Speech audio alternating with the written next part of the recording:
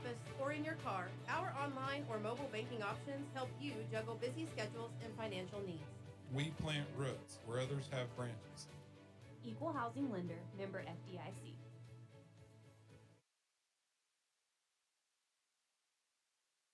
Get no better deal in the country than at Croft Country, located in Alva, Oklahoma. Croft Country is the dealer for vehicles in Northwest Oklahoma. Croft Country is locally owned and operated since 1985, offering a full line of award-winning brands including Chevy and GMC. From the time you enter our showroom for sales or service, you can expect to be treated like family. So the next time you're in the market for a new or used vehicle, come see us right here in Alva, located at 401 East Oklahoma Boulevard. Hello, Gold Bugs and Rangers. I'm Kai Flater with Great Plains Land Company. I wanted to offer you my professional assistance in helping you sell your largest asset, your land. I have all the tools and resources in place to list, market, and sell your property for the most value possible. You can reach me at 580-430-7005. Go Gold Bugs and ride Rangers Ride. Community Bank has been serving Alva, Oklahoma and the surrounding area since 1984. Community Bank was founded by local community members who wanted to ensure the banking needs of the community were being met. It has been our goal since inception to provide customer-focused services and community development. Our customers are friends, neighbors, and never just a number. We believe in investing in our community, and we pride ourselves in being your hometown bank. Community Bank, Equal Housing Lender, member FDIC. The great thing about being a farmer is that your business is growing every day. Not without a lot of hard work, though. That's where Farm Credit of Western Oklahoma comes in. We offer competitive rates on loans for ag equipment, ag real estate, or a line of credit. And our decisions are made locally. We take the time to get to know you by name, so you can keep the growing going. You'll find our service and commitment as dependable as a sunrise. Talk to one of our ag banking specialists by phone or stop by a branch today. Here to help you grow. Farm Credit of Western Oklahoma, an equal housing opportunity lender. Online at farmcreditloans.com. Northwestern football is back in full swing, and just like the Rangers, Bank Central is here to help you score a touchdown. We offer multiple services to help you score on your own financial goals. Head to the end zone with Bank Central. Stop by 604 Flint Street or call 580-327-1122. Our qualified professionals are available in Alva, Cherokee, Enid, and Woodward. Certain fees and restrictions may apply, or other terms and conditions may apply. Member FDIC, and as always, ride Rangers Ride. Welcome back live to the Dean Gall Real Estate and Auction pregame show here on a Ranger Football Saturday. Northwestern and Henderson State University about to take off here at Ranger Field, but it's a different kind of football Saturday, a different Saturday than we have had all season long. For the first time in this football season, we are going to have some rain in the forecast. Predicted high today is 67 degrees. It is currently 65 in Alva, Oklahoma, with slight rain projected over about the next hour or so on our football field. Rainy conditions will continue on for the rest of the day. Wind gusts will be up to 16 miles an hour, and the temperature range started out all the way down at 58 and will climb to a high of 67. The Rangers are out taking some practice warm-ups, as are the Reddies. Flag at Ranger Field is kind of drooped. It's a little bit wet, but that 16-mile-an-hour wind certainly has not arrived in Alva, at least as of right now. Let's start out by taking a look around the Great American Conference at the action that took place last week. Arkansas Monticello went on the road to Henderson State, where the Reddies were rolling. They pick up a 42-7 win against UAM. Southeastern found its way back into the win column as well, a 30-15 victory over Southwestern a week ago. Arkansas Tech found themselves on the wrong end of a game with Ouachita Baptist University. Ouachita wins that one 38-7. The Rangers were victorious in their game at Ranger Field against Oklahoma Baptist, a 30-28 final in a thriller of a game that took place in front of the Ranger faithful just a week ago. East Central snatched a last-second victory away from Southern Nazarene. The Tigers completed a 54-yard field goal with only 12 seconds left in the contest to best Southern Nazarene 31-30 in Bethany. And Harding found their way back to the win column with a 49-17 drubbing of Southern Arkansas. Games slated for this week. Well, we played 2 on Thursday. There were Halloween games going on in the conference. Both of them took place in in the state of Arkansas, the natural state, not necessarily the great state, but the natural state. Harding rolls on in their season, picking up a big win over Southeastern. That was a 56-14 win for the Bison. And in the game that shocked the world, on Halloween night, 0-8 Southern Nazarene drove all the way to Ouachita Baptist in Arkadelphia, where the Southern Nazarene Crimson Storm found an 18-17 victory over the undefeated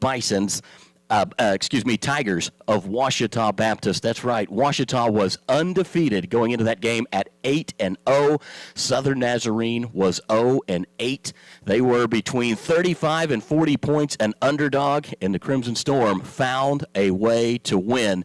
It was the first time Southern Nazarene has ever beaten Ouachita Baptist, and it comes at a time when the Tigers were ranked 3rd in the nation. An incredible program-defining win for SNU. Those were the 2 Thursday games that are already in the books here in Week 9. The game slated for today, of course, Northwestern will play host to Henderson State University. Southwestern is at home taking on Southern Arkansas.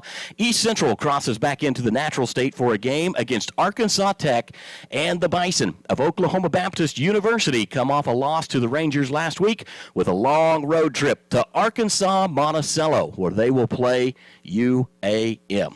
We have got a lot of things coming up, including the Great American Conference Rewind that we'll get to after this slate of breaks. You're listening to the Dean Gall Real Estate and Auction pregame show right here on the Ranger Sports Network. Do you need assistance taking care of yourself or a loved one?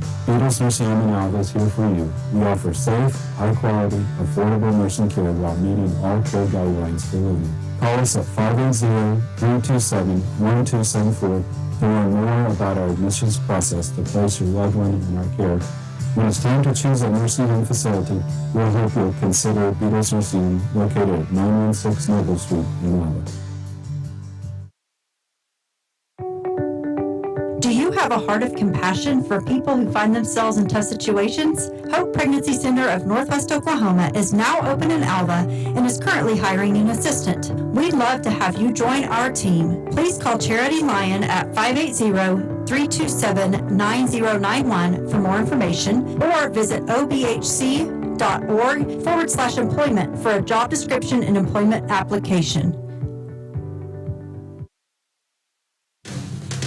Since 2004, customers in Alva, Oklahoma have trusted K&S Tire for all of their automotive needs. With over 40 years of experience in the business, we offer top quality replacement tires and outstanding vehicle service repairs. From routine maintenance to complex repairs, our skilled technicians have covered you. Drive with confidence and let us keep your vehicle running smoothly. Visit us at knstire.com or come by at 2590 College Boulevard here in Alva, Oklahoma. K&S Tire, where experience meets excellence. To prevent medication from getting into the wrong hands, it is crucial to store it out of sight and out of the reach of children and visitors. In addition, it is important to dispose of unwanted, expired, and unused medications in a safe manner. For more information, visit okimready.org. That's okimready.org, or call 988 Oklahoma's Mental Health Lifeline. This program is funded by Northwestern Oklahoma State University, Oklahoma Department of Mental Health and Substance Abuse Prevention Services, and Substance Abuse Mental Health Services Administration. This is the Week 8 GAC Rewind. East Central kicker Brandon Perez hit a game-winning 54-yard field goal with 7 seconds remaining in the game to give the Tigers a 31-30 win over Southern Nazarene. ECU quarterback Sergio Kennedy completed 20 of 29 passes for 247 yards and 4 touchdowns. Caden Jones was his top receiver with 4 receptions for 75 yards and a score. Southern Nazarene's Donald May had 11 carries for 108 yards and a touchdown, while Gerald Farr added 4 receptions for 119 yards and a touchdown as well. Here's the game-winning field goal as called by Mike Manos of 105.5 The X Factor. Brandon Perez has another chance to make his mark here with the Tiger program. Last week, booting one through from 51. This one will be from 54. In the middle of the field, out of the hold of Reese Connor. The kick is on the way. It is good! The Tigers from 54 yards away. Oh! my! 7 seconds to go, and they have the lead for the first time today. Northwestern was able to hold off a late Oklahoma Baptist rally for a 30-28 win by forcing an incompletion on a Bison two-point attempt to tie the game late. Northwestern was led on offense by quarterback Brody Johnson, who was 18 of 30 for 181 yards and a touchdown, and running back Darian Gill, who added 101 all-purpose yards with a rushing touchdown as well.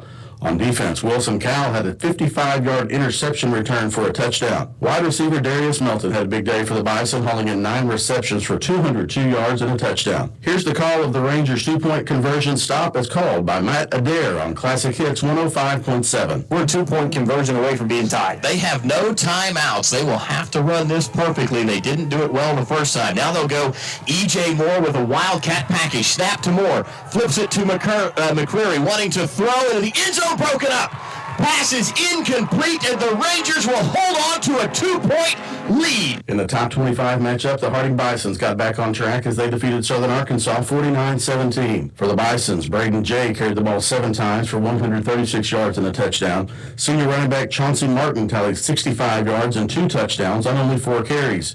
Senior defensive back Kendall Allen fueled the Harding defense with a fumble recovery that he returned for a touchdown. For SAU, Judd Barton put together a solid game, totaling 196 passing yards and 87 rushing yards. Caden Roach also finished the game with 97 all-purpose yards for SAU. Here is one of Chauncey Martin's 2 touchdowns for Harding, as called by Billy Morgan of the Harding Sports Network. Second down from the 47 of Southern Arkansas. Second long toss for Martin. 40, 35, 30. First down inside the 20, 10, 5. Touchdown Harding. Chauncey Martin. He goes 47 yards. Ouachita beat Arkansas Tech 38-7, extending the Tigers' win streak to 8. Kendall Gibbons carried the ball 14 times for 87 yards and 3 touchdowns. Freshman quarterback Nate Tinbarge also had 187 yards of total offense and 2 rushing touchdowns. Connor Flanagan was Tinbarge's main target as he hauled in 8 receptions for 90 yards. Arkansas Tech quarterback Ethan Forrester had 223 total yards of offense and a passing touchdown. Cameron Holmes led the defense for the Wonder Boys with 9 tackles and a tackle for loss. Ouachita defensive back Stephen Weston intercepted this pass in the end zone, ending a Tech first half drive. And here's that call from Rex Nelson of the Ouachita Football Network. 12 yards needed for a touchdown with 44 seconds left in the first half. Quarterback Forrester looking back to his sideline for the signal. His running back Wise set to his right. 2 wide receivers to either side. He's looking left this time. Goes into the end zone. It's intercepted by Washington. Tigers have come up with the... Henderson State defeated Arkansas Monticello 42-7 behind quarterback Andrew Edwards, who threw for 232 yards, rushed for 79 yards, and accounted for 4 total touchdowns. Jeremiah Davis added 111 yards rushing for Henderson State. Robert Jones and T.J. Jasper led the UAN defense, but the team could not stop Henderson State's explosive plays, including this 92-yard kickoff return for a touchdown by Jody Easter, as called by Blake Smith of the Ready Sports Network. High, short end-over-end kick fielded at the 8-yard line by Jody Easter. He wants to get some blocks to the outside, and he's got him down the left sideline. He's got the kicker to beat, sprints past him, and there he goes. Jody Easter, for the second time this season, has taken one back. This one 92 yards to the house. Touchdown Reddies. Southeastern doubled up SWASU 30-15. Sergio Perez led the charge for Southeastern, throwing for 264 yards and 3 touchdowns, while Victor Taylor and Kobe Jennings were Perez's favorite targets. SWASU's Tate Roberts threw for 229 yards and 1 touchdown, but the team struggled to match Southeastern's offensive firepower. Despite a solid performance from Jack Smith and Julian Stratford, who combined for over 190 receiving yards, SWASU couldn't overcome plays like this. Perez to Taylor connection for 6, as called by Jay Lindley on the Southeastern Sports Network. So here is 3rd down and 4. Snap from the right hash. Snap back to Perez. Perez looking. Steps up into the pocket. In trouble. Now flushed out to his left. Looking. Has a man. It's Taylor. And it's caught. Touchdown Southeastern. Taylor in the back of the end zone. Perez buying time, and the Storm puts 6 on the board. This week in the Great American Conference, 2 Thursday night games. Southern Nazarene at Ouachita at 6 o'clock and Southeastern at Harding at 7 o'clock. Saturday afternoon features 4 games with 2 o'clock kickoffs. Southern Arkansas at Southwestern, East Central at Arkansas Tech, Oklahoma Baptist at Arkansas Monticello, and Henderson State at Northwestern. This has been the Week 8 GC Rewind. Tacoma Farmers Co-op is a proud supporter of Ranger and Goldbug activities since 1916. They have been here to serve you with all your farming and ranching needs with a wide range of goods and services from fuel, hardware, fencing, tires, feed and seed, plus fertilizer. They're here to meet your needs. Choose to trade with a co-op that gives its profits back to you. To learn about the Tacoma Co-op Advantage, stop by one of 5 locations in Moreland, Freedom, Winoka, Jet, and Tacoma, or visit them at tacomacoop.com and get a better service at a better place. 818 Diner has consistently provided the city of Alva with quality comfort food and great service since opening in 2019. Join us for breakfast, lunch, or dinner. Some of our popular menu items to choose from include the BCB burger, the French dip, and our staples such as Terry's Chicken Fried Steak, Don's Hamburger Steak, and Joe's Chicken Tenders. Open Monday and Wednesday through Sunday from 6 a.m. to 2 p.m. and open for dinner Wednesday through Friday, 5 p.m. to 8 p.m. So if you want a variety of menu items and friendly service to give you that local diner feeling, visit 818 Diner right here in Alva. The Alva Moose Lodge is a proud supporter of all Northwestern and Alva public school activities and strives to be the heart of the community through fundraisers and community-based events that make a difference in the lives of individuals, kids, and families throughout Northwest Oklahoma. On a national basis, the Moose Fraternity provides at-risk children with a second chance at life and its senior members a comforting retirement at its 5-star senior facility in Florida. If you would like to see how you can help make a difference in the lives of those in need, stop by the Alva Moose Lodge Monday through Saturday from 4 p.m. to 10:30 p.m. at 302 7th Street to learn more. Fall is here, and so are the savings at G&G Home Furnishings in Alva. Don't miss out on all the deals with our annual Veterans Day sale happening at G&G Home Furnishings. Dining room sets, recliners, sofas, mattresses are just some of the items on sale until November. Also, take 25% off on all fall and Halloween decor. Stop by our showroom today and see all of our spectacular savings happening store-wide. For listings on all of our products, visit our Facebook page with daily posts or stop by and say hello and browse our showroom in person at 2107 College Boulevard, right here in Alva.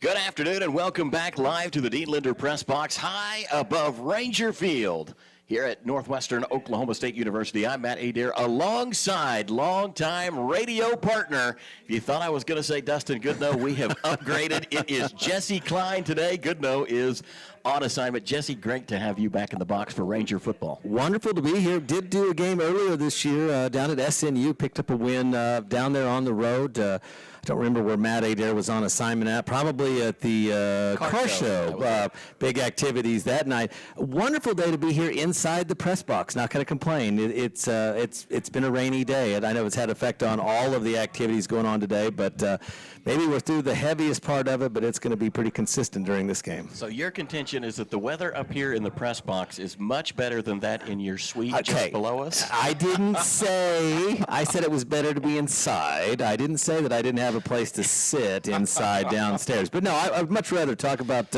Ranger football and have an opportunity to call these games. It's senior day, and I know you probably have a little bit different segment for that later on, but seeing some of these guys, hearing some of the names already, it'll be a fun day to talk about football, and hopefully in these interesting conditions we can find a way to win. Certainly, it would be great. Jesse, it's been a long time since we've actually had a rainy game here at Northwestern. However, over the course of the years, there have been some epic ones. I think you and me were both here, maybe broadcasting for the Mud Bowl under the Keith Bearfield days. Billy Bearfield, the quarterback back then, and Ranger Field was not turfed back then, and it was pretty sloppy as far as conditions. Well, I'm going to go a little bit older than you. Yes, I do remember that during the Bearfield days, but the original Mud Bowl, fall of '99, Mary, North Dakota, semifinal game here against the Rangers on the old grass field. That score was less than 14 scored apiece. I think it might have been a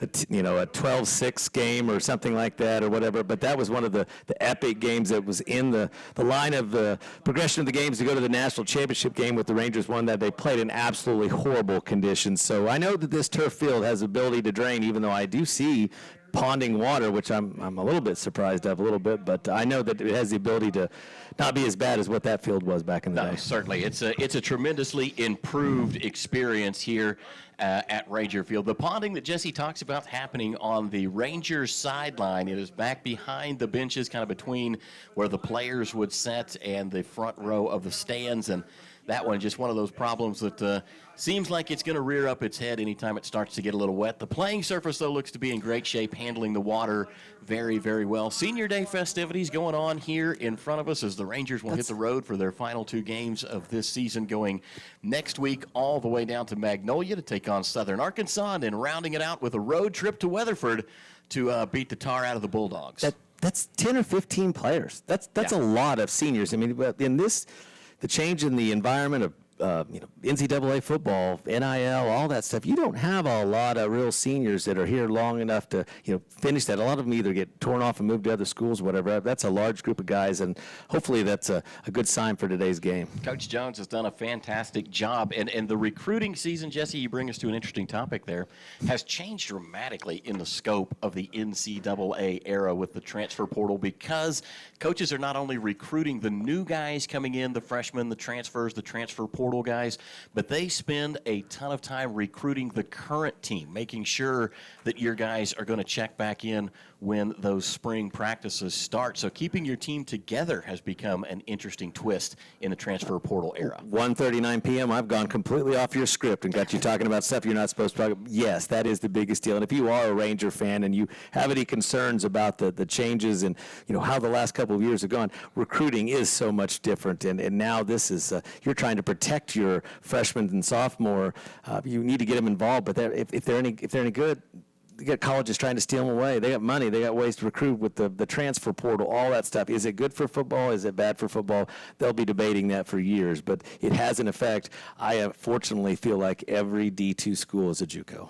Certainly. They're just looking to pick our players off and go from there. But that was nice. We had a bunch of seniors, 15 plus out there. So it's a good sign they wanted to finish out their careers here. And let's see how this game goes. It's just their last home game, 2 more still to finish out the season. They do, and in fact, Rangers coming off a win last week against Oklahoma Baptist University. Northwestern picks up a 30-28 thriller here at Ranger Field. That was fantastic for Coach Jones and the program. First 2-win season in 2 years, back-to-back 1-win seasons for the Rangers. So a 2-win season certainly welcome here at Ranger football. First time beat Oklahoma Baptist since 2017, November 4th. And that was here at Ranger on Ranger Field. So the last few years, there was a COVID year that we didn't play. But if you look at that time, that was a good end of a losing streak. I thought the Rangers looked about as good as they've looked any time in the last couple of years. I thought that everybody on the field really just almost looked like we outmatched and handled OBU perfectly. But that doesn't always make a difference, as you talked about in the pregame. Thursday night, an 0-8 team beat an 8-0 team. And I'm not going to talk about it any more than that because I don't really want to say any of those letters out loud, but I'm very happy for them. I'm just glad that they didn't beat us this year, and we didn't run into the buzzsaw that that OBU ran into when they played that. Thursday night games are always kind of fun, Halloween, etc. Well, and by the transverse property, we beat OBU this year. Oh yeah, absolutely. I mean, we beat Southern Nazarene. Southern Nazarene beat Ouachita. So let's take that a step further. Then there's some really good transit properties that would apply for a win today, because then that would mean we also beat Harding because Ouachita beat Harding. I was going to go. I think if you do it that way, but now this conference is so interesting. Henderson State lost to Harding by the biggest score out of all of the games, 66-0. Now, some games are rivalry games. Some games, they're played on the road, and they'll do anything to get in their bus and go back home a little bit early. That was a home game, I'm pretty sure, and if they wanted to score 70 on Henderson, they were going to do that. That's unfortunate to see, that works, but then teams that have those kind of ideas, they turn around and they lose to an OBU. And then OBU turns around and loses to an SNU that no one saw coming. And so probably, as our friend Rex Nelson said, that probably the greatest upset possibly, he said in Division II history, at least in recent times. I'm telling you, there's a Massey indicator that gave that chance at a 0, and that was obviously not a chance of 0 because SNU put the right stuff there. And you know what? Kudos to them. I said I wasn't going to talk about him, but Dustin Hayda, former Alva Goldbug, was actually on the coaching staff for Matt Walter for a little while back then. What a great win for his program.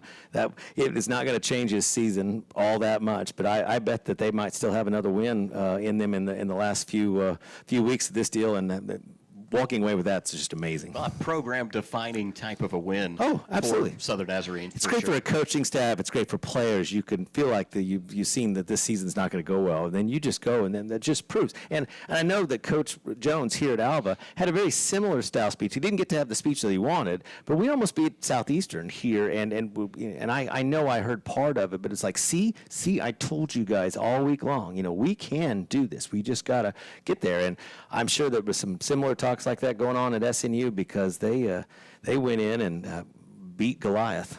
They did. I mean, and there's no doubt that's the number 3 team in the nation, ladies and gentlemen. I'm just telling you that there hasn't been that big of a win since Appalachian State beat Michigan. Yeah, no, that was a similar type of a win. If North Dakota State or any of the 1AA schools, when they would beat a true FBS school, I'm just telling you that it's pretty remarkable how that can happen, and then it just proves it on any given week.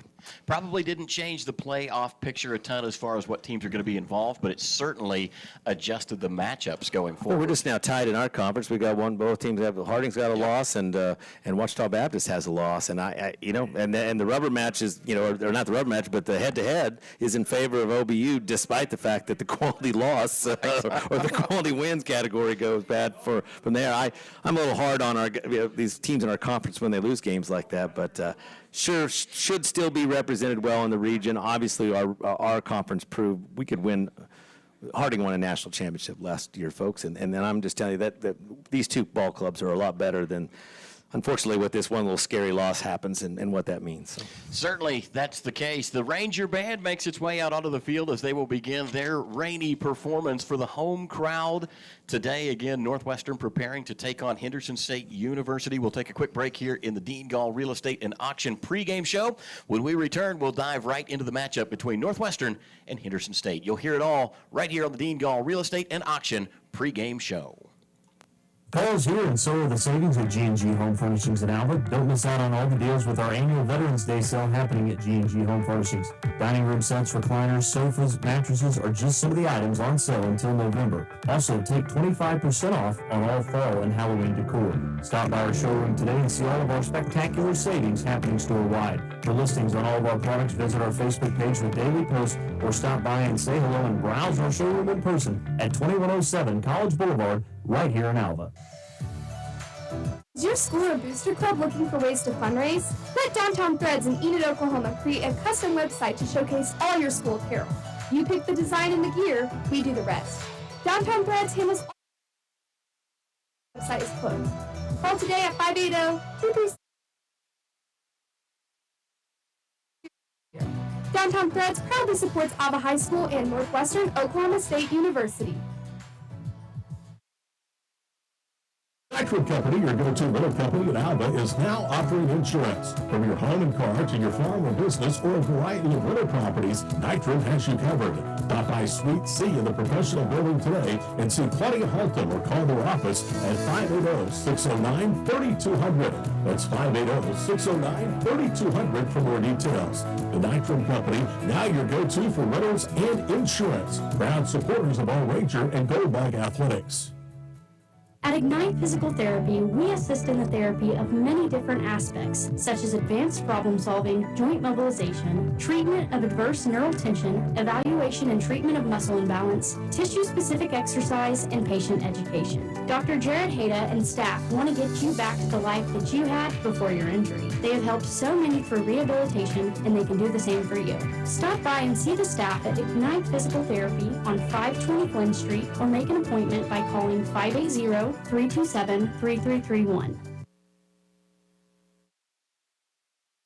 Good afternoon and welcome back live to Ranger Field. We are in the Dean Gall Real Estate and Auction pregame show live from the Dean Linder Press Box. I'm Matt Adair alongside Jesse Klein. Time to jump into the tail of the tape, if you will, between Henderson State and Northwestern Oklahoma State University. So kind of the storylines coming out of this game. Henderson State is 6-2. The Rangers are 2-6. Northwestern is looking for their third win of the year and their third win overall versus Henderson State in the Division II era. If the Rangers were to pull it out today, it would be Northwestern's first win against the Reddies since 2018. It would also be the Rangers' first 3-win season since 2019. This will be the 11th all-time meeting between the schools. The first matchup was all the way back in 2013. Northwestern lost that one 42-0. That was right around the time the Rangers were moving into the Division II era. Henderson State leads the overall series in Alva 3-1 since 2013. Henderson is currently on a 4-game win streak versus Northwestern. Kobe Tillman, linebacker for the Rangers, ranks 14th overall in solo tackles, and that's not in the conference, folks. That is in the nation. He is 8th in the nation in tackles for loss. The Rangers linebacker is 4th in total tackles, and he is the leading candidate in total tackles for the Great American Conference. Henderson State is 9th in the nation and first in the conference in pass completion percentage. Right now, Edwards, which is the quarterback for Henderson State University, Andrew Edwards, his name, a 6'3", 221-pound redshirt junior from Bentonville, Arkansas, is completing 66.5% of his passes on the year. Ranger Band starts to take on the national anthem downstairs, so we'll take a quick break and be back. You're listening to the Dean Gall Real Estate and Auction pregame show on the Ranger Sports Network. This year, Northwest Electric of Alva celebrates 50 years of being in business. So if you need electrical work done at your home, farm, or business, Northwest Electric is your local and friendly contractor for all your electrical needs. Dale, Scott, and the crew are fully qualified electricians with over 70 years of combined electrical experience. From new lighting options and troubleshooting, to new construction or remodeling of your home or business, Northwest Electric is here to serve you beyond the call of duty. Northwest Electric is a proud supporter of Ranger and Goldbug Athletics. Northwest Electric, where we don't want all the business, just yours. K Body Works, our goal is to make our auto body services as convenient and stress-free for our customers as possible. From minor repairs to major auto body work, we do every job with the highest level of professionalism. We have the team and technology to address a variety of auto body needs in today's ever-changing market. So come on by today and get your free estimate at K Body Works, located at 301 Flynn Street, right here in Alva. Looking for a family-friendly spot to unwind and enjoy delicious brews and food? Well, look no further than the Alva Beer Company. Our brewery and tap room offers a wide selection of craft beers, mouth-watering wood fire-style pizzas, fresh salads, and appetizers. Join us from 11 a.m. to 9 p.m. Tuesday, Wednesday, and Thursday, and 11 a.m. to 10 p.m. on Friday and Saturday. We're nestled in the heart of downtown Alva. The Alva Beer Company offers up the perfect spot for locals and visitors alike. The Alva Beer Company, Plains beer for Plains people. PNC Meats and Chisholm Trail Meats are proud supporters of Ranger football. We have opened our state-of-the-art processing facility in Enid and are now booking appointments for custom and USDA inspected processing in your area. Developed with the local ranchers' best interest in mind to make sure the animals you raise are processed with care. Book with us by calling 580-271-MEAT, 580-271-6328, or go to www.chisholmtrailmeat.com. Ride, Rangers, ride. Welcome back live to the Dean Linder Press Box as the Dean Gall Real Estate and Auction pregame show rolls on. Matt Adair alongside Jesse Klein. Northwestern and Henderson State fixing to hook it up in the rain here in Alva, Oklahoma. Jesse, a couple of things about the Reddies. The offensive report says that Andrew Edwards has now recorded over 200 passing yards and no interceptions in each of his last four games. His latest effort saw him tally 311 total yards of offense and 4 touchdowns against Monticello. It earned him his third GAC Offensive Player of the Week honor. The redshirt junior from Bentonville, Arkansas, has recorded the longest individual run of his career a week ago with a 54-yard scramble in the third quarter. Edwards currently leads the league in passing completions at 154, completion percentage at 66.7, passing yards at 1,856, and passing touchdowns at 19. He is a force to be reckoned with. Standing right behind him will be Jeremiah Davis, the starting tailback. for the Henderson State Reddies. 117 carries, over 600 yards, and 8 TDs on the season so far. The Reddies come in as a very high-powered offensive machine. They're not terrible on defense either. They rank in the upper middle part of the conference in just about every defensive category. They've been a little susceptible to the run, but going to be one of those days where the rain could change a lot of things. Well, and a rainy day isn't necessarily mean it's a running day. Fumbling the ball when it's wet is just as bad as, errant passes, tip balls, things like that. So I think it'll be really interesting to see. I think the key to this game, or what I want to see the Rangers do, they've done a good job of trying to create turnovers in certain situations. I think you have a team like this, Henderson, a quarterback with obviously a great streak of not having any bad passes, interceptions, et cetera, like that. This is the day that it needs to happen if it would work well for the Rangers. Also, you got to play both teams got to play in the same conditions. So hopefully, what has worked well for them on dry, good fields in the previous weeks might not work on this wonderful, rainy, cloudy, miserable day. But it could turn out to be a great one. Certainly could. Let's talk a little bit about the coaching matchup today, because for the longest time, Jesse, when you and me were consistently doing Ranger football, it was always Scott Maxfield leading the charge for the Reddies across the field. The longtime Henderson coach decided this summer to call it quits, and he moved on into retirement, turned the reins over to Greg Hollinsworth, who was the defensive coordinator for the Reddies. Thus far, Coach Hollinsworth has turned in a flawless 4-0 record against Oklahoma opponents, 2 of those wins having occurred on the road. Now, during Hollinsworth's time as the Reddies defensive coordinator, so he was on staff with Coach Maxfield, got the promotion when Maxfield retired.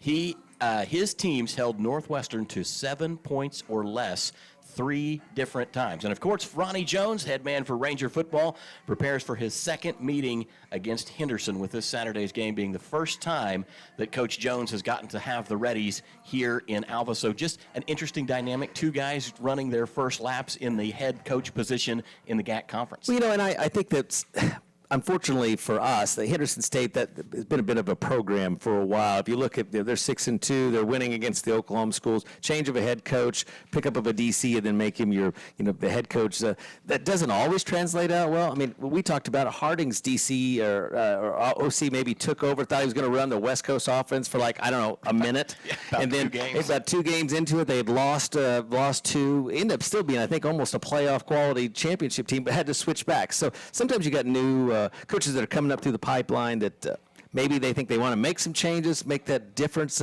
Henderson's kind of been in the same spot they've been since we've joined this conference. I know they've won the last 4 against us. So same old, it looks like it when you look at their schedule coming into this game. A head coach change, that always throws a new wrinkle, but here Northwestern's kind of in the same boat. But it's the first time that they have been here since 2022, I believe. That was, we scored 28 points, if I remember correctly, in that game. So we've always been able to find a way to do that. We have beat them both there and here, which is something we can't say about Ouachita Baptist or Harding. So I like both of those opportunities. Hopefully some of those changes work out well for us today. Certainly do. Captains getting ready to do the coin toss at midfield. We'll jump right into our Spotlight segment, brought to you by Peak Environment. We will pick a player from both the Rangers and the Reddies to kind of circle on your bingo card, somebody to be on the lookout for. Jesse, we always start with Dustin and the Reddies, but I did a little homework this week, so if you don't mind, I've actually got 2. Oh, you were just saving me. That'll be perfect. Go right after it. Well, number 1, we've talked about him already, but Andrew Edwards, the quarterback for the Reddies, again, the redshirt junior out of Bentonville, Arkansas, leading the league in pass completion percentage, total completions, 19 passing touchdowns this year. I think that the Reddies are as he goes. If he has a big day, they probably will too. And then one of his big-time targets is Timione Jackson, the wide receiver, 5'9", 185-pound senior out of Texas, 42 grabs, over 300 yards, 2 TDs. The difference, though, is that he's a game-breaker type guy. He can be overlooked a little bit on film. He's not their leading receiver, but he is their big threat guy, and you look to try and keep him in the barn some today, too. So you want Northwestern offense. There you go. All right, well, I have 2 guys I want to talk about based upon that. Secret game, Mark Zamora. This is the tight end. If we are going to throw the ball, some of these little passes that might be key for Zamora. I watched him make some great athletic moves, pull down some balls last week against Oklahoma Baptist. I think that's it. The other side of it, it's got to be the running game. Unfortunately, if we're going to highlight somebody on the offensive side of the ball, Darian Gill, Jashawn Foster, one of these guys has got to take care of the ball and get yards on the ground. And just to be able to mix it up and keep it. These conditions are not ideal. Whichever one can hold on to the ball best, but yet still get those yards. Neither one of these guys are, just huge backs, but that's where I would look. If we're going to try to establish some success on the deal, I think that running game and then maybe some sneak passes to Zamora. There you go. And if we were going to spotlight one other guy that deserves it, that has earned it, that was tested and came Oh, back my gosh, I'm so sorry. ready to go, who would you pick on this whole Rangers thing? Cale Purvis, you, sir, played an amazing game last week. Should have had, I wish we could have broke a record, since I think 4 is actually the record for field goals in a game, or you could have joined the list. Great performance last week. Had a bad snap. I actually had a chance to talk to Cale, and I know that kicking game, not really the best thing on a day like this, so I'm sure they're a little bit worried about having Cale being highlighted in this situation, but that's what I would tell you right now is if there is a chance, Cale Purvis put in a heck of a performance last week. Let's talk about the G&G Home Furnishings keys to the game, and I think we've kind of discussed that in our spotlight a little bit. For Jerry Glanville and the Northwestern defense, which I think is going to be key to their victory, it's going to be make Henderson uncomfortable doing what they naturally do, which is to throw the ball. You may not get a lot of sacks today, but if you can get the quarterback moving, I think that is a big key. And for the Rangers, it's going to be hooking it up offensively, moving the ball down the field, and at least, if you can't score 6, give Cale Purvis an opportunity to keep us in the game with 3, because he was a miracle worker a week ago and really kind of the key to victory against Oklahoma Baptist. And I tell you, those guys that were lined up here are seniors. Bashu Delco, Isaiah Kellum, those guys in the backfield, if we're going to slow down what is traditionally a throwing offense, even with these conditions, those guys need to be able to make some great plays. Those are some big seniors that are out there today. Certainly do. Senior day here at Northwestern. We'll go to the Downtown Threads Gear Up segment. Of course, Downtown Threads, strong supporters of Ranger football and Ranger athletics as a whole. Great group of folks. We thank them for their continued support of the Rangers this year. And our Downtown Threads segment, the Gear Up segment, talks about the uniform combination choices for both of our teams today. Henderson is here. Road whites, white pants, white tops. That reddy's kind of a dark red, almost a maroon numbers. They've got maroon helmets with a stripe down the middle. For the Rangers, it is the home attire. Black on black. You love to see that. Black helmets, the red racing stripe down the middle, big Ranger logo on both sides, and bright white numbers blowing up against that black background. I see we're kicking off. Did you give us our coin toss? It looks as though the Reddies won and deferred, so the Rangers will kick. No. Is that right? That's what I thought I saw. Oh, well. Could have been Goodness, I would say if they deferred, why would we kick to them? But that's all right. I'd taken the ball, but. Oh, sorry. The Rangers won and deferred. All right. Now, Reddies, Rangers. It's too close today. Nevertheless, the Reddies are going to have the ball first. The Rangers have it teed up. Tyler Fury puts the ball in the air. It will be fielded at the 24-yard line. Reddies will move it across the 30. That's kind of the sky kick look that the Rangers have been going with here lately. And the Reddies will be planted just shy of the 30-yard line. I know that they were talking about in the special teams game that they really just want to kick the ball to the 25-yard line. If they can get somebody to do a fair catch, otherwise that would be happy with the Ranger coaching staff from there. He went ahead and fielded the ball there, came out. 3 Rangers hit him at once. That ball, luckily, wasn't all that way, but it almost looked like we were looking at a potential fumble even just on the opening play. Jody Easter was the up man that took that ball, a wide receiver for the Reddies, and now Andrew Edwards and company will be out onto the field. Play has started. The Dean Gall Real Estate and Auction pregame show comes to an end as the Reddies will go with a handoff straight forward, and that's going to be Jeremiah Davis taking it on first down. He will rumble across the 30, be knocked down at the 35-yard line, pick up a 5 on first down, and the run game gets going early here in the wet conditions. If you had a color commentator that had been on the air all year long, you might have been able to tell you how many times they've run on the first play of the game, but 5-yard pickup, maybe a little bit unexpected for the heavily throwing Henderson Reddies. Stacked wide receivers to the near side as the snap goes back to Edwards. Rangers bring pressure. Edwards on the run, floats it out to the safety valve. He was looking for Davis, who was open, by the way.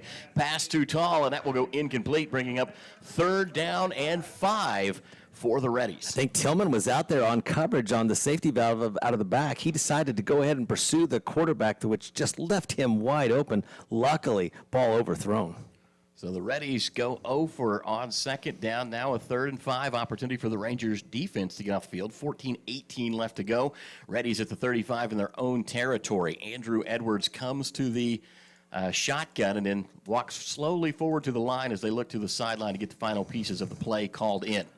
Edwards barks out some orders. They'll have stacked wide receivers on either side, but nobody out wide. Everybody in tight, man in motion from right to left. Snap back to Edwards.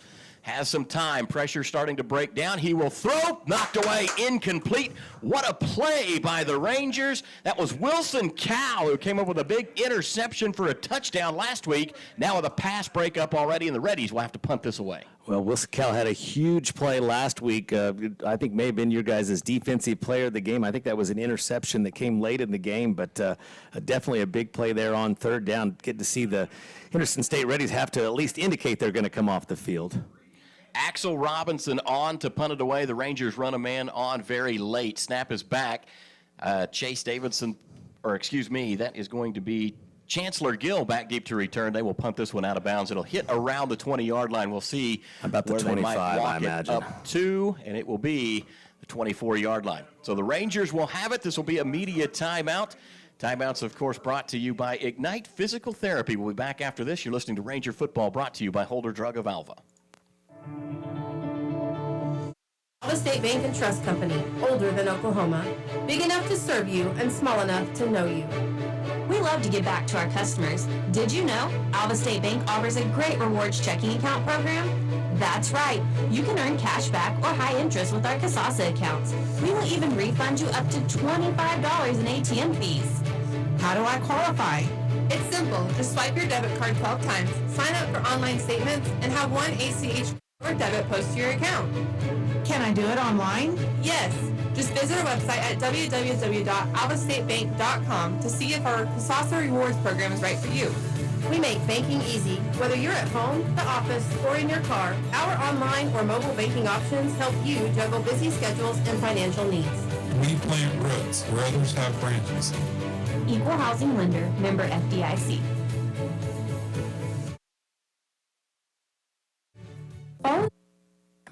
Welcome back live to Ranger Football. Matt Adair alongside Jesse Klein. The Reddies were forced to punt in their opening series, and the Rangers will take it at the 25-yard line, 1st and 10.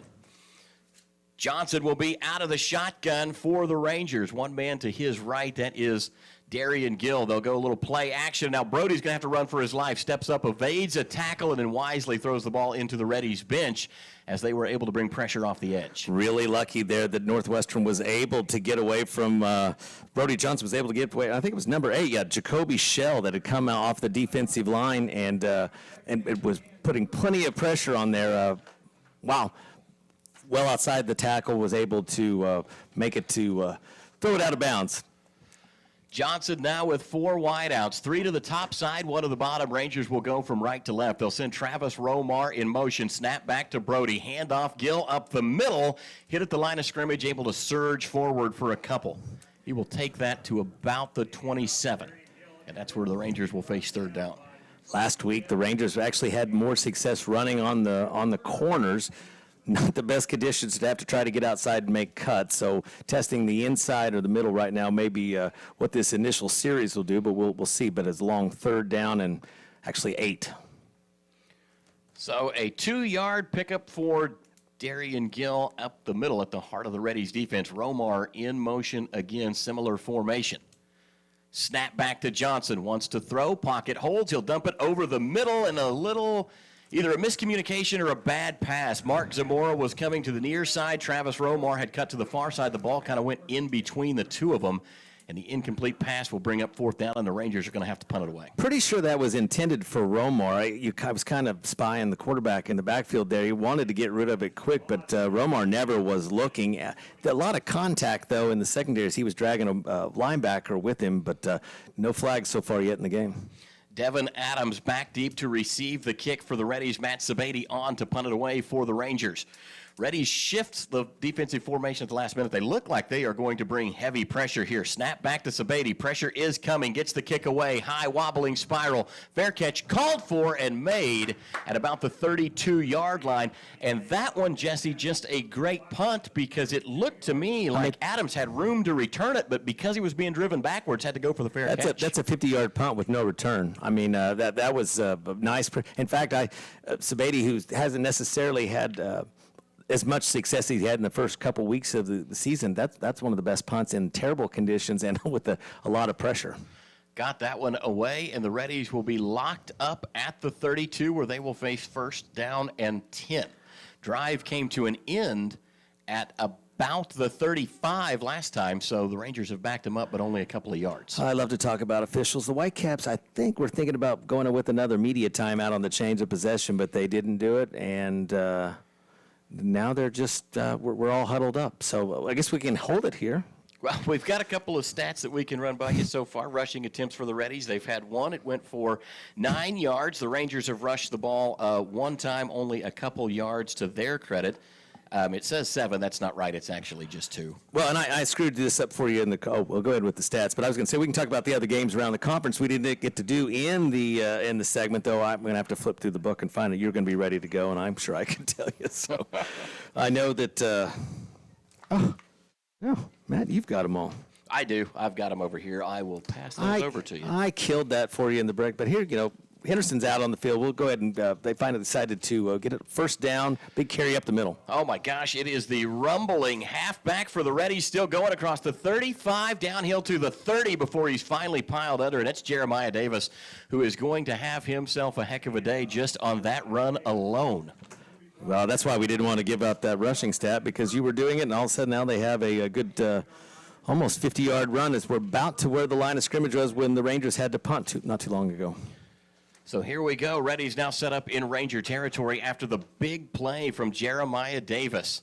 Edwards will go under center one more time as he stares down the opposition. They're going to go Davis one more time. If it ain't broke, don't fix it. They'll go to the well, and Davis will actually just kind of power drive himself off the left tackle across the 25 down to the 24. That is a pickup of 4 on first down. 2nd and 6 now upcoming. I wasn't able to see who actually came over. It looks like one of our linebackers. Of course, numbers don't match up for me today, and I missed some of the stuff on the previous stuff, but number 27. So, thanks, man. He's second down at about 7.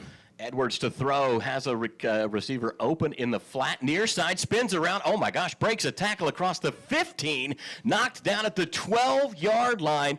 The Rangers did everything but bring Robbie Williams to the turf that time as he spun out of a tackle that looked to be a sure thing. I'm not really sure that made a whole lot of difference. Obviously, we gave up some yards after the catch there, but I think it was good enough for the first down. But he just kept spinning, and usually when the receiver's doing that, there's a better chance the ball's going to come out on a day like today. You would expect him to go to Davis here, first down and 10. Ball is at the 12-yard line or so, and Davis will, in fact, get it across the 10 as he runs to the far side of the field, being pursued by a host of Rangers, and then finally driven out of bounds. Making the stop that time for Northwestern was Ben Heidebrecht. Well, I was going to say that's who was actually there on the last play that I couldn't find his name on the depth chart. So just a redshirt freshman out of Wichita, Kansas. So interesting to see him out there and the amount of playing time he's got today. Oh, he's shown in the backfield. Thank you. Farther back with Bashu and those guys. So not playing a linebacker spot traditionally, but probably pulling up because of the heavy run that Henderson's going with right now. And Henderson will move 3 guys from the right side to the left side as they load up. That's the strong side of the field. Handoff, Davis hitting the backfield, runs through the first tackle, gets to the goal line, and is going to be marked down at the 2. He actually was able to squirt into the end zone, but the referees are going to say knee hit the ground at about the 2-yard line, and now we're going to have an injury timeout. We have a Ranger down on the field. I'm afraid that's going to end up being Mufta, but I'm looking. I know his number had changed last week. We'll talk about that previous play. Even after that heavy shift from the right to the left, Kingston Leota is the one that actually kind of shot the gap there and got in the backfield and just missed Davis. But unfortunately, one of the Ranger defensive linemen looks to be down. I know I can see a 7. That's all I can tell you. I think it's 71, and I believe you're right that is going to be Mufta Ageli. with the change in numbers from previous week. He had a rough week last week. I know he played most of the week injured, played most of the game injured last week in the win here at home against Oklahoma Baptist. But blows me away as he comes up. He's got the jersey pulled clear up over his shoulder pad there. No holding call on that one, but Mufta will walk off under his own power. We hope to see him back soon. Ball was able to be advanced down to the 2-yard line. It'll be first and goal from the 2 for the Reddies. Edwards will go under center. Nope, out of the shotgun now. Tight formation, just one wide out to the far side of the field. Snap back, handoff, Jeremiah Davis. Nice patient run, cutting and spinning into the end zone. Touchdown, Reddies. So Henderson State gets on the board first with a 2-yard run from Jeremiah Davis for the first touchdown of the game. They now lead the Rangers 6-0, 10:20 left to go in quarter number 1. We can spend all the time we want talking about a quarterback and his passing efficiency, all that, but you play the conditions on the field, and it's a day to run, and until Northwestern can find a way to stop the run, we may be in a very short ball game as far as the time it takes to play it with all the running going on. Point after attempt on the way. That did not look like it was good, and they're going to say that it did cross. Boy, that was close as it looked to be off to what would be me and Jesse's right side, near side miss, but able to slip it through the bars. Henderson now leads 7-0. We'll take a break. You're listening to Ranger Football, brought to you by Holder Drug. Here and some of the updates for items at Holder Drug. Right now, Melissa and Doug toys are 20% off for the month of October, so take advantage of the savings. Flu and cold season are coming up, and Holder Drug is giving immunizations for COVID variant, RSV, shingles, and DPT without appointment. As always, free delivery on our medications and prescriptions, or use our drive-thru with our friendly pharmacist. This all happens at Holder Drug, located on the downtown square right here in Alva. Bank has been serving Alva, Oklahoma and the surrounding area since 1984. Community Bank was founded by local community members who wanted to ensure the banking needs of the community were being met. It has been our goal since inception to provide customer-focused services and community development. Our customers are friends, neighbors, and never just a number. We believe in investing in our community, and we pride ourselves in being your hometown bank. Community Bank, Equal Housing Lender, member FDIC. And the kickoff from Colby King will go into the end zone. That'll be a Rangers touchback, so Northwestern will have the ball 1st and 10 at the 25-yard line after the Reddies punch one in. It was all set up by a huge run from Jeremiah Davis. That it was, and we were late getting back. Actually, we didn't go to a break, but we were worried about talking about some other things. That was just a wonderful little run up the middle. He scampered for almost 50 yards. I haven't seen the stat come up on my end of it yet. I got to get a refresh, but I know that that just completely erased the punt on the change down. They're winning the field position war, and they got in for the first score of the day. Jeremiah Davis rushed for 40 yards on that play to set up that Henderson State touchdown. Snap back to Brody Johnson, option pitch to the far side of the field. Henderson played it well, and the Rangers will get back to the line of scrimmage and nothing doing after that. Darian Gill on the carry for Northwestern.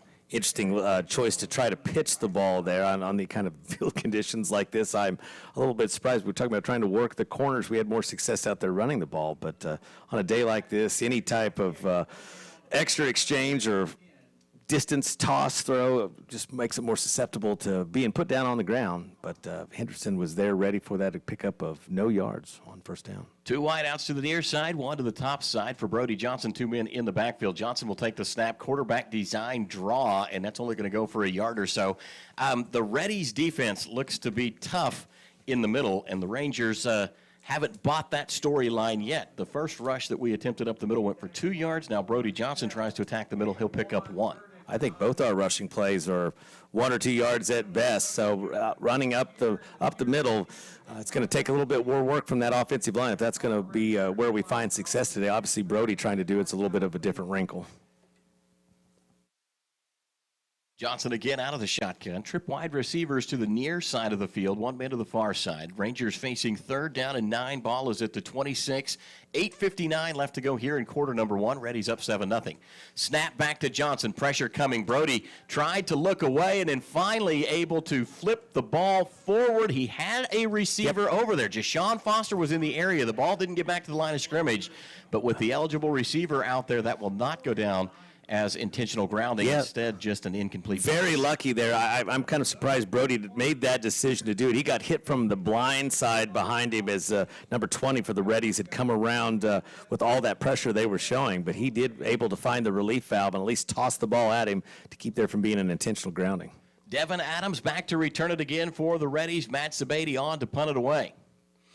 Reddies again look like they might bring pressure.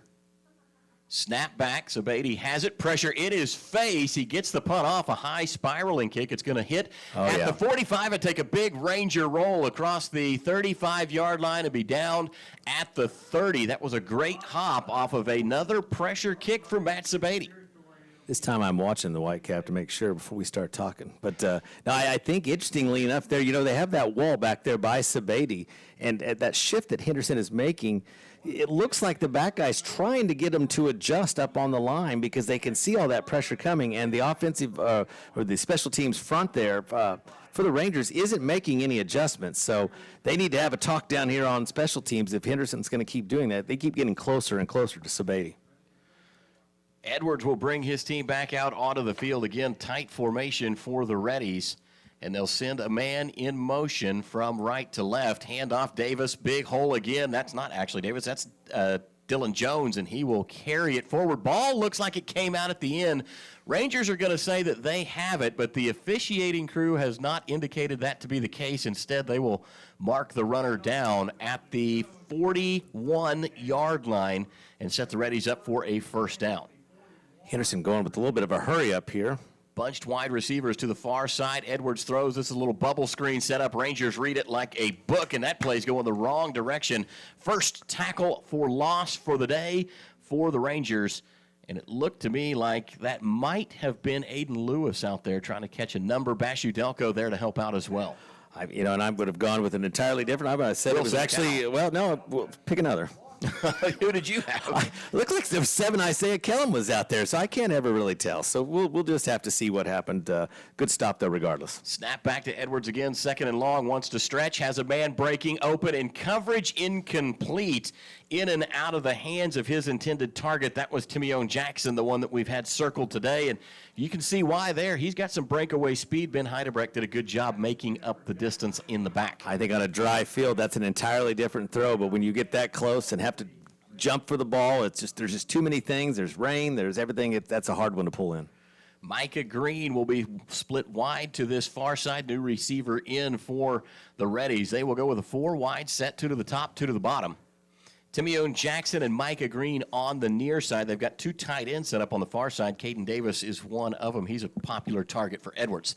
Snap back looking near side into the hands of Green, and he just dropped it. That one hit him right in the breadbasket, and he popped it right out on the turf. Playing those conditions, but awesome about that was 3rd and 12. Folks, they're going to have to punt the ball away here from about their own 39-yard line. So a good defensive series for the Rangers. They're going to get to come off the field and see if the Rangers can get back out there. They had a great punt the last time into this, a good kickoff too, so I'm afraid the Rangers might get pinned deep, but who's back for us? Axel Robinson to punt it away. Chase Davidson back deep to return for the Rangers. Ball gets back there, high spiraling kick. It's going to head toward the near sideline, bounce at the 20, take a big Reddies hop inside the 15, and then die at the 10, and the Rangers will be pinned back deep in their own territory for this next possession. I'd go ahead and tell me to stop talking about them before they kick, because I think I might have just talked their kicker into that. So. Looks like the ball rolled forward. It'll be placed actually on the 11-yard line, and that's where the Rangers are going to have it. First down and 10. 7:28 left to go in quarter number 1. Officials are talking about a flag that's been thrown at the 47-yard line. So the officials' collusion will take place at the 35-yard line. I hear you guys use that term a lot, collusion. Well, now that you can say you guys, I really have to just own that one myself. It hadn't caught on with Goodnow yet. Well, what game brought that up? That was the home game? Is that the or is that the Ouachita Baptist game on the road with the No, I think that was here with the no pass interference calls for the whole game, and a holding penalty was indicated initially from the Whitecap, and one of the officials called him back over. And now he'll point it. Holding against the Rangers. It was initially pointed toward the Reddies, and now will be instead assessed against the Rangers, holding against Northwestern. On a ball that we don't even field. Yeah. So that's a great, that'll half the distance to goal. It'll start us probably about the 5.5-yard, 6-yard line. So Northwestern from bad to worse as far as field position goes. The officials look like they are going to try and spot a ball out there. I don't know that they actually have one yet. Well, there we go. There it is. Okay. Going to go down like Jesse said. Math works. 5.5-yard line is where we will start out 1st and 10. Chain gang not quite in place yet. Officials holding up everything. Clock still frozen at the 7:28 mark. Reddies lead the Rangers 7-0 here on a rainy Saturday in Alva, Oklahoma. Johnson will be back out in the quarterback position. Got one man to his right. I think that's still Darian Gill, and they will go with Gill on the run. A stiff arm to get by one tackler, and then he gets strung out along the line of scrimmage. If that was a gain of anything, it will be very, very little. It'll bring up 2nd down, and we'll call it 10. He barely picked up a half yard, if anything, but I'm not going to say the L word, but I thought I just saw a flash in the sky. I hope that does not happen for a game like this. Maybe they're not even looking at the lightning monitor right now. I've seen those lightning games. Anytime you get a lightning strike within a certain distance, I don't remember exactly what it is, 10 miles, 15 miles of the stadium, you have to go on a minimum 30-minute delay. There has to be 30 minutes of no lightning strikes in the area before we can resume That's some messed up Ranger athletics that didn't occur today because of that rule. We'll talk about that in a minute. Brody Johnson will take the snap. Rangers looking for a little breathing room as they will send Darian Gill into the heart of the defense. And the biggest forward gain on a play up the middle today, that one will go for, we'll call it 4 yards. But, like you said, some breathing room back out to where the ball was originally spotted at the 11-yard line. Rangers 3rd and 6, 5 to get to the 16-yard line. Big 3rd down here for the Rangers. Play being signed in from the sidelines. Play clock down to 14 seconds. Game clock is running. It'll be under 6:09.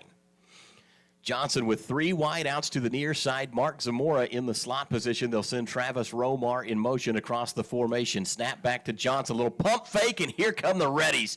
And Brody will go down, a sack from behind, a big-time play for the Reddies. That was Jacoby Shell, who just kind of wrapped around, got free, and found Brody looking the wrong direction. Jacoby's been in the backfield about as much as Darian Gill's been there right now, so I'm just going to explain that we're not getting any protection against him as he's coming off that line. More importantly here, Sabady is going to be, look at his right foot. Is that the back of the end zone there? Because that is how tough this punt's going to be as the ball is placed on the 3-yard line. Matt Sabady will literally be punting from the back of the end zone. Nearly blocked. What a kick. Spiraling downfield. Drives the Reddies return man back as it hops across the 40. The Rangers, Julian Jackson, will run it down inside the 30 at the 29-yard line, and Matt Sabady booted that at about 5 yards deep out of the end zone. And might have got another 2 more yards of roll if it could have just not been touched. But that's all right. That's a great punt. You don't get many opportunities to kick it from your own end zone. And what is that, 62 yards at least? Is what? Well, I guess they won't quite credit him that much. But, no, it is. That was huge. Huge punt. That one really flipped the field. That's 61. Oh, well, minus 3. So it's going to be like a 58-yard punt. 4 down linemen for the Rangers as Edwards takes the snap, handoff to Davis, running right through a tackle, through a second one now, and spinning away from a third as the Rangers will drive him horizontally across the 35-yard line. I don't know how many Rangers weren't in on that tackle, but we're going to go ahead and award that to Wilson Cowell. Gain of 6 for the Reddies on 1st down. So Henderson State will set up again, moving a little quicker now. 4:45, they lead the Rangers 7-0. Reddies had their only touchdown drive set up on a 40-yard run from Davis, and they have gone to that well a ton today, and they will go back to it again, running off tackle left, cuts to the outside, Mufta Ageli catches him from behind, and then Bashu Delco dots the I as those two team up to bring down Davis. But still just solid running, good enough for a 1st down. Just more openings on Henderson State's offensive line to be able to get when we talk about Davis Jeremiah, through. Gosh, I was going to say, when we talk about Jeremiah Davis, you're talking about a guy that's 5'8", 216 pounds. He looks bigger than that.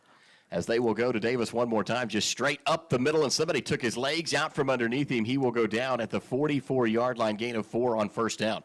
Reddy's rushing attempts are piling up in this one. Jesse, here's the interesting stat so far. The Rangers have no completions and no actual pass attempts in the day. They've dropped back to throw 5 times and haven't actually gotten a completed, or I say no attempts. They've attempted 5, but only 2 of those have actually been thrown. Brody Johnson was sacked twice and then once tried to kind of carry it. So snap back to Edwards. He will throw for the near side flat, and that one's going to be too high. Looked like that ball slipped out of his hand a little bit. I understand that can happen in a rain game. Apparently, supposedly, allegedly. Edward, no rain glove. I hear that's a thing nowadays. Really? Sometimes you'll see a quarterback with a very thin layered glove. Didn't notice it for either one of the quarterbacks out here today, though. So, incomplete pass on second down. Another chance for the Rangers defensively to get off of the field. Third and long, though. 3rd and 7. Rangers have done fairly well, being able to force the Reddies off the field twice on 3rd and long. So, ball at the 44-yard line. Snap back to Edwards. Handoff Davis. He's got a hole. Ball pops out. Bashu Delco hit him. I think the Reddies fell on it. The umpire is pointing that it's Reddies' ball, but it will be shy of the line to gain for a first down. Okay, and Davis looks like he is hurt. He got hammered on that one when the ball came out. That's not Davis, actually. Different Reddies player, but there was a big humanity pile up there. That was Dylan Jones. That was the backup to Davis. But the ball was fumbled forward. I think the official has gone in and moved it back to the point of the fumble. You can't, because the ball almost went far enough forward to be a first down where the Reddies recovered it. 4th and 2. Well, 4th and a long yard for the Reddies. Ball is at the 49. They need to get just shy of the 49 on the other side of the 50. And fortunately got just enough that they're considering going for it here on 4th down as the punt team is not out there. 4th and a yard and a half. You wonder if they're going to go hard snap count. They don't. Instead, the give is to Davis. He was hit at the line of scrimmage, surges forward, and he will get to the 48 in Ranger territory. That is enough for a first down as the Reddies convert on a 4th down play. Well, that's just unfortunate. That was a pretty good series for the Ranger defense. Force a fumble, have them in 3rd and long, but just in a game like this where it's just as much a risk to go for it on 4th and short as to try to punt in these conditions. The Reddies able to just use that average rush right now that they're clear up 5 yards a rush averaging. So Davis's helmet came off. Jalen Abram, number 4, will be the halfback. He is the 3rd back. They play him fairly regularly. Dylan Jones went out of the game holding his arm. He was the one that gave up that fumble on the big hit from the Rangers. And with Jeremiah Davis losing his lid, he'll have to go out for a play, and that will bring Abraham into the game. Rangers are subbing since the Reddies got an opportunity to. The Rangers get to as well, and official will now set the clock back in motion. First down chains are set. 2:15 left to go in quarter number 1. Play clock running under 30 seconds. That's not even the... Looked like a lightning strike, but we'll see what the officials think. It's just going to make me stop every time I see it because... Snap back to Edwards. Hand off to Abraham. Big hole across the 40 down to the 35-yard line. Bashu Delco rides him into the turf. That's amazing. Our guys on the defensive line are really not getting pushed too far back, but they don't have a free hand to even try to grab that running back as they're coming through those holes. That time, I believe Mufta was just engaged with this right tackle out here, and it went right through that spot. That doesn't happen often with Mufta out there on the field. 5 across the line for the Rangers as the snap goes to Edwards. Handoff Abraham again, and this time he is going to get a face full of Ranger defenders as they hit him at the line of scrimmage and drop him for, if he gained anything, it was inches. It'll bring up 2nd down and 10. None other than Wilson Cowell, who's having another strong performance out there. Not exactly the biggest linebacker out there in the league, but the senior out of Fullerton, California, who's got 30 tackles on the season coming into this game, having another great game. Edwards taking his time as the Reddies content to milk the clock down here in quarter number 1. We will roll under a minute, still 13 seconds to get the play off.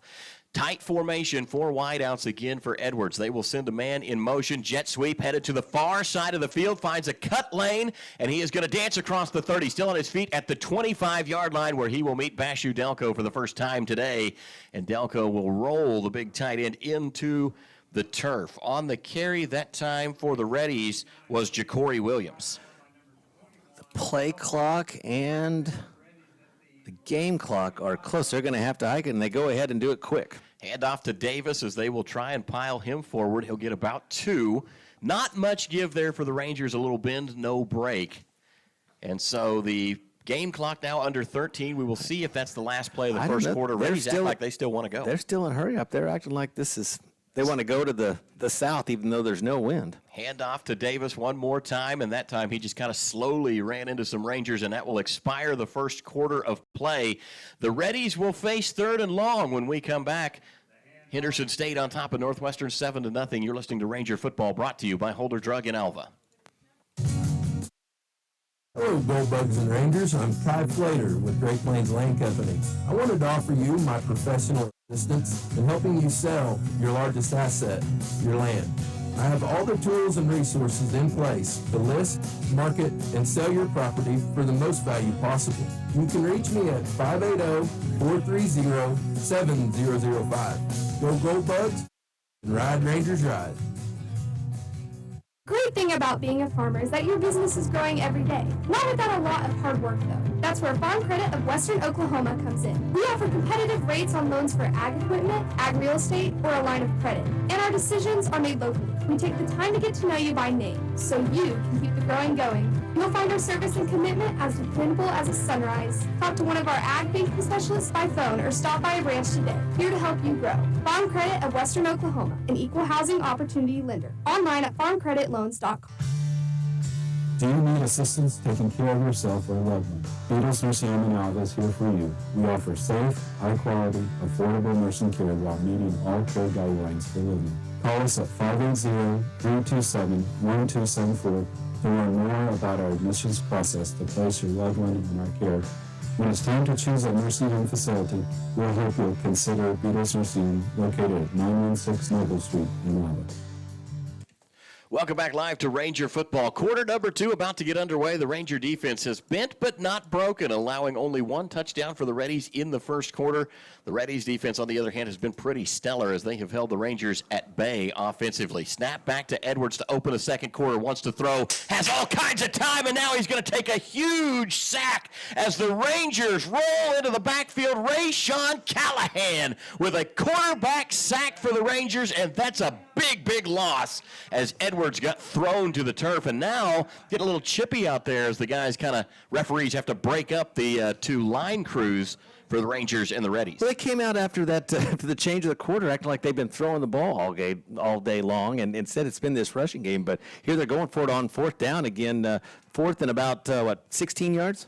4th and 16 from the 30, but you're kind of in no man's land as far as a punt or a field goal. It would be a very long field goal. So the Rangers need 1 more play to put the ball back in Brody Johnson's hands. They'll go 5 down linemen.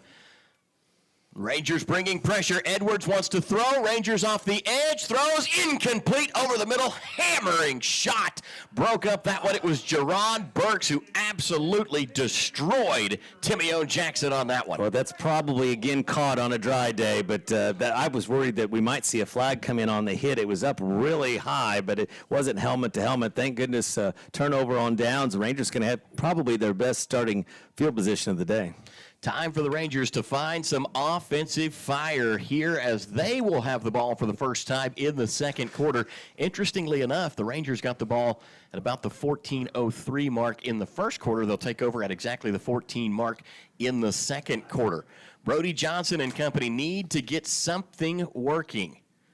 Snap back to Johnson. He will give it to Darian Gill, trying the far side across the 30, slips a tackle, and then Turf Monster got him as that tackle turned him backwards, and he couldn't quite complete the spin. However, he will pick up 4 on first down, 2nd down, and 6. Pretty tough running on first down. Got to run a lot more than what he gets credit for. I'm close to 5 yards on first down, but he's really having to look for those openings. 3 wideouts for Brody Johnson. 2nd down and 6 upcoming. They'll go Gill now to the near side, looking for a cutback lane. Can't find one. Has to dive over a defender, and he'll get only a yard to the 35 as the Rangers go forward for 4, then stall for 1. 3rd down and 5 upcoming. Rangers yet to have completed a pass today. They are 0 of 5. Probably not, too much of a surprise that we're not seeing us try to throw the ball more, but we're going to have to get some success if we just line up and run every single time. They can stack the box. Snap back to Johnson. He will throw complete to Gill this time out of the backfield, spinning across the line of scrimmage only a yard or 2, and the Rangers just still unwilling to throw beyond the sticks for the first down, and the offense just not working today. The offense is coming off the field. We're going to see Matt Sabady come in again and punt, this time from Oh, the Rangers got the ball on their own 37-yard line. Matt will be back at about his own 23. Interested to see if Devin Adams believes in the legend that is Matt Sabady. Yet, Jesse, he's out-kicked him twice. Adams initially started to line up at about the 30. Now he'll drop back to the 23-yard line. I don't think there's any wind, but there must be a little bit. Oh. Snap back to Sabady. Wobbling punt comes off of his foot. It's going to hit down at the 42 and then hop out of bounds. So not a great punt for Sabady this time, but it did move the Reddies back onto their own side of the field at least. We will have a media timeout. Hey, you got a new guy running the board. I'm sorry. You're good. Media timeout brought to you by Ignite Physical Therapy. You're listening to Ranger Football, brought to you by Holder Drug.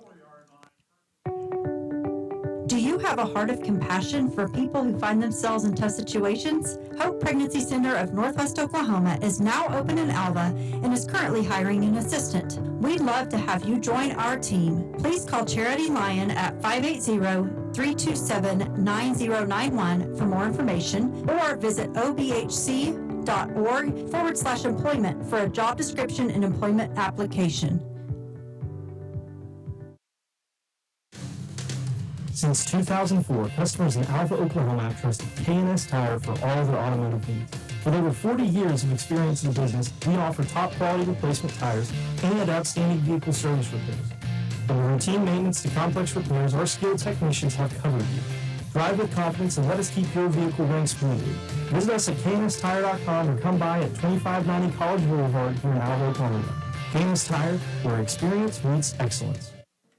Welcome back live to Ranger Football. Matt Adair alongside Jesse Klein. The short punt for the Rangers goes out of bounds at the 45-yard line. That's where Edwards and company will be set up as the Reddies back on offense. I don't know. I agree with that spot, but whatever. Davis will take the first handoff, slides through one tackle, and then gets pulled to the turf. It was Cade Reynolds on the stop for Northwestern. Things they don't do. Ask for my opinion. Officials. They should it's out there. I mean, it's not hard to find, but. Well, as long as the last couple crews that are here remember me, that's all that matters for me right now, because we've had some interesting pass interference calls at home here this season that I hope that the conference discusses. Or a suspicious lack thereof as well.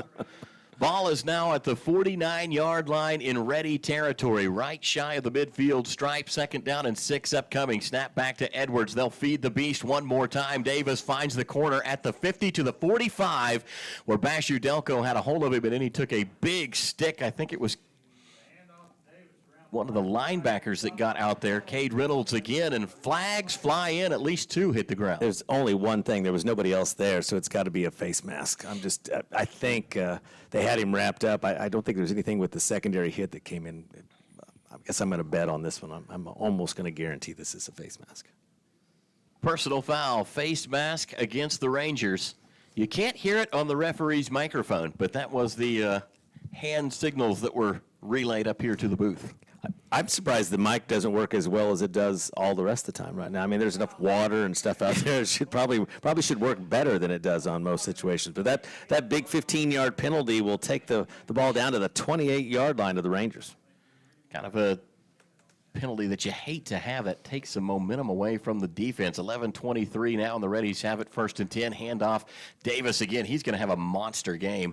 Hasn't been any big plays except the one, but he's rolling forward for 3 to 5 yards a carry right now, as he will take that one across the 25 down to the 24-yard line, a pickup of 4 on 1st down. Well, he only came in averaging 75 yards a game, so 600 yards, 8 TDs, but going to carry the bulk of the work here for the Reddies today on the road, trying to just hopefully get back in the bus and go back home as quick as possible, as this game will melt away with as much running that's going on. Rangers stack the line of scrimmage. Snap back to Edwards. Pump fake. Pressure coming. Hit. Sacked again. This time brought down by, I think that was, trying to see if it was Jerron Burks that got in there first. I think it's Jerron Burks. I'm pretty sure, but now they're Ken Irving, the linebacker. Couldn't tell if it was a 5 or a 6. It ends up being a 6. Yeah, these jerseys, the way they are in the front, you can't hardly tell the difference. But I thought that was Jerron Burks celebrating as the senior. But guess what? Ken Irving could be a senior that is out there celebrating as also today out of Iberville? Oh, man, you're going to have to help me with that one. Mississippi. I don't know. Mississippi. No, it's like, there's a D in front of it. Iberville. Man, that's a new town I've never said before. Snap back to Edwards. Loads up, throws, skips one to an open wide receiver. And again, probably just the conditions. He couldn't get a good grasp on that one. And the Reddies again in no man's land, Jesse. They are facing 4th down and 12, ball at the 30-yard line. Probably, again, outside field goal range. We will see. They might try it. It looks like they're bringing in the field goal kicker. You know what? I would plan for a fake here, unless this is a punt, because wow. Here comes the kicker. That's Axel Robinson. Oh, good grief. Axel Robinson is the punter and apparently also the field goal kicker. The Whitecap just whistled it dead, so he just got a free shot at it, and he missed it. That back kick is away. It was no good, but Jesse said the play was stopped. A timeout by the Reddies was called before that play. So we will take a quick break. Reddies face 4th and 12 when we come back. You're listening to Ranger Football, brought to you by Holder Drug in Alva. To prevent medication from getting into the wrong hands, it is crucial to store it out of sight and out of the reach of children and visitors. In addition, it is important to dispose of unwanted, expired, and unused medications in a safe manner. For more information, visit okimready.org. That's okimready.org, or call 988 Oklahoma's Mental Health Lifeline. This program is funded by Northwestern Oklahoma State University, Oklahoma Department of Mental Health and Substance Abuse Prevention Services, and Substance Abuse Mental Health Services Administration. The Tacoma Farmers Co-op is a proud supporter of Ranger and Go Bug activities since 1916. They've been here to serve you with all your farming and ranching needs with a wide range of goods and hardware, fencing, tires, feed and seed, plus fertilizer. They're here to meet your needs. Choose to trade with a co-op that gives its profits back to you.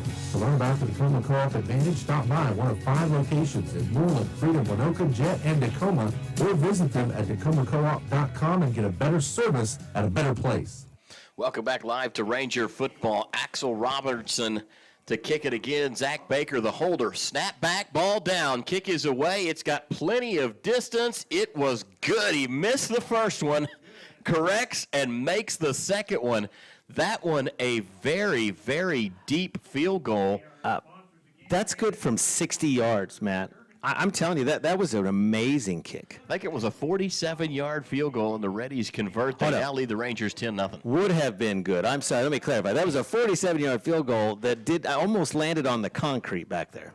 Yeah, it had plenty of distance. The Rangers would have liked to have kept that first result, though, that was pulled off to the left. However, not the way the game works. So the Reddies now lead 10-0, 9:58 left to go until halftime. The Ranger offense has been anemic today. 6 rushing attempts for 5 rushing yards. They haven't completed a pass today, and that's it. Rangers averaging less than a yard per play right now in the rush game. Alex Robertson's actually a senior for the Reddies as well, so for no field goal kicking stats being listed, I'll have to go see what I can find to see if they alternate very often or if Colby King's just more accurate but not as long. Ranger defense has done a job today limiting the Reddies, who are a big scoring offense, to just 10 so far. Now, there's a lot left to go in the first half, but the defense has given the offense some opportunities as the Reddies will again punt it out, or kick it out the back of the end zone. The Rangers will have it on a touchback, 1st and 10 from the 25. And the Ranger, Jesse, has got to find something that works. Well, really just completely anemic right now. No great running up the middle or the outside. No ability to complete a pass. So hopefully Rangers have some new wrinkle outside of the drawn-up plays they had for the first couple series of this game. Only being down 10-0, considering the lack of offense, is probably a gift at this point from the Reddies. Rangers will line up offensively, tight formation, 4 wideouts, but they're pulled in. Everybody basically inside the hash marks. Rangers will put it right in the dead center of the field to start this drive. Johnson again out of the shotgun. Jashawn Foster in the game. Snap back to Brody. Handoff. Jashawn, running room. Tries to make a cut across the 25. Got to the 26. I think inside might have been the way to go there, as the outside jump cut gave the Reddies a little time to catch up. Well, and good pursuit and anticipation there by number 29 for the Reddies. He came, of course, not on my chart, so that I won't get to just say his name in stride. But Robertson actually comes it anticipates where Foster was going to jump out too and stop that from picking up any extra yards with that nice block on the outside. 2nd down and 7 from the 28. Snap back to Johnson, throws, and then it bounces off of the chest of his intended receiver, Jameek Johnson. They're going to rule that it was a forward pass as Johnson chased it down just in case referees thought that one went backwards. It would have been a live ball. Incomplete on 2nd down, and that's kind of been the name of the game for the day. 0 of 6. 0 of 5 is what I had the Rangers the last time the stats updated. I know that they've completed 1 pass since then, so at least 1 of 7 on the day so far. Matt, I'm going to take a second. I know the announcer in the stadium is repeatedly telling, if you are on the first row and you have your windshield wipers on, your headlights are on, and eventually they're going to stop the game. Got to try and get those lights turned off as we snap back to Brody Johnson. He will scramble, now tries to run forward, tripped up just across the 25, shy of the 30-yard line. Good tackle made by Reese on that outside for the Reddies. On that stop was number 25. Kavaya Reese. See, you're just all over this. I need to not just come in once every, 36 months and call a game, so... Well, Jesse, you are 1-0 on the season. We're going to have to see if you can. If you could have put me on the broadcast last week, I'd been 2-0, and I was begging to be on the sideline last week. I'm glad I'm not this week. The small lake you're talking about is getting bigger. Certainly is. Good punt by Matthew Sabady as it spirals downfield, hits at the 40, takes a bit of a Ranger hop, and only back up to about the 38, 39-yard line, though. So the Reddies will have good field position once again. They lead the Rangers 10-0, 8:42 left to go here in the first half. The Rangers offense, the numbers are just staggeringly not good right now. Plays and yards, the Rangers, at last that the stats updated, had run 11 plays for only 5 yards so far on the day. I think they have considerably more than that, but I don't believe that the stats program is keeping up like it should. I gave up on it. But I don't want to say anything. I'm going to make sure that, my daughter who's up here doing video broadcasting, I want to make sure that she doesn't have anything to do with it. Can't say anything about my child on the air. It looks like Reddies are going to pick up. No, they're going to go backwards. That was a throw to the far side, and the Rangers sniffed it out well for a loss behind the line of scrimmage. We could just look away more often. Yeah, that'd be great. That seems to be helping out. I could be much more worried about headlights out there as I see the official in the golf cart's probably going to go solve this problem for me.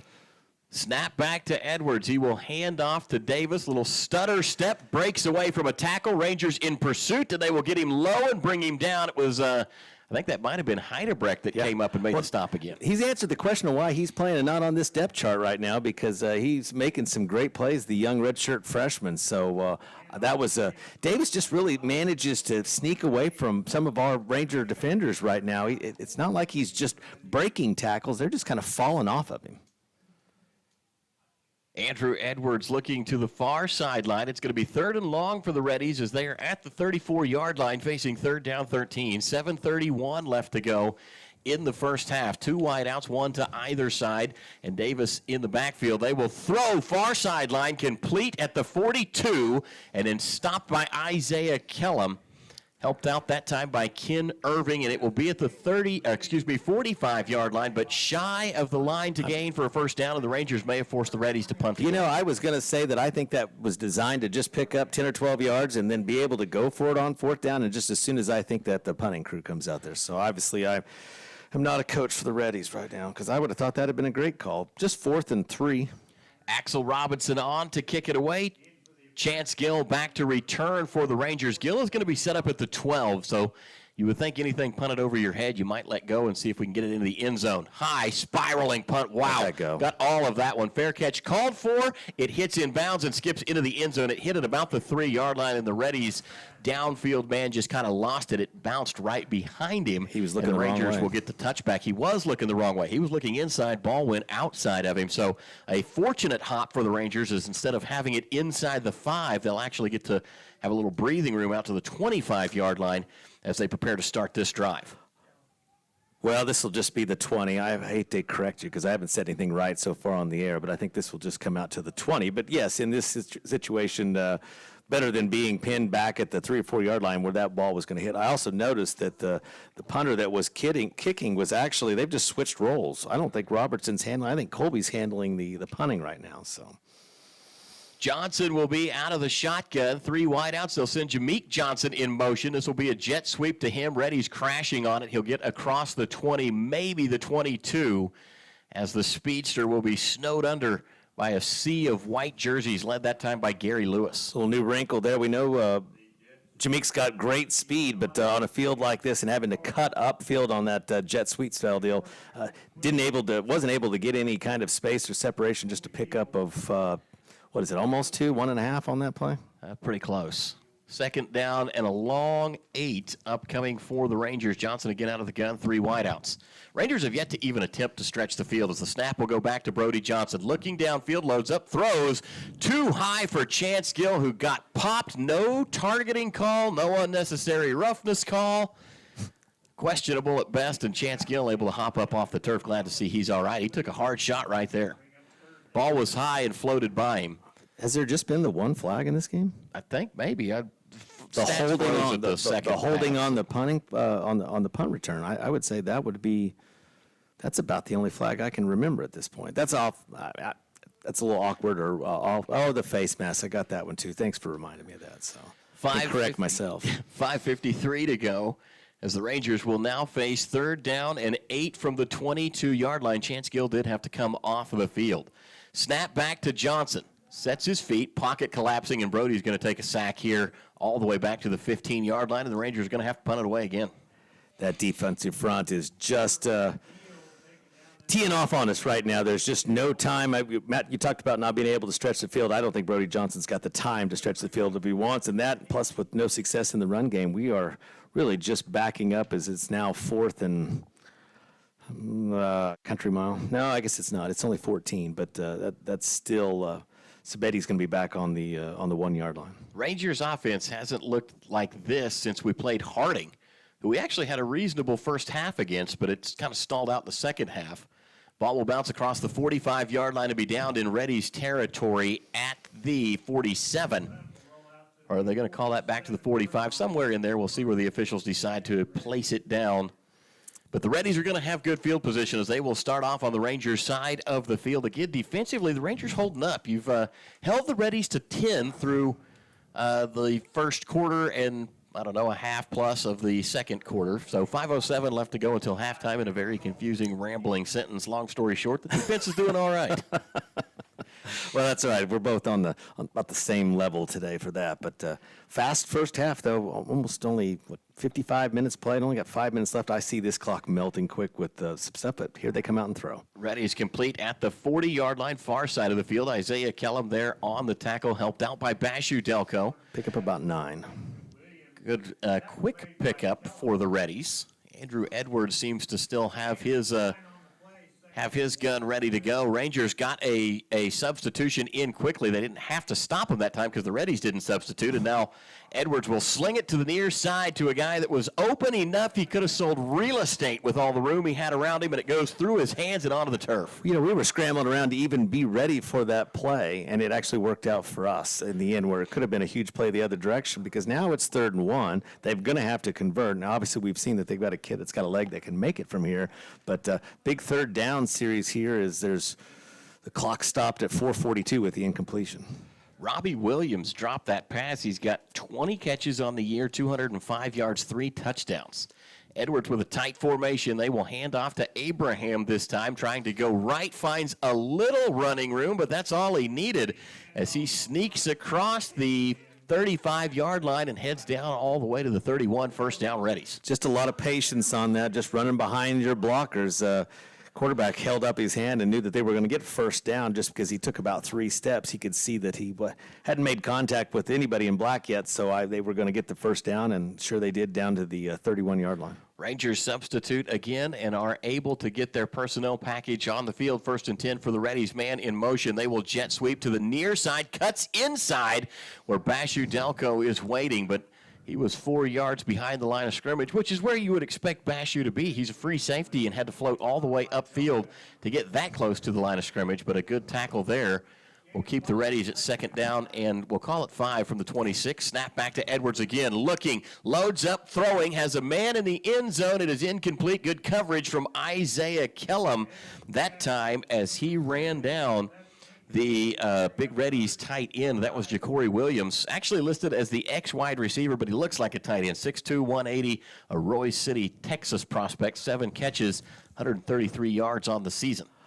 Henderson was in a hurry up there. I'm proud Isaiah was able to get back there in coverage. That was the same receiver that had actually been on the other side of the field. He just kind of moved over there, and here we go, third down again for the Reddies. Snap back, handoff. Abraham again slips a tackle, gets a free at the 15 across the 10, and Bashu Delco has him wrapped up and then takes him to the turf at about the 6-yard line. So the Reddies are going to be set up first down and goal to go as Kingston Leota lost his hat, so we will sub a defensive lineman. Reddy's knocking on the door again. Probably the worst defensive set that we were in that time. That side of the field had nobody there. So good eyes by the back that came out there and found the open space. Probably one of the bigger runs since Davis's run early in the first quarter. Mufta Ageli back into the game on the defensive line for the Rangers. 5-down lineman. Mufta will play kind of the nose guard on this one, if you will, lined up just to the left of the center. They will hand off to Abraham, tries to go over Mufta, and that's not going to work out very well for anybody as the Rangers line able to close quickly. Abraham will get forward to the 5, a gain of 1 on first down. Definitely some talking going on out there right now. The Reddies wide receiver or tied in on this on the far side is actually making an argument for a flag, but not going to get it. But I'm sure they're going to be watched now as they're lining up inside the 5-yard line. Tight formation again for the Reddies. Rangers stack up 4-down linemen this time. Kobe Tillman patrolling the middle of the field. And they will hand off, try the middle of the Rangers defense, nothing doing as Abraham is going to be driven backwards. Forward progress was stopped. We didn't actually get him to the ground, but that was a tough stand for the Rangers right there. Well, we did that pretty good. I'm not so sure that we only had 10 players on the field. We've got so many substitutions going on now. I think a little bird in my ear said that they only had 10. That wasn't a bad stop for only having 10 players on the field. Reddy's substituting as well for this third down as they will face 3rd and goal from the 5. Clock under 2 minutes till halftime. The Reddies will take a timeout. They lead the Rangers 10-0, 1:58 to go in the first half. You're listening to Ranger Football, brought to you by Holder Drug.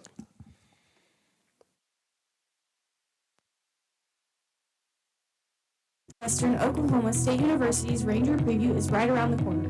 Make plans to attend Saturday, November 16th on the Alva campus. Just for attending, a high school senior will receive a $600 scholarship. Ranger Preview is a day designed for high school seniors to take tours, meet with faculty and other students, and get any questions answered. For questions, call 580-327-8546. That's Ranger Preview on Saturday, November 16th at Northwestern. Ride Rangers Ride. 818 Diner has consistently provided the city of Alva with quality comfort food and great service since opening in 2019. Join us for breakfast, lunch, or dinner. Some of our popular menu items to choose from include the BCB burger, the French dip, and our staples such as Terry's Chicken Fried Steak, Don's Hamburger Steak, and Joe's Chicken Tenders. Open Monday and Wednesday through Sunday from 6 a.m. to 2 p.m. and open for dinner Wednesday through Friday, 5 p.m. to 8 p.m. So if you want a variety of menu items and friendly service to give you that local diner feeling, visit 818 Diner right here in Alva. Welcome back live to Ranger Football. Matt Adair alongside Jesse Klein. Rangers down 10-0, which sounds like a very competitive contest, but it's really been the story of the Rangers defense. Kind of a bend but not break day for the Rangers. They've allowed one big run of 40 yards to Jeremiah Davis. The Reddies have punched the ball in on a very long 47-yard field goal to give them their 10-point total. That 40-yard run, not for a touchdown, but it did set up a drive that put the Reddies in the red zone, and they did convert on it. Now they're knocking on the doorstep yet again. 3rd down and goal to go from the 5. Reddies will send a man in motion. It is Timione Jackson. He will have it at the goal line, gets stuck, reaches, touchdown Reddies. Northwestern just about able to deny him getting in, but at the last second, a good stretch from Timione Jackson, and he puts the ball in the end zone. Flag down, Jesse Klein tells me. Yeah, I'm not really sure. I'm going to guess it's probably that extra activity afterwards because I can already see the Reddies clapping. But no, we sent 2 guys back seeing that play come in, and was able to complete the pass, wasn't batted down, but some little extra activity in the middle. I'm assuming that they'll assess 15 yards on the kickoff, but you know what? They've been kicking it out of the back of the end zone anyway, so. It was the motion man that was able to reel in that pass, that touchdown pass from Edwards. By the way, now 20 touchdown passes, I think, on the year as he came in with 19. 1:55 to go. Point after attempt upcoming. Colby King, who's already booted one through from 47 and hit his first point after attempt. Trying to stay perfect on a rainy day in Alva. Snap back, ball down, kick is away. Looks good, is no good. Missed it off to the right. The radio curse jumped up and got him. So there you have it. Scoreboard will stay frozen at 16-0. Reddies over the Rangers. We'll take a quick timeout and be back. You're listening to Ranger Football, brought to you by Holder Drug in Alva. Naloxone is a medication designed to rapidly reverse opioid overdose. A person who is experiencing an overdose can't administer naloxone to themselves. Anyone can carry naloxone, give it to someone experiencing an overdose, and potentially save a life. That's why everyone should consider having naloxone. For more information, visit okimready.org. That's okimready.org. This program is funded by Northwestern Oklahoma State University, Oklahoma Department of Mental Health and Substance Abuse Prevention Services, and Substance Abuse Mental Health Services Administration. The Alva Moose Lodge is a proud supporter of all Northwestern and Alva public school activities and strives to be the heart of the community through fundraisers and community-based events that make a difference in the lives of individuals, kids, and families throughout Northwest Oklahoma. On a national basis, the Moose Fraternity provides at-risk children with a second chance at life and its senior members a comforting retirement at its 5-star senior facility in Florida. If you would like to see how you can help make a difference in the lives of those in need, stop by the Alva Moose Lodge Monday through Saturday from 4 p.m. to 10:30 p.m. at 302 7th Street to learn more. Welcome back to Ranger Football. Matt Adair, Jesse Clyde, your broadcast crew today. Dustin Goodnow off somewhere on assignment. I wonder if it's raining where he's at. I don't even know where that's at. I'm assuming it's in Kansas. I think it was actually maybe Kansas City is where we've got him. Well, they're going to get this rain if they haven't already. Ready, set to kick it away. It'll be Colby King to put toe to leather. This would be a great place to try an onside. With the assessed penalty, they will get to kick it from the 50-yard line, and instead he will just kind of go out of bounds. Perfect. Try and shank one. That's now. That high kind of soft kick over to about the 15-yard line, but it hit out of bounds, so the Rangers will get it at the 35. I mean, I understand. I would have tried something there. You get the 15-yard penalty, you can kick it from wherever you want, but that was like a deep onside look, and it was so powerful. Our guys were smart and go, let it go out of bounds. They were kind of maybe testing us to see if we would try to field it and do something stupid. So, but no, instead we're going to get the ball, at the 35? 35-yard line. So the Rangers are going to have great field position to open this drive, but they have not had a drive worth remembering yet this game offensively. Stats are still frozen from the second quarter, so we'll try and get some printouts and bring you updated numbers as best we can. What in the world? Long timeout, but nobody signaled that this would be a media timeout. No, he just gave us the signal. Here in just a bit, we'll head into the Nitram Company's halftime show. 1 minute and 55 seconds away from closing out the first half. Whoa. They have the ball on the 22-yard line. And I do not understand why that is, unless for some reason the Rangers didn't accept. We'll have to look into why that is. Oh, wow. Sorry. I'm trying to be I really don't understand that at all. I don't either. We'll have to get some clarification here as the Rangers will go up the middle with Darian Gill, and he'll rush it out to the 30-yard line. And what's more important to talk about, we picked up 6 yards on first down. That'd be wonderful, but I really anyway, Matt is actually taking a second to check that as we have now 2nd down and 4. Johnson still in the backfield. Brody will take the shotgun snap, fake the give to Gill. It's a quarterback design keeper this time that didn't fool anybody, as every single ready on the field will get credit for a partial tackle. And Brody goes down under a huge wave of white jerseys. I can tell you what I saw the Whitecap do. He gave a procedure call, which is not the free kick out of bounds deal, which I'm not sure I understood. But I guess if the option was having to have it kick again or whatever, we just decided to take the ball and eat the clock. I still don't understand it. Something strange. We'll get it sorted out at halftime, hopefully. Go down to our field reporter, Jesse Klein. Oh, wait. Oh, no, I'm up here in the box today. 1:18 left to go here in the first half. Rangers will have the ball facing 3rd down and 2. The ball is at the 32-yard line. And it looks like there was some type of a penalty there, but I didn't see a flag or a signal, so we're just guessing at this point what goes on in this football game. Nevertheless, and now again, the officials will go back together and discuss this. Officials have to huddle. There's no remedy for this, by the way. It's water under the bridge. So hopefully that this is just, let's let them sub and make it act like there's a difference. It's 3rd and 2.5. So Rangers just really need to pick up a first down and know that we can make it to the second half, only down 16-0. Well, the clock has not started again yet, and that was a run play that the Rangers had last time. The Whitecap looking back to the scoreboard, and clock still not started. Now it says 1:08. Is that what it said? Oh, now we're winding. Now we'll wind the clock. So whatever was going on, the officials have it sorted out. Rangers face 3rd and 2. Rangers will go with their backup, Spiropoulos, and he will dive forward. We see him come in some of these short yardage situations like this, trying to convert on 3rd and 2. He will get about a yard, but it does not look like he'll be anywhere near the line to gain. That's coming off of what I can see from the line judge on the far side. So the Rangers stopped on 3rd and short. We'll see where they place the ball down. No flags on the field. It will be a gain of It's still not about even a yard. spot. They didn't even give him a yard. The 4th down marker shows only inches, but the ball is actually marked back at the 33. Punt it. Please punt it.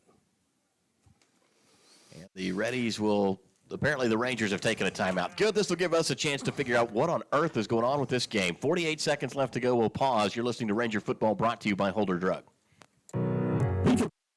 Leading lawn care services in Northwest Oklahoma with branches in Alva, Enid, and Woodward. When it comes to lawn care, Peak Environment has you covered all year long with quality, affordable services, including weed control, full-service mowing, and Christmas light installation, plus much more. Call Peak Environment today. 748-8003. Learn more and schedule your free quote on any service. That's 580-748-8003. Proud supporter of all Ranger and Goldbug Athletics. 818 Diner has consistently provided the city of Alva with quality comfort food and great service since opening in 2019. Join us for breakfast, lunch, or dinner. Some of our popular menu items to choose from include the BCB burger, the French dip, and our staples such as Terry's Chicken Fried Steak, Don's Hamburger Steak, and Joe's Chicken Tenders. Open Monday and Wednesday through Sunday from 6 a.m. to 2 p.m. and open for dinner Wednesday through Friday, 5 p.m. to 8 p.m. So if you want a variety of menu items and friendly service to give you that local diner feeling, visit 818 Diner right here in Alva. Naloxone is a medication designed to rapidly reverse opioid overdose. A person who is experiencing an overdose can't administer naloxone to themselves. Anyone can carry naloxone, give it to someone experiencing an overdose, and potentially save a life. That's why everyone should consider having naloxone. For more information, visit okimready.org. That's okimready.org. This program is funded by Northwestern Oklahoma State University, Oklahoma Department of Mental Health and Substance Abuse Prevention Services, and Substance Abuse Mental Health Services Administration. Well, we've got some clarification that we can bring to you. So, the explanation that's finally been decided on is that since the Reddies were assessed the Rangers were assessed a 15-yard personal foul penalty, the Reddies got to kick it from the 50. Now, typically, if you kick the ball out of bounds from the 35, the opposing team gets it at the 35. But you've got to move that 15 yards back as well because of that penalty. So the Rangers would have had it at the 20, but it went out of bounds at the 22, and that's where they got to take over. Now, all of that being said, Darian Gill rumbled forward for a big gain. Brody Johnson a run for no gain, and then Spiropoulos tried to bring it across the line to gain on what would have been 3rd down. Ronnie Jones has thrown the challenge flag and is challenging the spot of this, and the officials' review is currently underway. And now you're caught up. Well, and it's right down here on the edge of the lake, right next to where they're going to review the play as the water continues to pool up on this side. I don't think it's ever stopped raining, Matt. No, I think it's still actually very lightly coming out. At least the water on the roof is slowed. Whitecap has already come out, though, so I'm going to assume that this is not in our favor. And this one would need the call on the field was short of the line to gain, so you would need irrefutable evidence that has been overcome. I think the backfield judge went ahead and called it fourth down. Yes, that's correct. So the head judge is going to say the call's confirmed. Basically, we can't hear him on the radio anyways, or on the in the stadium. So yeah, confirmed or stands, either one. The Rangers will be facing fourth down and a yard. The ball will be at the 33-yard line. So give or take a little less than a yard, maybe some inches.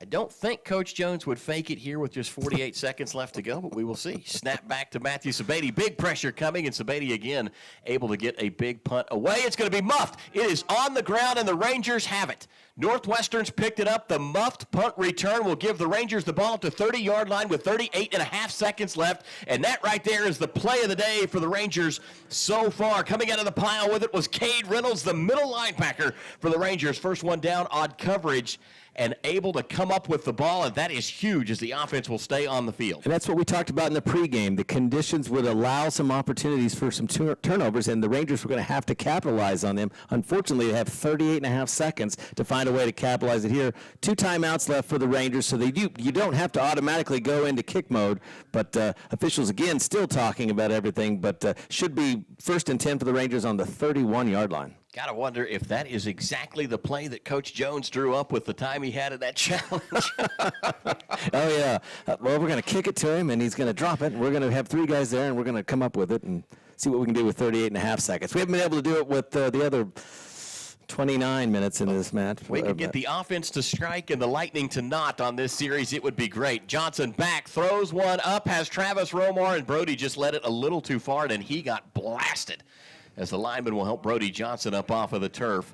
Just a bit too deep for Travis Romar, who was roaming about the 10-yard line. Well, we got a chance to talk about Purvis in the pregame.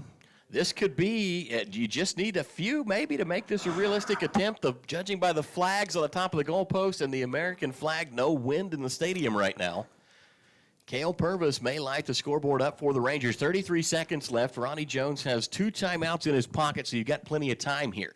Snap back to Johnson. Brody on the quarterback keeper, escapes a tackle across the 25, brought down at the 20-yard line. That's going to be good enough for a Ranger first down and a timeout, I believe, called by the Rangers with 29 seconds left to go, or at least the clock is stopped while they'll reset the chains. We'll see if Coach Jones actually has to use a timeout. Clock now ticking, under 25, under 24. Johnson out of the shotgun. Snap back to him. Handoff. Darian Gill finds the edge, spins away, gets to the 15, still fighting down at the 14-yard line. 13.9 seconds left, and the Rangers have taken a timeout. We will pause briefly. You're listening to Ranger Football, brought to you by Holder Drug. Paul's here, and so are the savings at G&G Home Furnishings in Alva. Don't miss out on all the deals with our annual Veterans Day sale happening at G&G Home Furnishings. Dining room sets, recliners, sofas, mattresses are just some of the items on sale until November. Also, take 25% off on all fall and Halloween decor. Stop by our showroom today and see all of our spectacular savings happening store-wide. For listings on all of our products, visit our Facebook page with daily posts or stop by and say hello and browse our showroom in person at 2107 College Boulevard, right here in Alva. Is your school or booster club looking for ways to fundraise? Let Downtown Threads in Enid, Oklahoma create a custom website to showcase all your school apparel. You pick the design and the gear, we do the rest. Downtown Threads handles all. Check when the website is closed. Call today at 580-237-7060. That's 237-7060. Downtown Threads proudly supports Alva High School and Northwestern Oklahoma State University. Welcome back live to Ranger Football, the Matt Adair Jesse Klein edition on tap for you today. 13.9 seconds left. Ronnie Jones still has 1 timeout, and it looks like the Rangers are going to run a play. 3 wide receivers to the near side, 1 to the top side. Snap back to Johnson. Brody surveys, throws for the end zone, has Travis Romar jumping. No good. Broken up by the Reddies. I thought they got there a little early, but I am apparently all alone in that thought because none of the guys wearing stripes seem to be on my team. Gosh, and I'm wearing a lot of white today, but I actually kind of agree with that call. It was thrown short. he had to jump for that, so there was going to be some extra contact. Had he led him the right way or been deep enough, it might have been a pass interference call. I think we're going to go for it again. There's still 10 seconds left on the clock and a timeout. It's just third down, so the Rangers do have time to run this play. Snap back to Johnson, throws over the middle. It's caught at the 5-yard line. That is enough for a the 7-yard line. That's going to be enough for a first down. 4.7 seconds left, and the Rangers take a timeout. We'll actually keep it here for just a second to talk about the setup for this one, as they will, in fact, run Purvis out onto the field. Cale Purvis, 3 of 4 on field goals a week ago, hit a 40-yarder.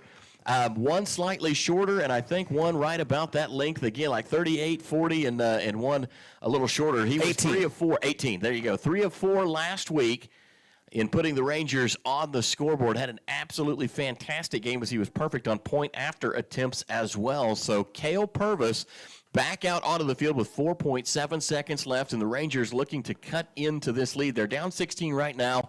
It would make it down 13. The only thing I don't necessarily like about this, but maybe each kicker's got a little bit of a preference, but we're clear over at the left hash because of the end result of that play. There's no time technically. I mean, no, because you don't have a timeout. There's no way to change the angle for this kick. So I was watching Purvis kick a minute ago, but he's going to be lined up on the left hash mark. So it's going to be about as severe of an angle as you can have on a short kick like this. I guess it'll be 15, 20, 25-yard field goal attempt. Purvis to set it up, like Jesse said, far side hash mark. He is a right-footed kicker. And here we go. Snap back, ball down, kick is away, plenty of distance. That one looks good, is good, and Cale Purvis converts another one, puts the Rangers on the scoreboard. No time left in the first half, and the Reddies lead by 13, 16-3 here on Ranger Field. We'll take a timeout. When we come back, we'll be in the Nitram Company halftime show. You're listening to Ranger Football, brought to you by Holder Drug. Your agency of choice for all types of insurance is McDermott Insurance in Alva. For home, auto, farm, or business insurance, the McDermott Agency will protect what you value most by providing the best coverage and client service possible. To get your custom professional insurance review, call McDermott Insurance at 580-327-3500 or visit them at 526 Flynn Street in Alva. McDermott Insurance. They can't predict the future, but they can insure it. Dean Gall Real Estate and Auction has been serving clients in Oklahoma and Kansas for nearly 37 years. If you're looking to buy, sell, or invest, we are your real estate professionals. We will get you the top dollar for your property, whether it be at auction or private sale. Get with Dean Gall Real Estate and Auction if you're wanting to buy a ranch, good farmland, sell or lease minerals, or buy a home. Visit our website at deangallauction.com to browse available listings. Talk to Dean, Steve, or Todd at 580-327-8217 or stop by the office in Alva, where you're always greeted with a smile. Come and see us. This year, Northwest Electric of Alva celebrates 50 years of being in business. So if you need electrical work done at your home, farm, or business, Northwest Electric is your local and friendly contractor for all your electrical needs. Dale, Scott, and the crew are fully qualified electricians with over 70 years of combined electrical experience. From new lighting options to troubleshooting, to new construction or remodeling of your home or business, Northwest Electric is here to serve you beyond the call of duty. Northwest Electric is a proud supporter of Ranger and Goldbug Athletics. Northwest Electric, where we don't want all the business, just yours. K Body Works, our goal is to make our auto body services as convenient and stress-free for our customers as possible. From minor repairs to major auto body work, we do every job with the highest level of professionalism. We have the team and technology to address a variety of auto body needs in today's ever-changing market. So come on by today and get your free estimate at K Body Works, located at 301 Flynn Street, right here in Alva. Looking for a family-friendly spot to unwind and enjoy delicious brews and food? Well, look no further than the Alva Beer Company. Our brewery and tap room offers a wide selection of craft beers, mouth-watering wood fire-style pizzas, fresh salads, and appetizers. Join us from 11 a.m. to 9 p.m. Tuesday, Wednesday, and Thursday, and 11 a.m. to 10 p.m. on Friday and Saturday. We're nestled in the heart of downtown Alva. The Alva Beer Company offers up the perfect spot for locals and visitors alike. The Alva Beer Company, Plains beer for Plains people. PNC Meats and Prison Club Meats are proud supporters of Ranger football. They have opened our state-of-the-art processing facility in Enid and are now booking appointments for custom and USDA inspected processing in your area. Developed with the local ranchers' best interest in mind to make sure the animals you raise are processed with care. Book with us by calling 580-271-MEAT, 580-271-6328, or go to www.chisholmtrailmeat.com. Ride Rangers Ride. Alva State Bank and Trust Company, older than Oklahoma, big enough to serve you and small enough to know you. We love to give back to our customers. Did you know Alva State Bank offers a great rewards checking account program? That's right. You can earn cash back or high interest with our Casasa accounts. We will even refund you up to $25 in ATM fees. How do I qualify? It's simple. Just swipe your debit card 12 times, sign statements, and have one ACH credit or debit post to your account. Can I do it online? Yes. Just visit our website at www.alvastatebank.com to see if our Casasa Rewards program is right for you. We make banking easy. Whether you're at home, the office, or in your car, our online or mobile banking options help you juggle busy schedules and financial needs. We plant roots where others have branches. Equal housing lender, member FDIC.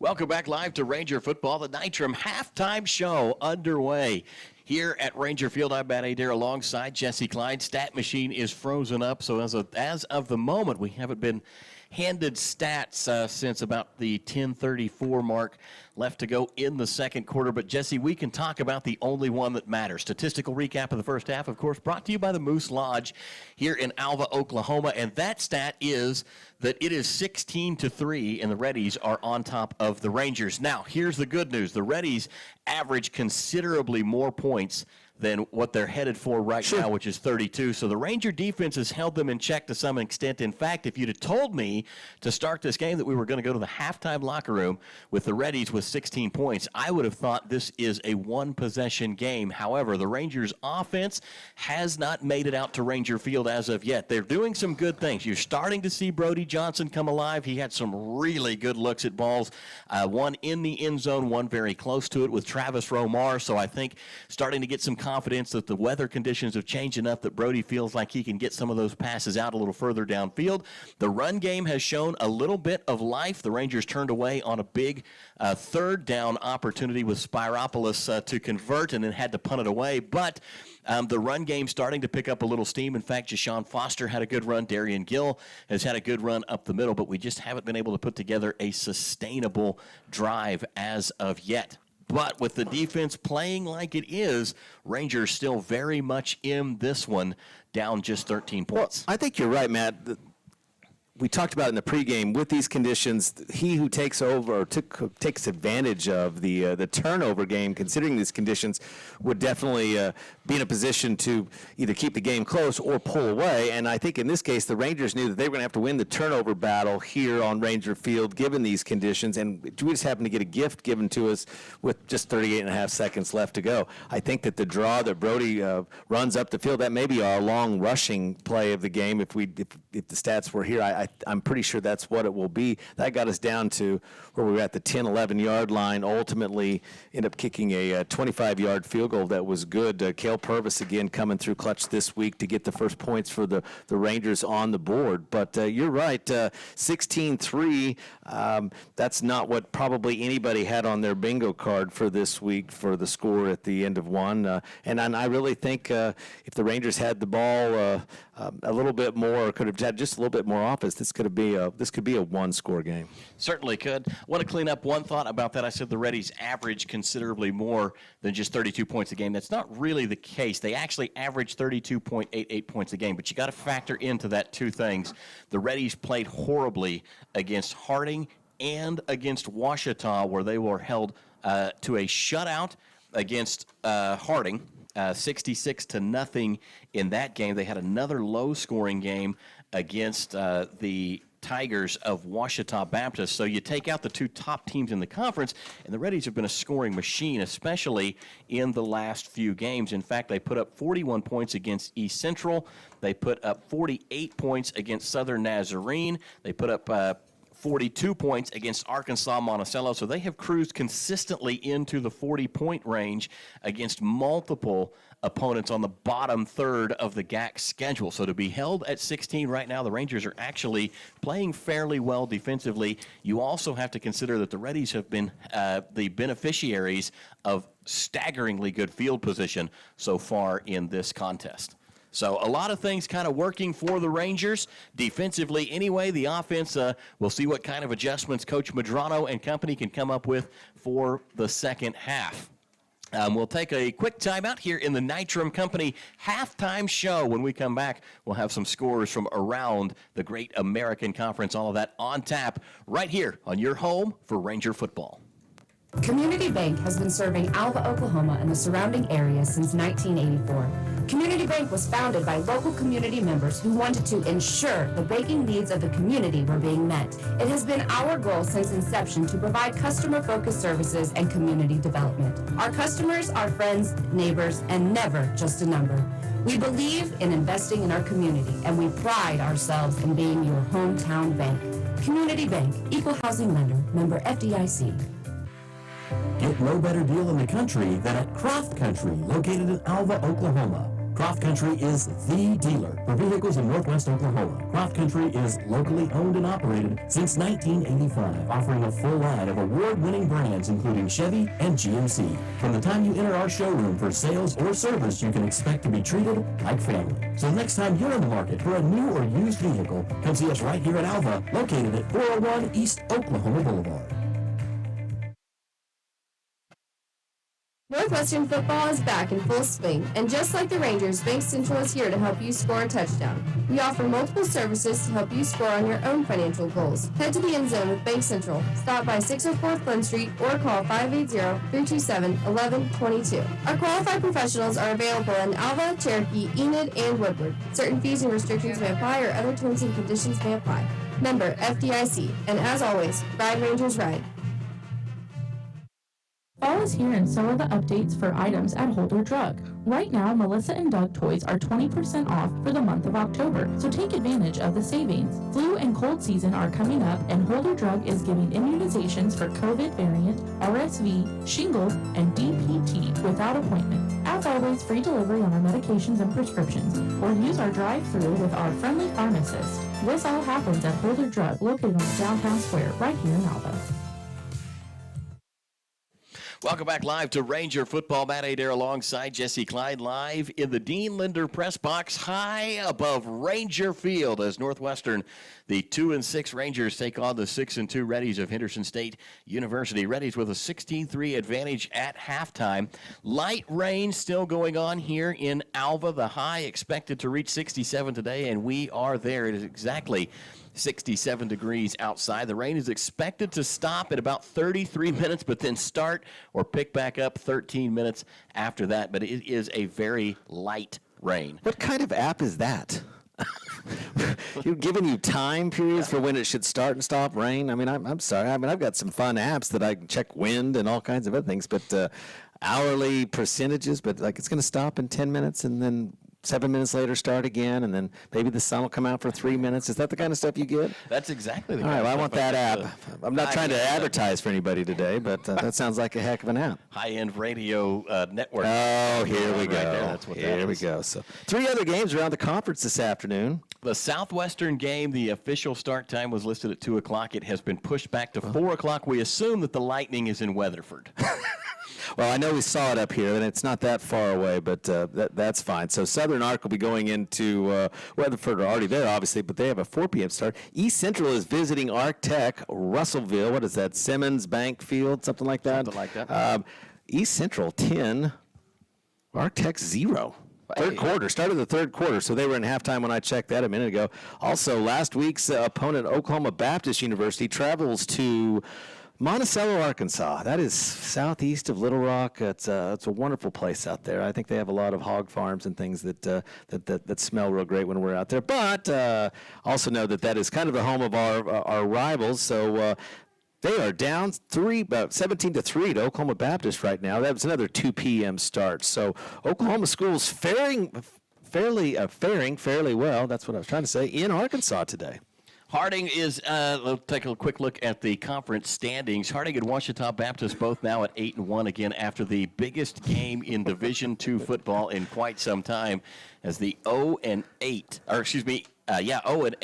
Crimson Storm of Southern Nazarene went to Arkadelphia to play Ouachita Baptist, the Tigers, on a Halloween night game, and it ended up being a scare fest.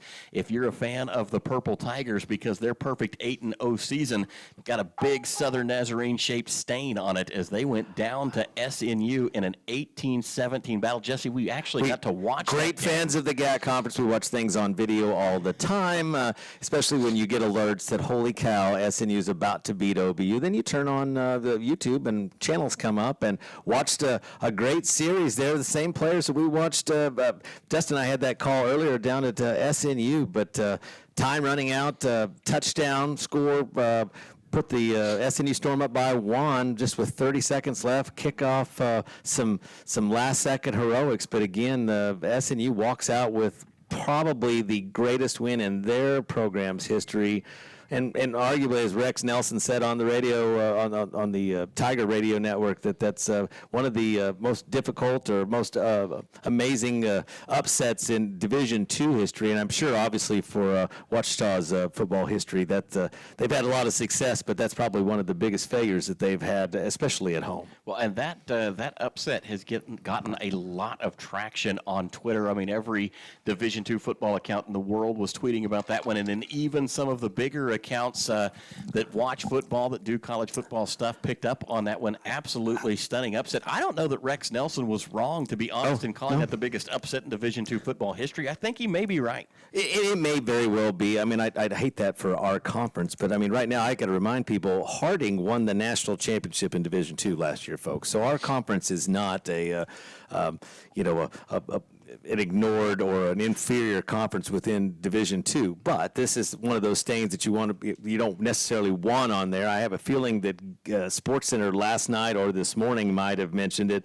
There was talk that it might have been talked on game day, might have even come up during that. I'll have to go back and see from that. I haven't got confirmation of that, but that it is big news, and it's great for SNU. Dustin Hayda, his program down there, I think that's awesome. You'll get a big win. No one anywhere outside of that football team was planning for that win. No. And I'd love to tell you that I believe that every player on that team thought they were going to go in there that day, but I don't know that I have enough faith that when you know you're getting ready to go play a team like that, that's what's going to happen. But obviously they did, or they decided that they wanted to create a deal in the history books, and they sure did. They certainly did. And interestingly enough, it just happened to coincidentally coincide. That was the 100th win for the SNU program since joining Division II football. It was also the first time they have beaten Ouachita Baptist University. I mean, if you were going to plan it Halloween night or possibly our 100th win, and any win this season would have been their 100th win. They were 0-8 to start things out. They fell to Northwestern. They fell to Southwestern, and then all of a sudden jump up and bite the Purple Tigers, which, by the way, have earned the name the Paper Tigers a couple of different times on Twitter. But Washington is still a pretty good football team. I guess it was fate. So that's perfect. That's a great setup, and it's a great 100th win for SNU. That is definitely one to make note of and use and get all the mileage out of it you can, because you don't get many gifts like that very often as we see the teams, and at least some of the special team guys start coming back out on the field. 4.5 minutes left to go in the game. You want to take another break? We certainly do. One more thing of note before we run away, Jesse. There was another big thing that happened on Halloween that a lot of people may not have been aware of, and that is one Coach Jerry Glanville made another appearance on national television as he joined a segment on the NFL Network live at 8:30 in the morning. One of the hosts of the NFL Network's early show dressed up like Jerry for Halloween. It was a coach that he had idolized kind of through childhood. He was a big fan of Coach Glanville, did a tribute Halloween costume to Jerry, and then as a surprise, they actually brought Jerry on the show. He was live from Vincent Hall at the third floor coaching office on the NFL Network for a segment that ran about 13, 15 minutes. And Coach Glanville has not lost his ability to be on national television. He was sharp, funny, engaging. Good things for Northwestern that came out of that. They talked about the Rangers a little bit. It was awesome. I was really impressed because he asked some kind of tough questions like, Coach, you're 83 years old. Why do you do this? He's like, I'm not anything else. I'm a coach. And if I can make a difference with one player on one day in this deal, and I mean, he just really sold it. I mean, it is. If you're a Ranger fan and you question the idea that Jerry Glanville was coming here, you have your opinion, you're right, that's perfectly fine. But as quickly as Northwestern did this, I understand that Jerry Glanville sold himself that day when he said he wanted to do that. The speeches that was given, Bo Hannaford, they were all talking about things like, man, I wanted to go play right then. We were drawing up stuff. I mean, it was just, the guy's forgotten more football than most people will ever know, probably anything else. And when he's here, even if it's for a short time, it has a chance to be special and momentous. And if we get one player, two players, whatever, as long as he's not doing it for a paycheck. Yeah, and I don't think that's what the deal is. So you have to know his heart's in it. So I love it. Coach Glanville done plenty well enough. He does not have to. You would work, hope but, so. He tells us all the time that he does it because I'm a football coach and football coaches coach. That's what exactly we do. right. So there we go. We'll leave you with that one as the Nitram Company halftime show draws to a close. Final time out. When we come back, it'll be time to kick off the third quarter between the Rangers and Henderson State University. Northwestern down 16-13 here at Ranger Field. We'll be back. You're listening to Ranger Football right here on the Ranger Sports Network. The great thing about being a farmer is that your business is growing every day. Not without a lot of hard work, though. That's where Farm Credit of Western Oklahoma comes in. We offer competitive rates on loans for ag equipment, ag real estate, or a line of credit. And our decisions are made locally. We take the time to get to know you by name, so you can keep the growing going. You'll find our service and commitment as dependable as a sunrise. Talk to one of our ag banking specialists by phone or stop by a branch today. Here to help you grow. Farm Credit of Western Oklahoma, an equal housing opportunity lender. Online at farmcreditloans.com.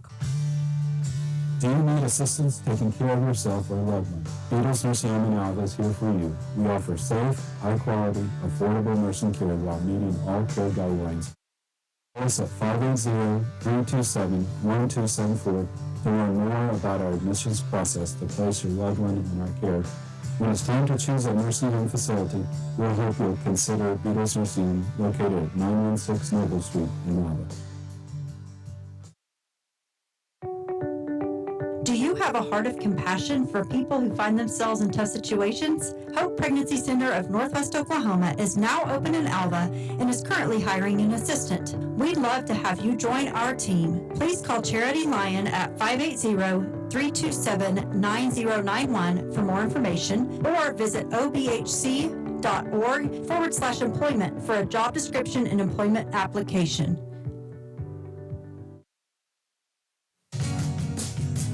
Hello, Gold Bugs and Rangers. I'm Ty Flater with Great Plains Land Company. I wanted to offer you my professional assistance in helping you sell your largest asset, your land. I have all the tools and resources in place to list, market, and sell your property for the most value possible. You can reach me at 580-430-7005. Go Gold Bugs. Ride Rangers Ride. Great thing about being a farmer. I'm trying. Welcome back live to Ranger Football. Matt Adair alongside Jesse Klein. It's always different. I used to just be on the sideline. Then I got over my fear of being in the box to be with Todd Miller and Matt Adair and people like that. And then all of a sudden I started doing production stuff from the road, and now I got to do commercials. I'm looking for bumpers and things to kind of make segues. Instead, I'm just not doing very well at any of it. But that's what you get on a day like this. It is a rainy day here in Alva as we prepare to kick off the third quarter of play. The stat machine is slowly starting to catch up, still frozen, so we don't have up-to-date stats. But as I'm watching them kind of continue to put things into the computer, they haven't gotten any worse in review than they were in real life. As Julian Jackson will take the opening kickoff from the 5 across the 10 to the 20 and be spun down shy of the 25-yard line. Good return for Julian, and the Rangers will be set up at the 24, first down and 10. Ranger offense needs to find its rhythm here in half number 2 as the Rangers trail 16-13. We were talking about the kickers during that last break, and here's an example. They didn't even get that one out of the back. The 2 previous kicks had gone out of the back of the end zone. Saw an attempted 60-yard field goal that I think was good by one of their guys. So need to know that late, but here they kept that one in the field of play and probably end up a yard better by being at the 24 instead of the 25. But interestingly enough, they didn't kick that one out of the back. So Travis Romar split wide to one side. Chance Gill to the near side. One receiver inside him. Brody Johnson out of the gun, takes the snap, handoff to Darian Gill, and he will try the middle of the Reddy's defense. They are still there, and that will go for a gain of a yard. Nope, I was wrong. Give him 2. Well, that's better than the first time up the middle, but unfortunately that opening didn't just happen or didn't open up anymore during a halftime break. Not much been going up the middle unless it's a draw by Johnson. So here we go, Rangers back at it. Second down, same formation as the last play. This time Brody Johnson will take it. No, that's Caleb Deal, excuse me. And Caleb Deal will get back to the line of scrimmage, maybe a half yard or so on second down. That'll bring up third and long for the Rangers. We'll call it 3rd and 8. Was that a substitution, or did we just miss that coming out of the break? I'm pretty sure I missed it coming out of the break. Oh, all right. Well, that's we've seen this before. Caleb has come in, and it's not so much in this case that it's anything against Brody or an injury. It's more just a change of stuff, as we've had several series where they've alternated. Travis Romar and Chase Davidson split wide to the far side of the field. Chance Gill and Mark Zamora split to the near side. Caleb Deal at the backfield. One man with him, it's Darian Gill. Deal barking out the signals. Big third down play upcoming. 13:25 left to go. Handoff to Gill. Explodes across the 30-yard line and then tripped up. Somebody got a shoestring tackle and brought him down 2 yards short of the line to gain. And we've got an injured Reddy on the field. Training staff out to attend. This is actually the Henderson State play. This is a big injury. If I'm correct, this is Jacoby Shell. I don't see number 8, and I mean the way he is that's the word I really wanted to use. On the ground right now, I think there's an arm injury. It's a forearm injury. He is tapping his toe on the ground. I know we don't talk about, but I'm saying this one hurts. I hope it's good to see him on his feet. It's probably what do they call them, stingers, something like that, whatever. Yeah. But the point is that that's one of their best defensive players, and he is still now going back to find the bench, find the training staff. But good to see him be able to walk off the field on his own power. Jacoby Shell, the redshirt sophomore. Goodness, we're going to see him a couple more times out of Forest City, Arkansas. Sabady on to punt it away for the Rangers as they face 4th and 2 at the 32-yard line. Conditions have dried up here. Low punt. Sabady handles it. Gets a good punt away. Spiraling high kick. Driving the return man backwards. He will field it inside the 20.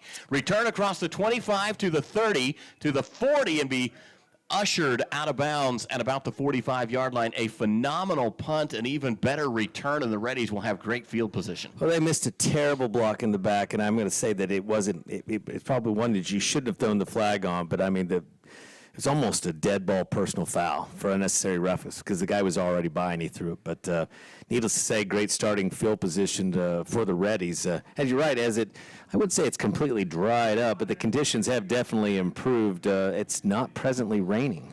I think we're inside that 13-minute window. Oh, good. I forgot all about that. Does your app tell you when it's going to rain again? I mean, can we let everyone know? Maybe let the coaches know? We'll work on it for sure. Edwards takes the shotgun snap, surveys. Now he's going to be chased out of the pocket, rolling to his right. Got some open field, and Kobe Tillman was coming right at him, and Edwards makes a business decision and gets out of bounds. Well, one of the right offensive linemen went straight to the ground on the start of that. Luckily, we would only be able to pick up 2 yards, but interesting choice that Edwards had to make. Is that right? It was Edwards. It was Edwards. I'm trying my best here. Got to get on the right piece of paper. 4 wide receivers for Henderson State this time. Edwards takes the snap, fires a bullet complete near side into the hands of his intended target. That time, I think maybe it was Jody Easter, and I'm wrong. Different number out there this time for the Reddies. That one was actually complete to... You're looking for 19, I'm assuming. Sakuk Conrad. Yeah. Who reeled that one in.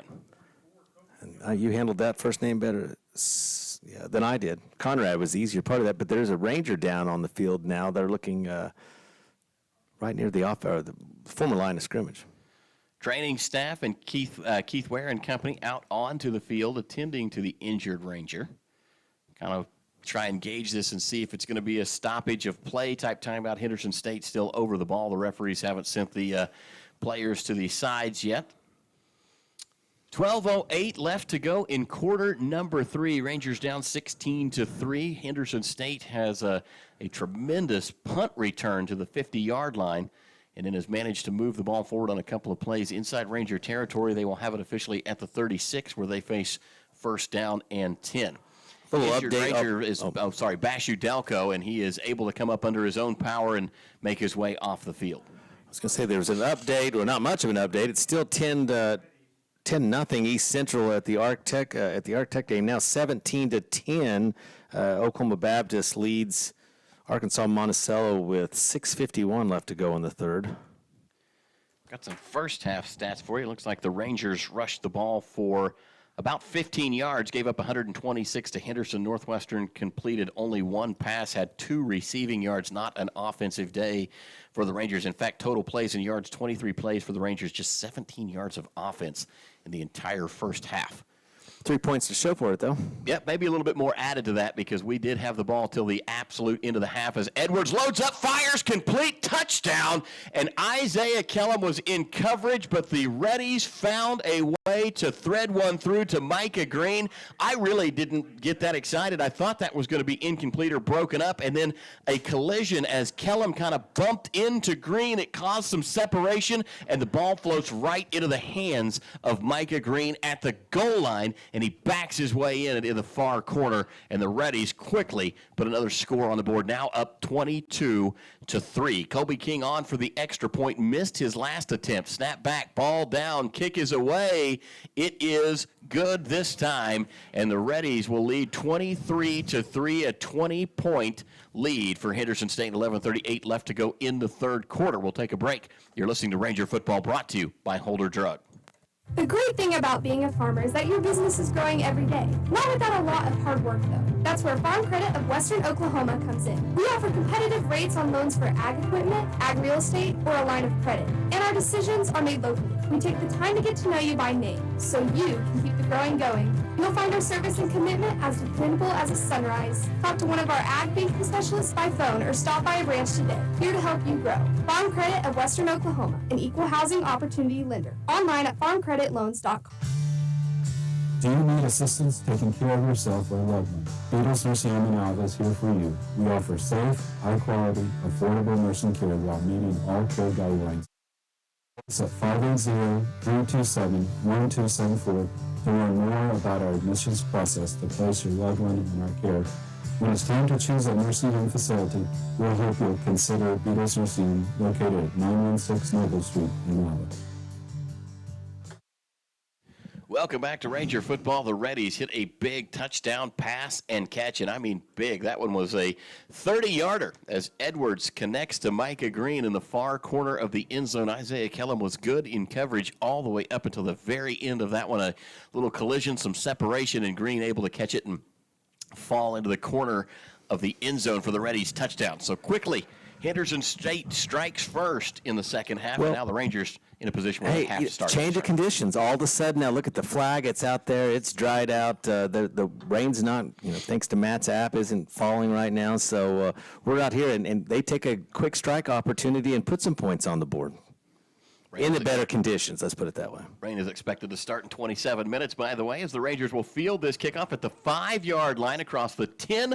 Little stutter stepping moves as they will get it out to about the 20-yard line, and I think that was Davidson that returned that one for the Rangers. Well, regardless, right here, if the conditions are going to change that much for Henderson, Northwestern's going to have to go back and take some risk now, too, and try to get the ball in the air to find some offensive production. As you talked about statistically, it was a terrible half, 17 yards total offense, something like that, and we end up with 3 points. But right now, the Rangers have got to be able to move the ball, or this could still be one of those lopsided contests after only being 16-3 at half. Travis Romar, Chase Davidson, the wideouts to the near side. To the far side, it's Chance Gill and Jameek Johnson. Jameek, one of the fastest guys probably in the Great American Conference. They will send Romar in motion, and then the Reddies come across, and flags fall. We will see who the penalty ends up being on. On us. Well, there you have it. Rangers jumped off sides, and so to add another degree of difficulty, we will start behind the chains instead of at the 20, all the way back to the 15, and face first and 15 from there. Well, all week long they knew exactly what kind of weather they were planning on playing in. So I'm sure right now this is almost a change of the game plan. Everyone tries to make adjustments at half, but right now with Jameek and all them, they've got to find some openings and some speed. Send the man in motion. It is Chance Gill, and now Mark Zamora will switch from the right to the left-hand side. Snap back, Caleb Deal. Hands off again, Jashawn Foster, and he's going to get hammered, and that one's going to get back to the line of scrimmage, but nothing more to do there. Jashawn Foster bottled up on first down. No gain for the Rangers. 2nd and 15 now upcoming. We talked about in the pregame, I kind of predicted that Zamora might end up being a bigger impact just because of what limited passing game that you have. Hopefully he has a chance to shine here in a minute, but I also kind of wonder if these conditions aren't maybe better for what it would have been for Brody if it had stopped raining when he was still out there at quarterback. Right now, Caleb Deal in for his second series with the Rangers. He'll face 2nd down and 15, 10:50 left to go in the third quarter. Chance Gill in motion, snap back to Deal. Caleb sets up, now takes off. Caleb Deal, a dangerous runner, skips at the 15, across the 20, head down to the 25. Give him the 26-yard line as Caleb Deal nearly converts the first down by himself. Had it not been for the penalty, that would have been a first down. And I think right now Caleb does present that better mobile running quarterback, but you're down 20 points with the clock running in the third quarter. You don't have a whole lot of time if you don't score on this series to plan to to run yourself back into this game. Big third down coming here. Receivers 2x2 for Deal. Ball right in the middle of the hashes. Chance Gill in motion. Snap back to Caleb Deal. Sets up. Pocket opens up again, and then Caleb tries to run forward. He is going to be slung down, but it's a face mask, and the Rangers are going to pick up a first down here. Well, that was the big guy, Jacoby Shell, that was injured in the last series when the Rangers were out there. This is going to bail us out and get us a first down. But interestingly enough, of course they're arguing about it. I don't know why the umpires got to come in and do that. But Shell was disappointed that it was called. Looked like it was maybe on Caleb's shoulder pads, but the Whitecap threw it out there pretty fast. Horse collar. Oh. So they are that's going to why. use a horse collar instead of the face mask. Nevertheless, same result, 15 yards and a Ranger first down. If you turn around and spin them down, the quarterback, I think that's always called that way on the horse collar. That may be correct. So, but again, now first down and a big 15-yard pickup. That'll put the ball at the 40 and a half. Let's call it the 41-yard line for the Rangers. First down so far today for Northwestern. That would be 2 after that penalty. 1st and 10, ball at the 41-yard line. Snap back to Caleb Deal. Has some time this time. Eventually the pocket will break. Caleb rolls out to the near sideline and then just lofts one up. Dax Benway nearly comes up with it with the headset on. It's going to be incomplete, but a good, a wise decision from Caleb Deal that time. Get to the outside, live to play another down. 2nd and 10 upcoming. Really disappointed. There was a lot of time there that he had in the pocket, but that sometimes you have that breakdown because there's nobody open downfield. At least he's able to get out of bounds and then get out of the pocket and wisely throw it away. 2 wide receivers to the near side. Mark Zamora as a wing back this time. Deal with Jashawn Foster behind him. Hand off to Jashawn, who will try the Reddies defense. That hole has been closed all day long, and it will remain so as the Rangers pick up a yard on 2nd and 10. And I realize you still have to try things and et cetera, but at this point, I think we've known that that's closed. Even with the change of package, maybe the defense is adjusting, knowing that Caleb's out there, but I still don't see that being open up the middle between Shell and Thomas up front there. They're some monsters. 3 wideouts this time. Deal with 1 man in the backfield. Snap back to Caleb. Blitz coming. Stands in the pocket. Throws just over the top of Mark Zamora. And Caleb Deal, you got to give him credit there. He took a big shot at the end of that one. I'm not sure what the jarring is going on afterwards, but Shell's still back there talking. The Whitecap sends him over to the other side, but it will be 4th down, and we'll see Sabady.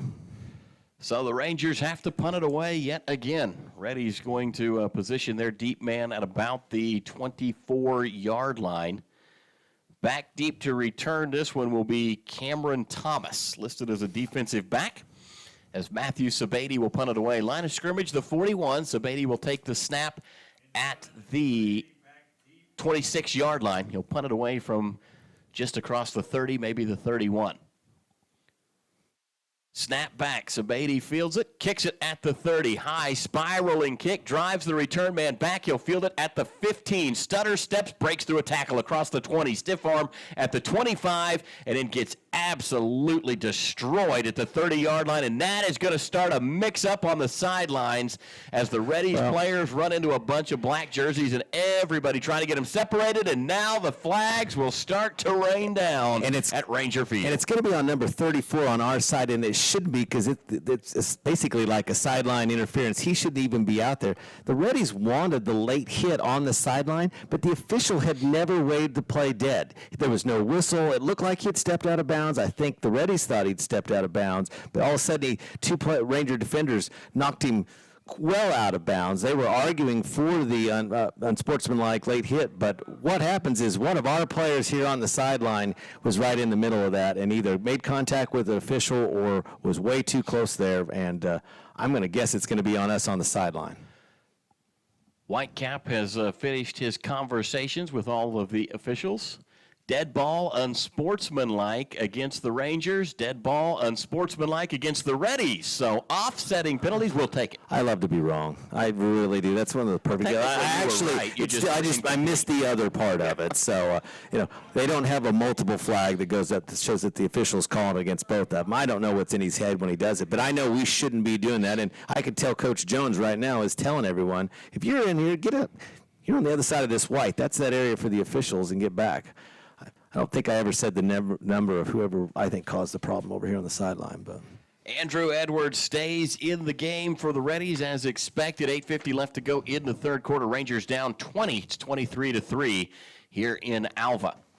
Reddies set up to run the shotgun offense again. Empty set backfield this time. They've got 5 wide receivers on deck, and now they will pull Jeremiah Davis back behind Edwards or just off to his right. Shotgun snap, handoff. Davis stumbles. Mufta Ageli drops him just beyond the line of scrimmage. Mufta hasn't been able to get a hold of him every time, but that time Daniels ran right into the wrong guy. So just a pickup of 2, but that's still pretty impressive considering that that's the guy that brought you down. Mufta Ageli has been a real problem on the defensive line for opposing offenses. He is a fantastic player out of Canada. 8:25 to go. Snap back to Edwards again, looking for the bullet pass to the near side, and it is incomplete. Referee's going to say that ball hit the turf before the Reddies could scoop it up. Making the grab that time was Eli George. That takes what would have been 3rd and manageable to a little bit longer, now 3rd and 8 for the Reddies. Reddies will again mix up their personnel package. They will bring back on a guy who's had a pretty good day so far against the Rangers. That is Robbie Williams. He will be the wide out to the near side along with Timione Jackson. 2 wide outs to the top side as well. Jeremiah Davis still in the backfield. 3rd down and 8 upcoming from the 37. Edwards has it, being pursued. He's trying to escape a sack, throws long downfield, has a man, incomplete. Little too tall, and Bashu Delco there to break it up. The Rangers will force the Reddies to punt the ball away. Wilson Cow with some great pressure there. You really don't want to see your quarterback roll right and throw across his body that far downfield. That was pretty accurate, though, for all things considered, but it looked like a real dangerous play. Missed opportunity for an interception there, but at least still 4th down. It looks like the Reddies will punt the ball away. See if the Rangers choose to bring any pressure this time or if they just want the ball back. Back to receive for the Rangers, is Chase Davidson. Snap is back. Not much pressure. End over end kick headed downfield. Will bounce at the 25. Take a huge Reddies roll inside the 10. It's still bouncing inside the 5. And it will be down at the 3-yard line. Now, for some reason, the official threw his beanbag out at the 7-yard line. I think he's going to say maybe the Reddies touched it there. Must have bumped somebody. And so that's where the Rangers will have it. Nevertheless, it's still backed up inside your own 10. You are a long, long way from pay dirt. Media timeout on the field. This one brought to you by Ignite Physical Therapy. We'll break away. You're listening to Ranger Football, brought to you by Holder Drug. Do you have have a heart of compassion for people who find themselves in tough situations? Hope Pregnancy Center of Northwest Oklahoma is now open in Alva and is currently hiring an assistant. We'd love to have you join our team. Please call Charity Lyon at 580-327-9091 for more information, or visit obhc.org/employment for a job description and employment application. Since 2004, customers in Alva, Oklahoma have trusted K&S Tire for all of their automotive needs. With over 40 years of experience in the business, we offer top quality replacement tires and outstanding vehicle service repairs. From routine maintenance to complex repairs, our skilled technicians have covered you. Drive with confidence and let us keep your vehicle running smoothly. Visit us at knstire.com or come by at 2590 College Boulevard here in Alva, Oklahoma. K&S Tire, where experience meets excellence. Welcome back to Ranger Football. Matt Adair, Jesse Klein, the broadcast crew today, trying to see about some of the scores across the Great American Conference. The Southwestern game, unless it's been redelayed, should be just about to kick off, or maybe kickoff just occurred. We'll bring you those scores. OBU is up now 20-10 over Arkansas Monticello. Rangers have the ball backed up deep in their own territory. Ball's on the 7-yard line, first down and 10, 7:56 to go here in the third quarter. Hand off to Sparopoulos, and he will be slung down at the 10-yard line. So the Rangers picked up 2 or 3 on first down. Not a lot, but enough to maybe start some things going. That was Darian Thompson out of Bryan, Arkansas, with got 20 tackles on the year coming in. That nice high tackle, just kind of sling him down from behind, but short gain of 1. That's all they're going to give him. And Sparopoulos will stay in the backfield along with Caleb Deal. They will go back to the well as they send the halfback up the middle this time, and he will fight forward for one of the bigger gains of the day up the middle for the Rangers, 3. Give you the other update. East Central now 13, Arc Tech 7. 5 minutes left to go in the third quarter, and they have kicked off at that school down south. 7:01 left to go in the third quarter in this game from Ranger Field. Caleb Deal in as the quarterback. Sparopoulos, the running back. 2 wide receivers to the far side. 1 to the near side. Mark Zamora in as the tight end. Snap back to Deal. Wants to throw. Dumps it off. Sparopoulos has it behind the line of scrimmage and then gets hammered at the 10. Gets back to the 11. Maybe back to the initial line of scrimmage, but the Rangers continue to just not have much working for them offensively today. All right, update from Southwestern. It's 7-0 SAU.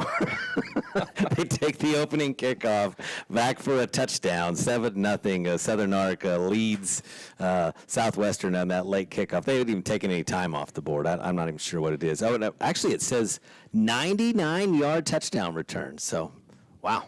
Well, there you have it. Matthew Sabady on to kick it away. Reddy's back deep to receive. It is again Thomas. Wow. Good kick from Sabady. High spiraling kick going to be fielded at the 37. Returned across the 40 to the 50. And the tackle is going to be made at the 49-yard line. It was Rock Showmaker who got in and made the special teams hit. And the Reddies will have the ball right at the midfield stripe, 1st and 10. I don't know if our stats will ever catch up with where we are in this game. There's no links even on the webpage. But I'm be curious to see how many flags have actually been thrown in today's game. Not many. With several. Not that many, but missed one there, I think. Defensive holding. Kick team, return team, but that's all right. Edwards and company back out onto the field as the Reddies offense is ready to go. 1 wide out to the near side.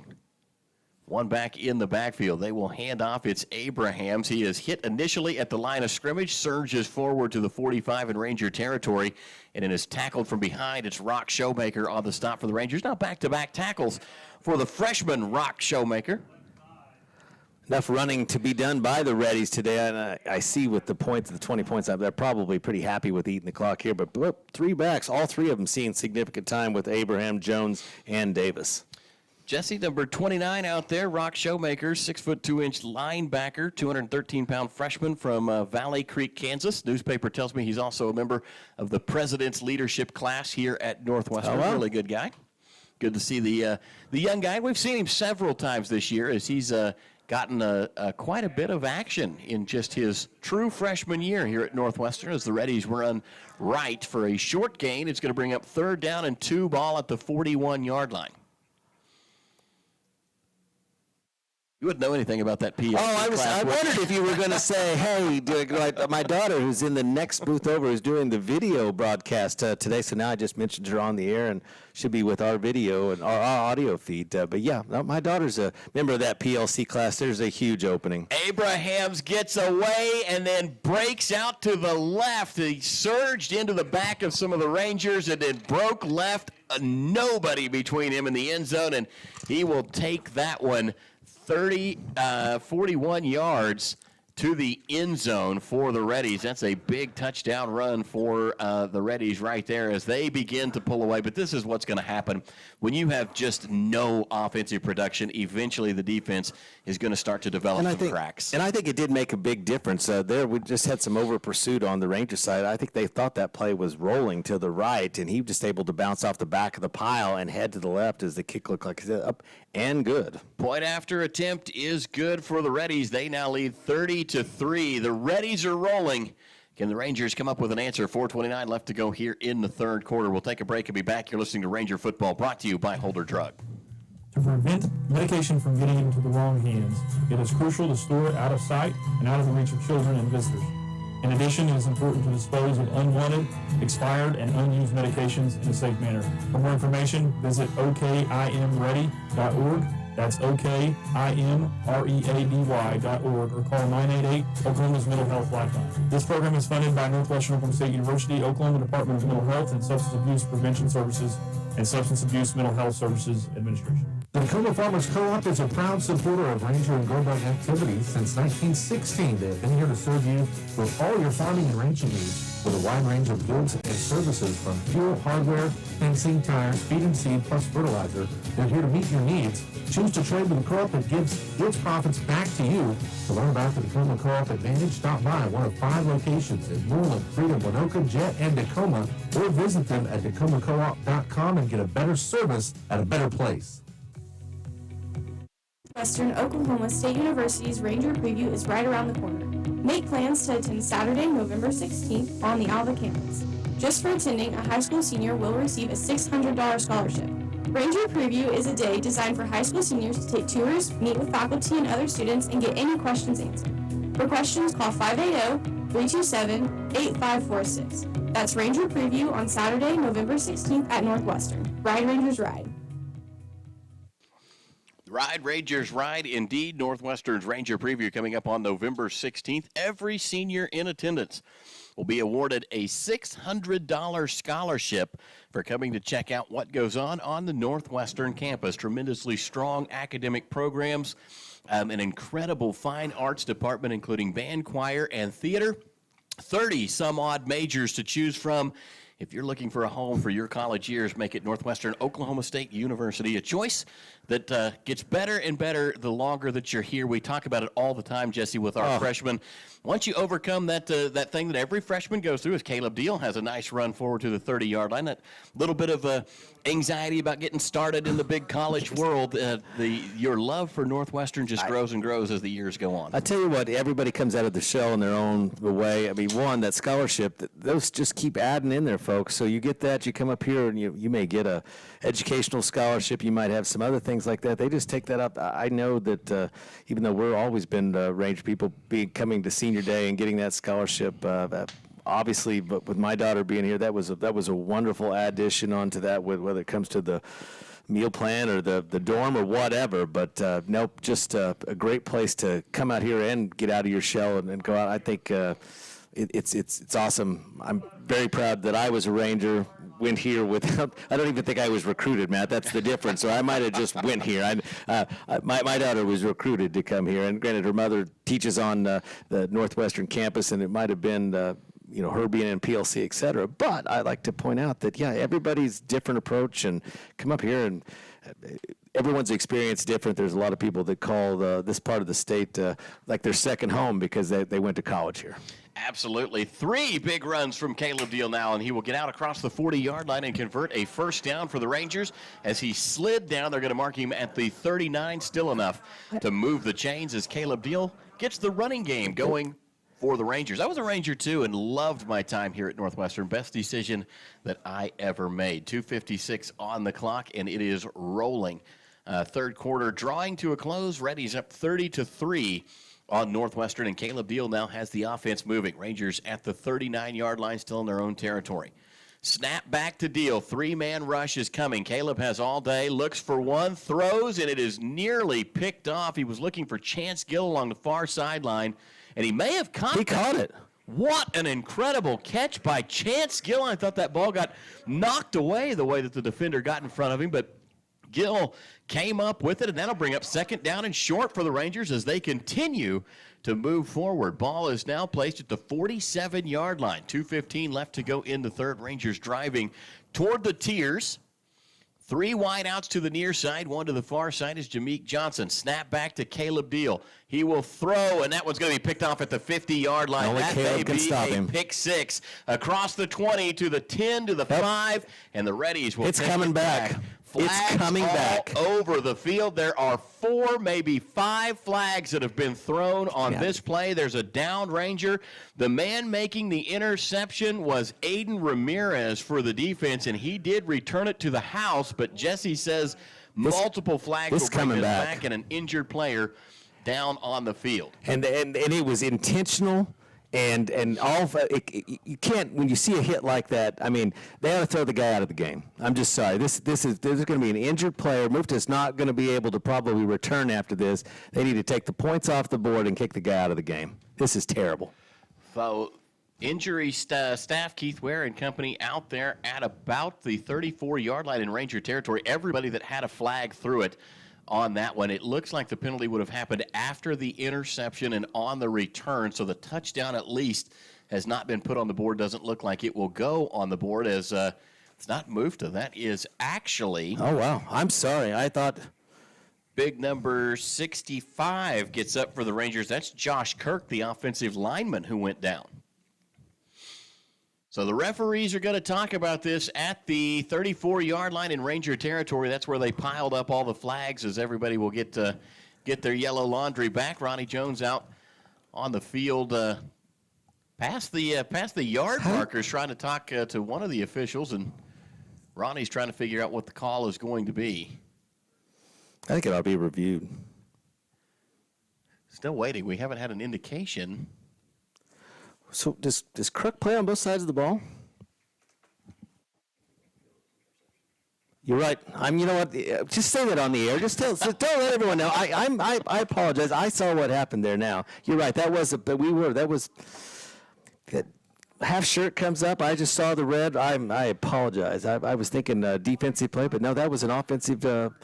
Offensive play that was injured on that. Injured on that, and that's not the reason why I thought it was moved to. We'll go into in the next series because I've been seeing a lot of jarring up front on the front line, on the defensive line. 4 down lineman for the Rangers after the interception. Edwards has the ball, throws it complete to the 40-yard line on the out route. Isaiah Kellum will be in coverage and push the Reddies receiver out at the 35-yard line. 1:47 left to go here in quarter number 3. Reddies rolling again as they're already back in Ranger territory. Despite me being confused, it is a little chippy in the trenches right now. And now that it's not as wet and some of the stuff that was going on, these guys are getting some advantages to kind of pull this off. And as Henderson's offense is able to spread the field and do more, I think it's going to get chippier. And here we go. Edwards handoff this time, and the Reddies will rumble forward. But the Rangers got him. It was very close to a tackle for loss, and then the Reddies able to kind of stretch out there at the last minute, trying to see who the ball carrier was that time. I think it was going to be number 37. That would be the 4th ball carrier we've seen for the Reddies. And we will try and come up with a name. Elijah Nazinduin. There you go. I appreciate that. Nazinduin on the carry that time for the Reddies. 48 seconds left to go in quarter number 3. Reddies down to 6 seconds on the play clock, now down to 5. We're just going to have to hurry to get this one off. He will take the snap, hands off to Nazinduin, and he will pedal through the Rangers across the 20, and some low tackles by the Rangers will knock him down at the 17-yard line. Reddy's inside the red zone. Bashu Delco's going to have to come up on that one. He's holding his left shoulder. It looks like there's actually another Ranger down. Also, I'm really disappointed. There was quite a bit of holding up front. That's the reason why that hole was so open. I know that, but you know what? It was a big hole for the Reddies. Injury timeout. Keith Ware and company back out onto the field, examining one of the Ranger players. 18 seconds left to go in the third quarter. We'll take an injury timeout brought to you by Ignite Physical Therapy. You're listening to Ranger Football. 818 Diner has consistently provided the city of Alva with quality comfort food and great service since opening in 2019. Join us for breakfast, lunch, or dinner. Some of our popular menu items to choose from include the BCB burger, the French dip, and our staples such as Terry's Chicken Fried Steak, Don's Hamburger Steak, and Joe's Chicken Tenders. Open Monday and Wednesday through Sunday from 6 a.m. to 2 p.m. and open for dinner Wednesday through Friday, 5 p.m. to 8 p.m. So if you want a variety of menu items and friendly service to give you that local diner feeling, visit 818 Diner right here in Alva. Naloxone is a medication designed to rapidly reverse opioid overdose. A person who is experiencing an overdose can't administer naloxone to themselves. Anyone can carry naloxone, give it to someone experiencing an overdose, and potentially save a life. That's why everyone should consider having naloxone. For more information, visit okimready.org. That's okimready.org. This program is funded by Northwestern Oklahoma State University, Oklahoma Department of Mental Health and Substance Abuse Prevention Services, and Substance Abuse Mental Health Services Administration.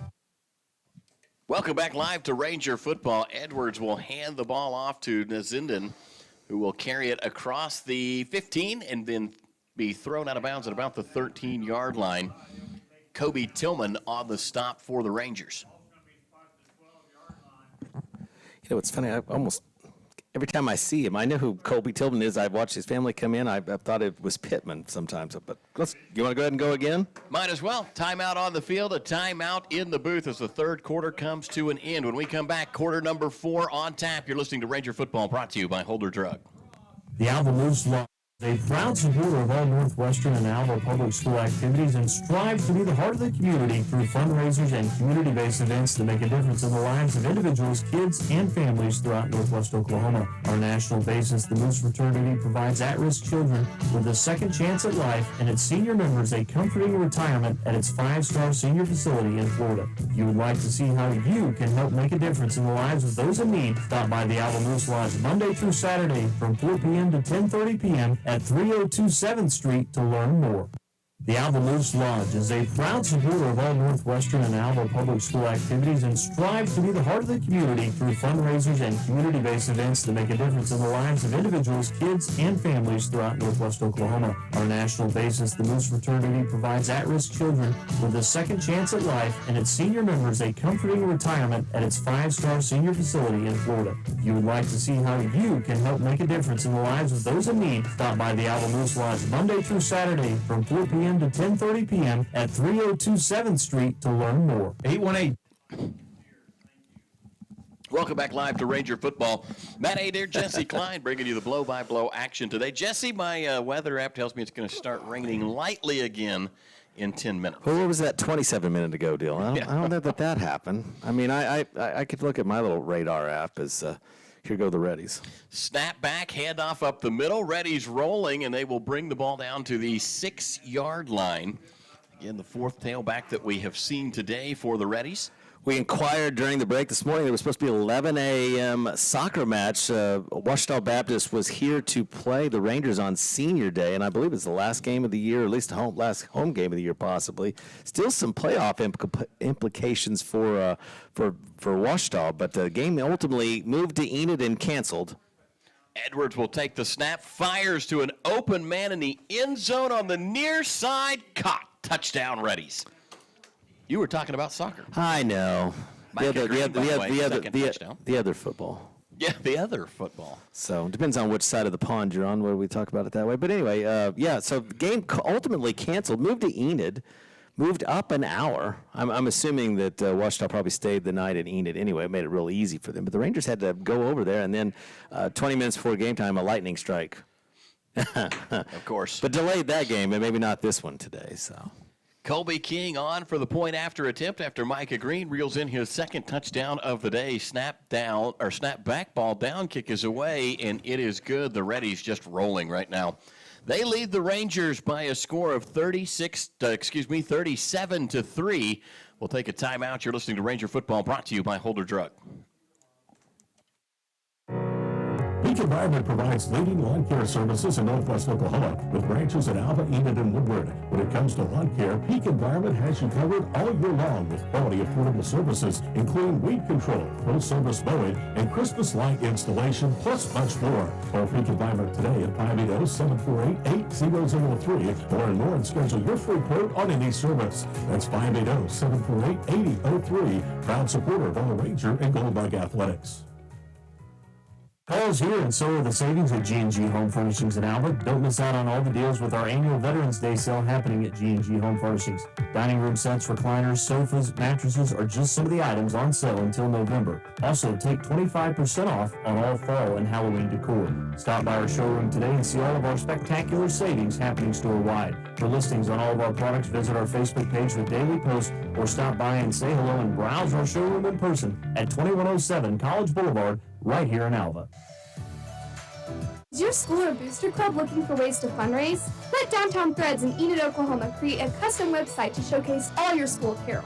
You pick the design and the gear, we do the rest. Downtown Threads handles all payments and cuts you one check when the website is closed. Call today at 580. That's 237-7060. Downtown Threads proudly supports the high school and Northwestern Oklahoma State University. Nitro Company, your go-to rental company in Alva, is now offering insurance. From your home and car to your farm or business or a variety of rental properties, Nitro has you covered. Stop by Suite C in the professional building today and see Claudia Haltom or call their office at 580-609-3200. That's 580-609-3200 for more details. The Nitro Company, now your go-to for rentals and insurance. Proud supporters of all Ranger and Goldbug Athletics. Reddy's Colby King drops a perfect kick at the 2-yard line. Jameek Johnson and the other return man out there for the Rangers thought it was going to go into the end zone. They really did. Julian Jackson actually thought that got behind him, hopped into the end zone. It actually took a kind of a backup bounce at the 1. It checked up, if you will, to the 3-yard line. We had to pick it up off the turf, and then Jackson returned it to the 10. A flag for holding on the play, so even though the Rangers were already backed up at the 10, we will make it worse and go back to the 5-yard line. Thankfully, the officials today have a total control on watching for those holds on kickoff returns. Second time we've been whistled for one today, and I'm glad to see they don't miss them. I think I've been a bad influence on you over the years. I don't think you used to talk about officials as much as I do. After listening to me on the sideline and the booth, I probably corrupted you. I can tell you this, it was probably the right call. I have no doubt in my mind that it occurred. Oh, that's fine. Yeah. I mean, I'm more worried. I'm actually still more worried about corrupting you by ruining your impartiality as a media guy. I think that was gone a long time ago. 14:20 left to go. Caleb Deal will hand off the ball. It's going to be Darian Gill who gets is free up the middle. Tries to spin away from a tackle. Dropped at the 10.5. So, yeah, gain of a little over 5 on first down for the Rangers. Second down and 4 coming up. Technically not completely straight up the middle, but a little bit of running room there as the Reddy's defense has got some new whiter-looking jerseys out there.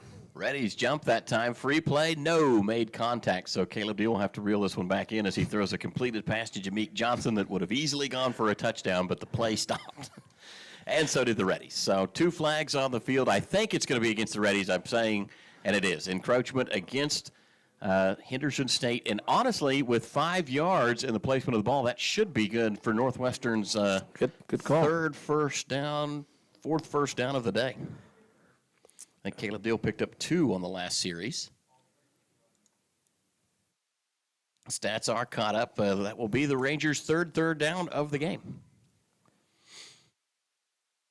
Caleb Deal again out of the shotgun. Wide receivers to the right and left. Darian Gill in the backfield. Snap back to Deal. Little pump fake. Loads up. Has a man. He throws to Travis Romar. Caught it at the 50. It's a foot race to the 40, to the 30, to the 20, to the 10. Touchdown, Rangers. Travis Romar and Caleb Deal hit a home run. But there is a flag at the 17-yard line. And the Rangers with hands on hips, we feel like this one may come all the way back as John Fonseca looks like he may have been called for a hold. Well, he's definitely standing back there. Either he knows who did the holding, or he doesn't want to run down the field, or I don't know. There is a little bit of a dead ball. No, unsportsmanlike against the Reddies.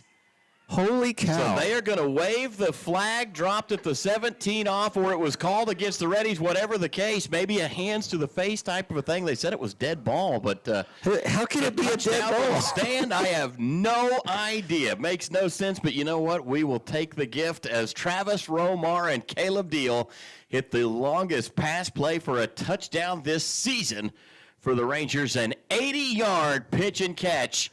Good to see Travis Romar get to go down the field like that. He has been such a big part of what the Rangers feel they have to get going offensively. We've heard from Coach Jones multiple times that they want to get Travis Romar more involved, and that is a heck of a way to get him involved. I think that's just the fourth reception of the game. Point after attempt. I think you're right. Coming up for Cale Purvis. Snap back, ball down, kick is away, and he boots it through. The Rangers now have 10 on the scoreboard. They trail 37-10, but a little life from the offense. 13:31 to go in the game. Rangers down. You're listening to Ranger Football, brought to you by Holder Drug. At Ignite Physical Therapy, we assist in the therapy of many different aspects, such as advanced problem solving, joint mobilization, treatment of adverse neural tension, evaluation and treatment of muscle imbalance, tissue-specific exercise, and patient education. Dr. Jared Hayda and staff want to get you back to the life that you had before your injury. They have helped so many through rehabilitation, and they can do the same for you. Stop by and see the staff at Ignite Physical Therapy on 520 Flynn Street, or make an appointment by calling 580-327-3331.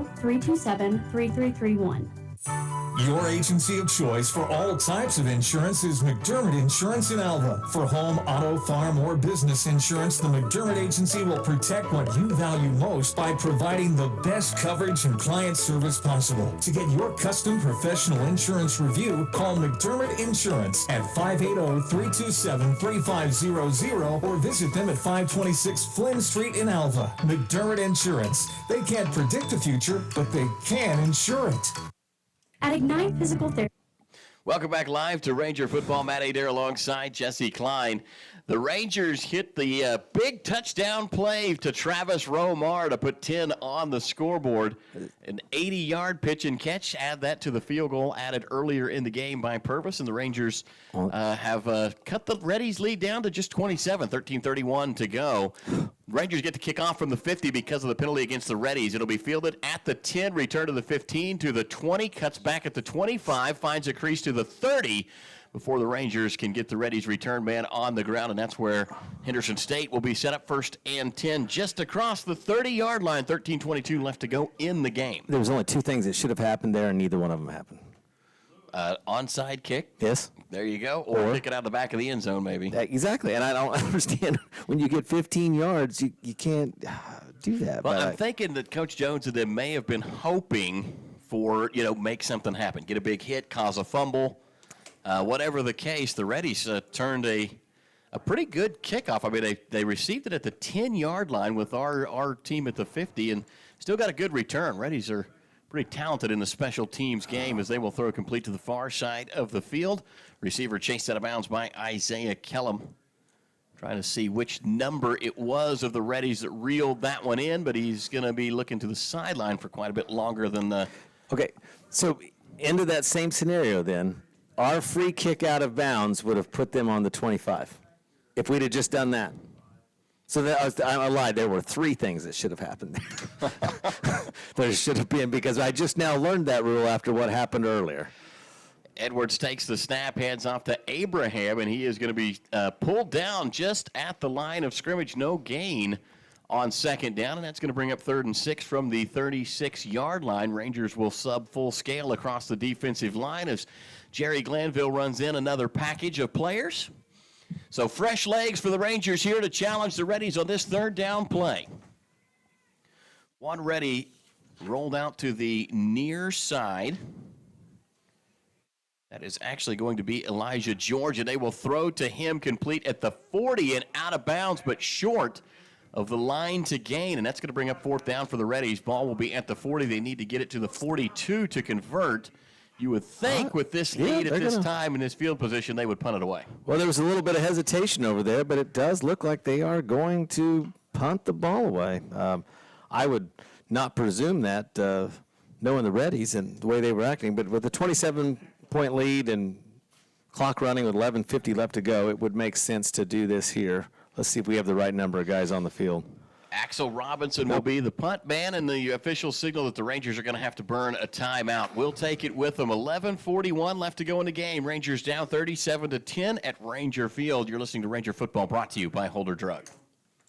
Dean Gall Real Estate and Auction has been serving clients in Oklahoma and Kansas for nearly 37 years. If you're looking to buy, sell, or invest, we are your real estate professionals. We will get you the top dollar for your property, whether it be at auction or private sale. Get with Dean Gall Real Estate and Auction if you're wanting to buy a ranch, good farmland, sell or lease minerals, or buy a home. Visit our website at deangallauction.com to browse available listings. Talk to Dean, Steve, or Todd at 580-327-8217 or stop by the office in Alva, where you're always greeted with a smile. Come and see us. This year, Northwest Electric of Alva celebrates 50 years of being in business. So if you need electrical work done at your home, farm, or business, Northwest Electric is your local and friendly contractor for all your electrical needs. Dale, Scott, and the crew are fully qualified electricians with over 70 years of combined electrical experience. From new lighting options and troubleshooting to new construction and remodeling of your home or business, Northwest Electric is here to serve you beyond the call of duty. Northwest Electric is a proud supporter of Ranger and Goldbug Athletics. Northwest Electric, where we don't want all the business, just yours. Robinson on to kick it away for the Reddies. Davidson back to return for the Rangers. Good high spiraling kick. Fair catch called for by Davidson and made at about the 12-yard line, and that's where the Rangers will take over. Boy, the Reddies have done a good job of starting the Rangers pinned back deep. On the last kickoff, they had us at the 10. A penalty took us back to the 5. Now the long punt from the Reddies, Axel Robinson, will put the Rangers at the 13-yard line to start things off 1st and 10. It's been all Caleb Deal in this second half so far. We haven't seen Brody return to take a series yet, but the offense just hit an 80-yard touchdown pass from Caleb Deal to Travis Romar. We'll see what the Rangers draw up on this series. I would like to order the exact thing we had last time, if that's a possibility. It'd be wonderful to see something like that come out to start out, just to have some success on the offensive side of the ball, just to kind of get a little bit of momentum going for the Rangers. But, I mean, it is late time, and I know that they're rolling in some different personnel out there for Henderson, as I see I think some of the starters might even actually kind of be back in there. But I just checked, and that last touchdown pass was against all 11 of the Ready starters. Take my word for it. Caleb Deal escapes the pocket, running to his right, and now throws one out of bounds. Good decision by Caleb Deal to avoid the sack. Boy, Caleb Deal is fast. That guy can really do good jobs extending a play. Could do a good job extending plays. There we go. Or extending the call there. But yeah. No, that's I know there's a reason.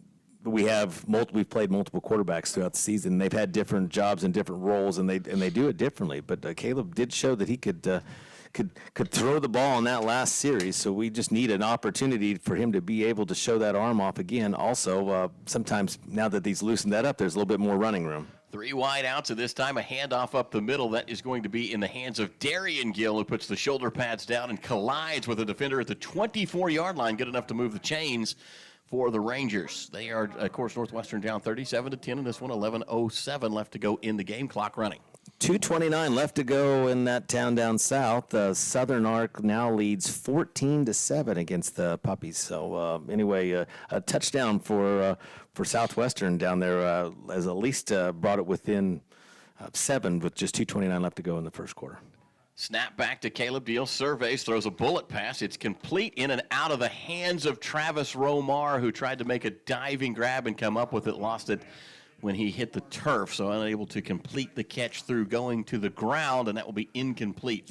Bring up 2nd down and 10, ball at the 24. East Central still having success in Russellville, Arkansas, now up 23-7 with just 4:55 left to go in the fourth quarter, so or I guess in the game. So East Central with the opportunity to get a rare win in Arkansas for the Oklahoma schools this year. Ready show to look like they're going to bring pressure off of the edge as Caleb Deal takes the shotgun snap. They do, in fact, throw a little blitz play here. Caleb Deal stutter stepping in and has to go down as the linebacker had a good track on him, and Deal will give up 2 on that scramble.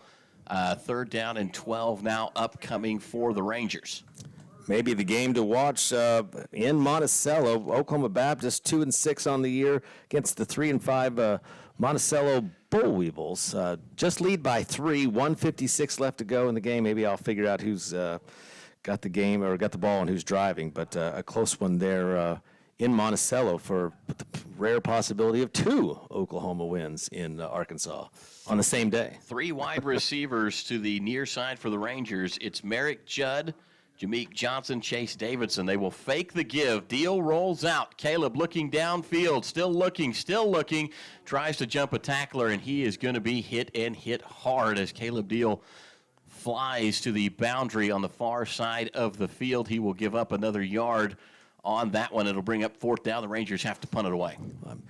Official might have been doing us a bit of a favor there, but he made it seem that Deal ended up in bounds when he was down, so they've kept the clock running. But it'll be 4th and 13 with Sabady coming out for the punt. Rangers have the ball at the 20-yard line. Sabady will take the snap at the 5 and punt it away from there. Ready's return man will be hovering around the 40-yard line in Ready territory. High snap. Sabady handles it. Gets a wobbling spiral, punted away. It's taken at the 45 and then immediately dropped. Good coverage by the Rangers team. That time, Julian Jackson on the tackle for Northwestern, and the Reddies will have the ball near midfield.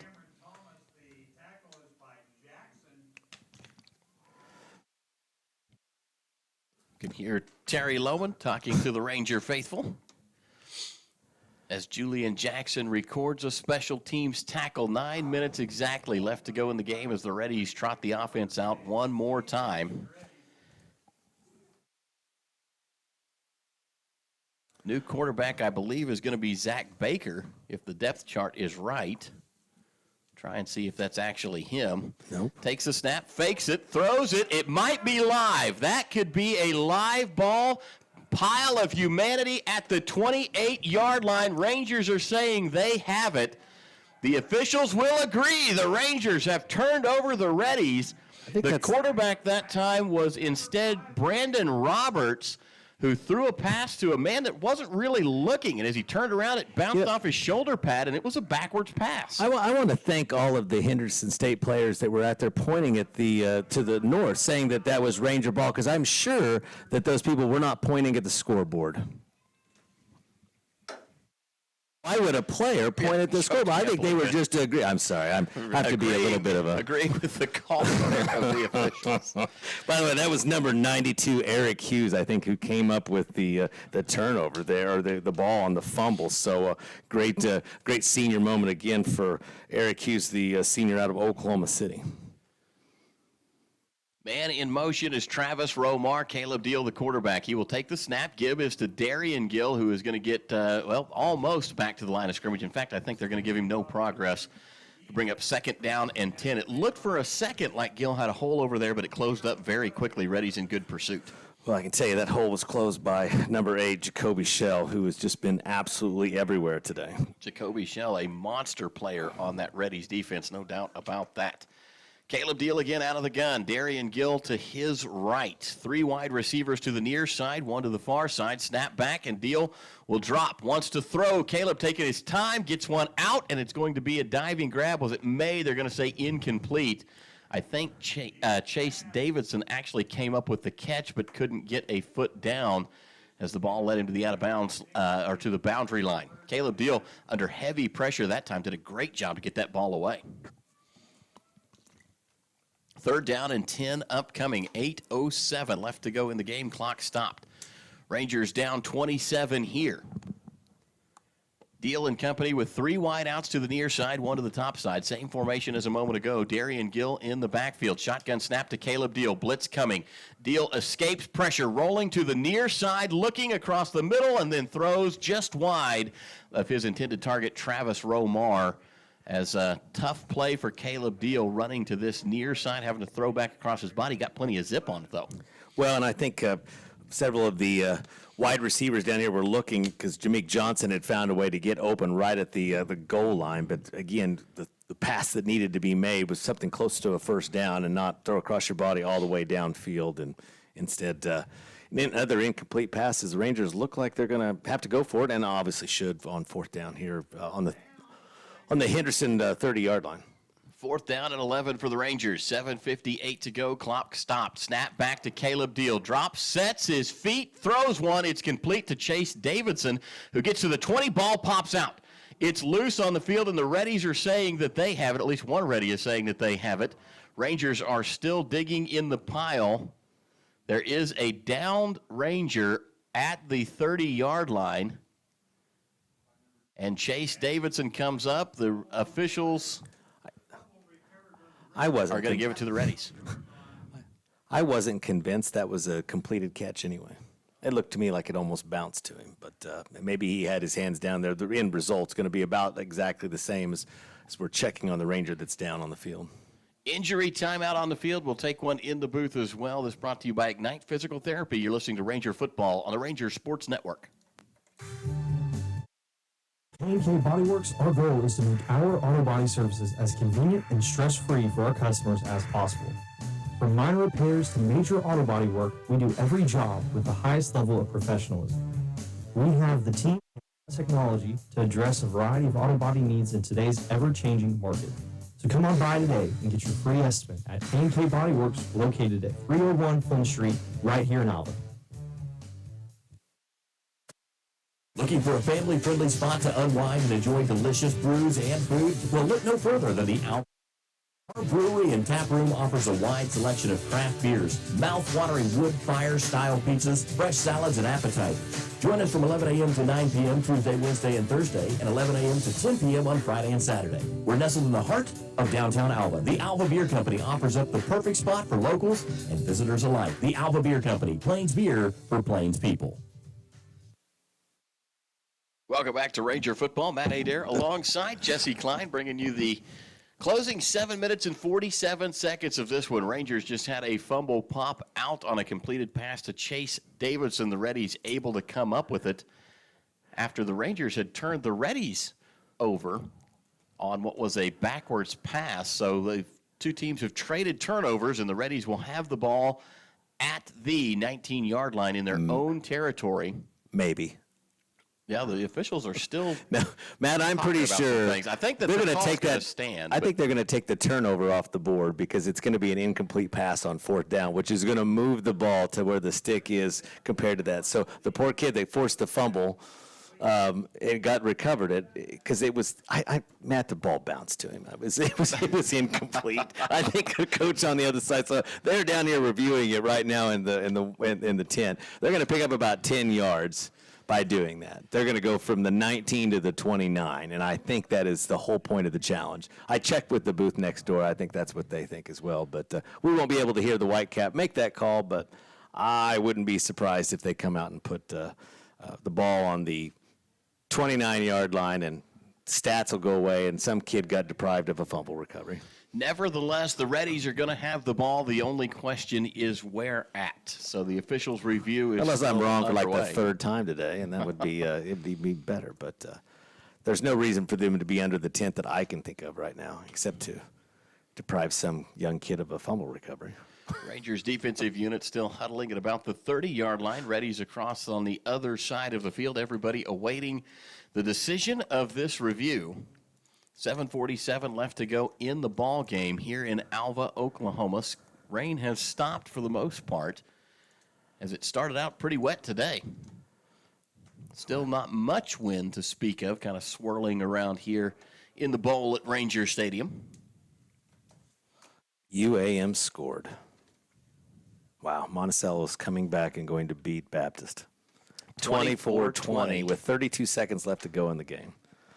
It was a 27-yard touchdown run by Taylor Booty. 32 seconds left. That might still change. I'll see what other updates I can get while we wait as the Whitecaps take all the time they want, because that's why they wear those caps.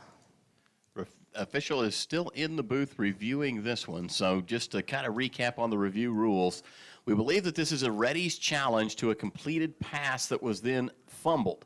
The result of the play is that the Reddies right now have the ball at the 19-yard line. That's where it's marked down at. If it is determined to have been an incomplete pass, the Reddies will have the ball at the 30-yard line. It was 4th down and 11 for the Rangers on that last offensive play. The officials will have to see irrefutable evidence that the ruling on the field was incorrect. If the footage does not show a clear view, the call would stand. If it shows that the call was actually made correctly, the call would be confirmed. And the Whitecap is out now delivering the news to Ronnie Jones. And he will jog across the field and give the news to the Reddies coaches as well. Start of the second quarter in Weatherford. Southern Arc now leads 21-7. Looks as though they have moved the ball forward, interestingly enough, to the 26-yard line. That makes a lot of sense. That goes right along with everything that's gone on today. And with no explanation, that's even better. The only thing I can think of is that they ruled that Davidson did make the catch but went to a knee at the 26, and that's where the play ended, and the Reddies take over on downs. I will pass that down the road because that must be what it was then. Nevertheless, defensive unit for the Rangers is out onto the field. Handoff for the Reddies. They will carry across the 30, and Abraham will be slung down at the 32-yard line. That is going to be good for a 6-yard pickup on first down. Brings up 2nd and 4 for the Reddies offensive unit. 7:30 left to go in the game. Reddies still have all 3 timeouts. Coach Jones has 2 in his pocket plus the 2-minute timeout. I don't know if we're thinking that the Rangers could still come back here, but hope is still alive in the radio booth nonetheless. 2nd down play upcoming. 5 down linemen for the Rangers. They will hand off to Abraham again, squirts through a tackle at the line of scrimmage, and then spins forward for a gain of, we'll call it 3. It'll take him right to the 35-yard line, brings up 3rd down and a long yard for the Reddies. Heavy package coming back out for the Rangers as Mufta takes back his position on the defensive line. Braxton Roberts is the quarterback for the Reddies here this late in the game. He will be out of the gun, wide receivers to either side, one man in the backfield. A little play action, throws complete to the far side boundary, and it's going to be taken up to the 40-yard line, good enough for a Reddies first down. Out there in coverage for the Rangers was Cameron Lee. He made the stop. And the Reddies will set up 1st and 10 at the 40. Rangers again substituting. At least 4 defensive players come off the field. Roberts is ready to go out of the shotgun. Wide receivers again to either side, one man in the backfield. Rangers creeping the linebackers up. They show blitz, and they will come with it. Big, heavy run from the Reddies out across the 45 to the 50 into Ranger territory, knocked out at the 48-yard line. Trying to see who was carrying the ball that time. I think it was, well, it looks like it's Jacob Neal, the linebacker, if you go by just the number. That's actually going to be... No, that would be... That was 37. It was Elijah Nazandun. I believe so. Maybe I'm wrong. Nazandun. I'll practice a couple more times when they're here next year. Roberts ready again. Handoff one more time, and they find a big hole across the 40. Breaks out across the 30. Downhill in a foot race, and Rock Showmaker will make the touchdown-saving tackle at the... Looks like it's going to be about the 15-yard line is where they're going to say that the Reddies rumbled out of bounds. Had a little scrum going on out here at midfield. Two linemen were Wrestling for a different sport over here. The official never threw any type of flag as number 71 will come out for the Rangers. I didn't see for the other team, but I know there was some congratulating going on. So, again, some of that chippiness in the trenches is starting to evidence itself late in this game. Roberts again out of the shotgun. One running back behind him. They will hand it off. Stopped at the line of scrimmage, and the Rangers are going to sling him backwards. So no gain on first down. In fact, maybe a loss of a little bit. Yep, they're going to give him forward progress back to the line of scrimmage. 2nd down and 10 upcoming. Ball is at the 15-yard line, so the Reddies would have to take it down inside the 5 to convert for a first down, but end zone a possibility as well, as we'll see if Braxton Roberts airs it out or if they stay solely on the ground in the hands of Nazarudin. And Nazarudin will make one-man miss at the 10, rumbles to the 5, and he will pick up the first down as they will mark it at the 4-yard line. Now 1st and goal for the Reddies. I wasn't sure where the ball was. As much activity as there was with the downfield blocking at the middle of the field. I'm telling you, this is a couple seconds away from getting slightly out of control if this scoring drive doesn't get done, as the offensive linemen have been taking their frustration out on any of these Ranger defenders here in the last couple series. Nazarudin gets the handoff again, and this time he's going to be stuck just across the line of scrimmage. In fact, maybe got a yard, and a flag flies in late. I think this one's going to be on number 77 this time for Henderson, and that's going to be a mistake. Not only did their quarterback have not that great of eyes as he held his hands up for the touchdown and he didn't make it past the 3-yard line, but secondly, number 77 went around and was still doing that same stuff in the middle of the field that I was talking about. But knowing my luck, they'll be offsetting, and I'll just be wrong again. Aiden Lewis will come out. Rock Showmaker will sub in for the Rangers. Flag is going to be unsportsmanlike conduct against the Reddies, unsportsmanlike conduct against the Rangers. They will offset, and we will run it again. That's a cop-out, but that's fine. That's what they're doing, so that's not going to get control of anything. Be 1st down and goal to go. Ball at the 4-yard line. 3:23 left to go in this contest. Reddies knocking on the door. Rangers trying to prevent them from getting one more score. So 2nd and goal upcoming. Rangers run the heavy guys back out for the goal line stand against the Reddies. Abraham will be the back this time. Braxton Roberts still the quarterback, out of the gun. Wide receivers to either side. Ball on the left hash. Reddies jumped, and that's going to blow it dead. That will back the Reddies up 5 yards. Big number 74 for the Reddies got rolled up that time at the end of that play. That is Quinlan Rogers. He's 6'3", the 340-pound redshirt senior from Little Rock, Arkansas, backup left guard. And one of the Rangers went over to help pick him up after that. So I like a little bit of show of sportsmanship there, as the big guy doesn't probably get up from the ground that easy. So Roberts will have it to do again on 2nd down, clock running at 3:05. This will be ball at the 8-yard line, handoff to Abraham, and he is twisting forward. We'll get back to about the 4-yard line. Play stops there. It's going to bring up 3rd down and 4. Ball at the 4. Clock now under 2:47, and the play clock is rolling. Reddies can kind of grind this one down to about the 2-minute timeout. New addition to Division II college football this year. Roberts will again be in the gun. Jalen Abraham, the back. He's lined up to the left side of Roberts. Handoff to Abraham. No, quarterback keeper. And Braxton Roberts will be brought down at the 2-yard line. Touchdown saving tackle made by the Rangers on the far side of the field. Good misdirection play there.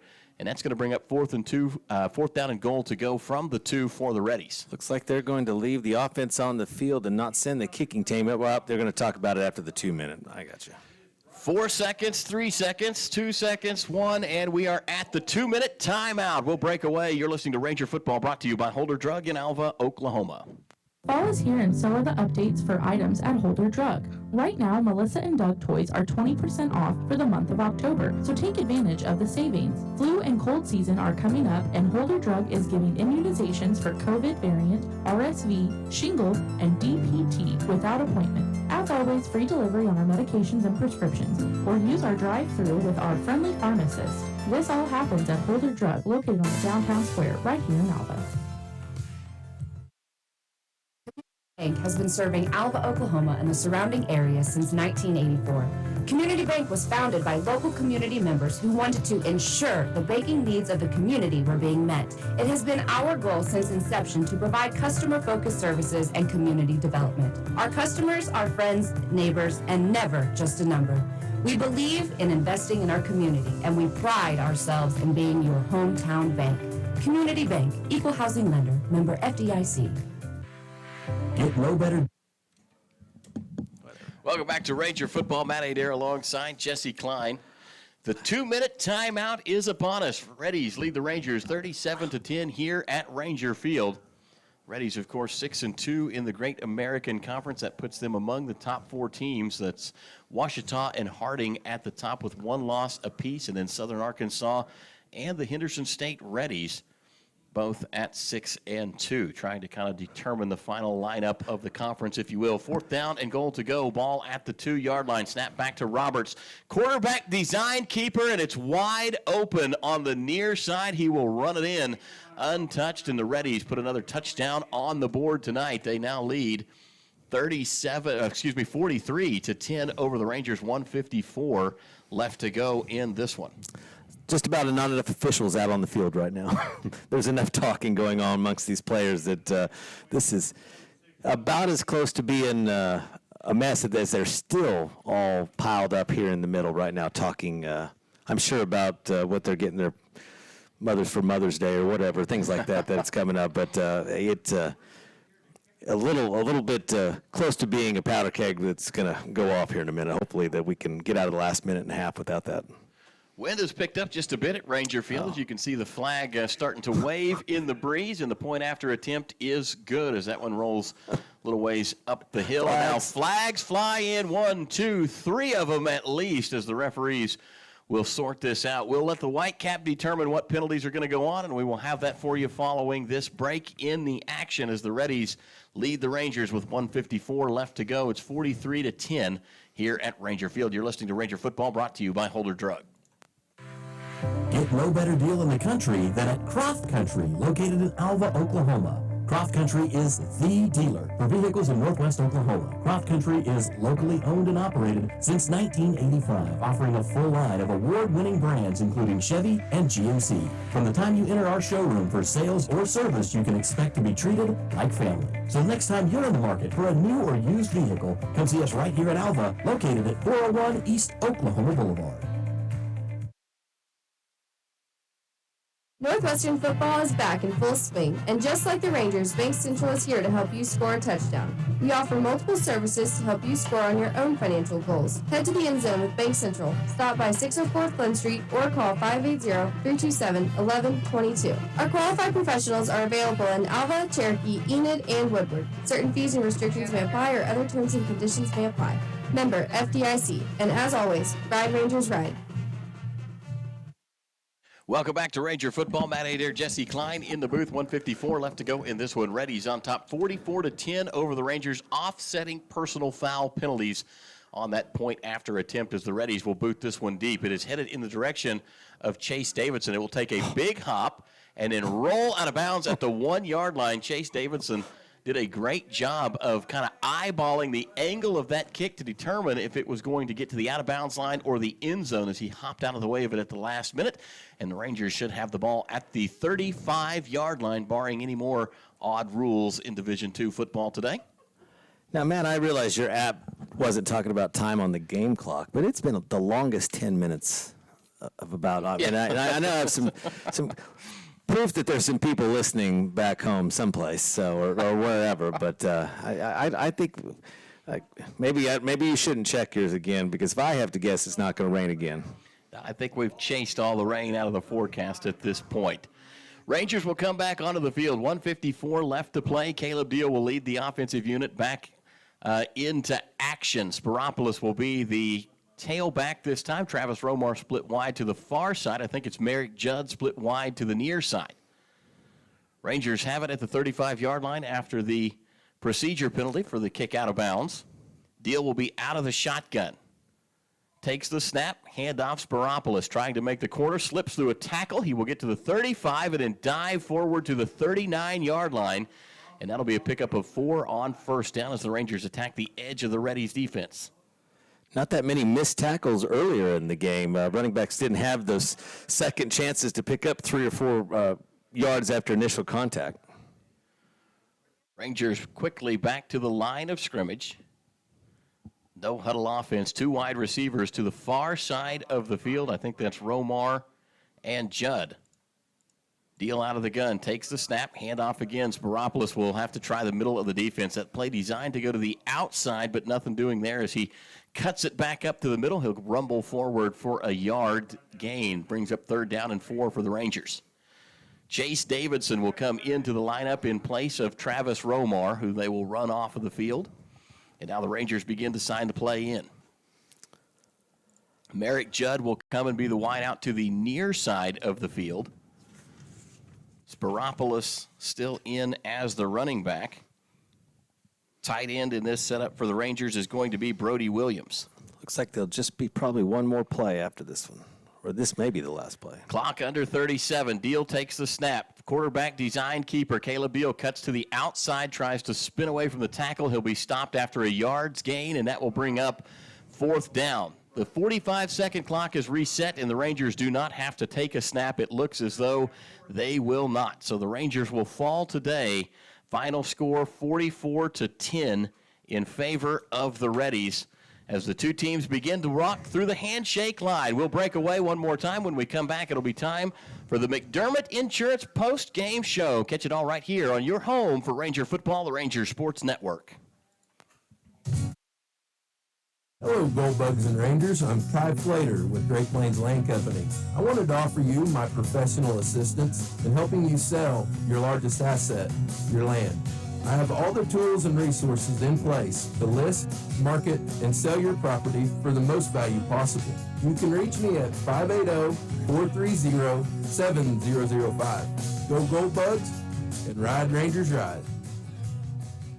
Great thing about being a farmer is that your business is growing every day. Not without a lot of hard work, though. That's where Farm Credit of Western Oklahoma comes in. We offer competitive rates on loans for ag equipment, ag real estate, or a line of credit. And our decisions are made locally. We take the time to get to know you by name, so you can keep the growing going. You'll find our service and commitment as dependable as a sunrise. Talk to one of our ag banking specialists by phone or stop by a branch today. Here to help you grow. Farm Credit of Western Oklahoma, an equal housing opportunity lender. Online at farmcreditloans.com.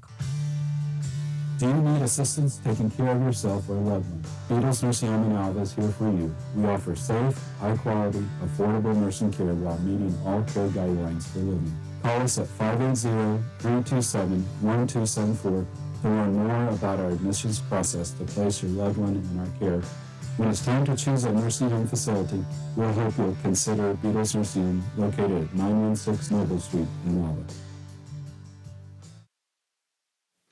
Welcome back to Ranger Football. Matt Adair alongside Jesse Klein. Game comes to an end. The Rangers fall 44-10. Time to kick off the McDermott Insurance post-game show live from Ranger Field. We'll start with a statistical recap of the game brought to you by the Moose Lodge here in Alva, Oklahoma. It looked like this.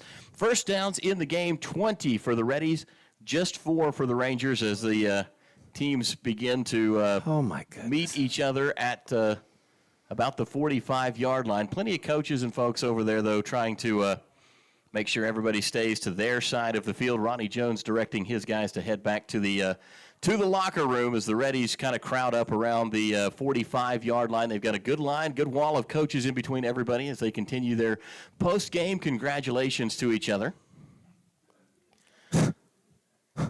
We'll move on with that Moose recap of the game. Again, 20 first downs in the game for Henderson State, just 4 for the Rangers. Rushing attempts, Henderson ran the ball 38 times. They picked up 250 yards on the ground as the Reddies will celebrate the win here in Alva. The Rangers ran the ball 33 times, 75 yards on the ground for the Rangers. Northwestern averaged 2.3 yards a rush, 15 receptions for the Reddies in this game.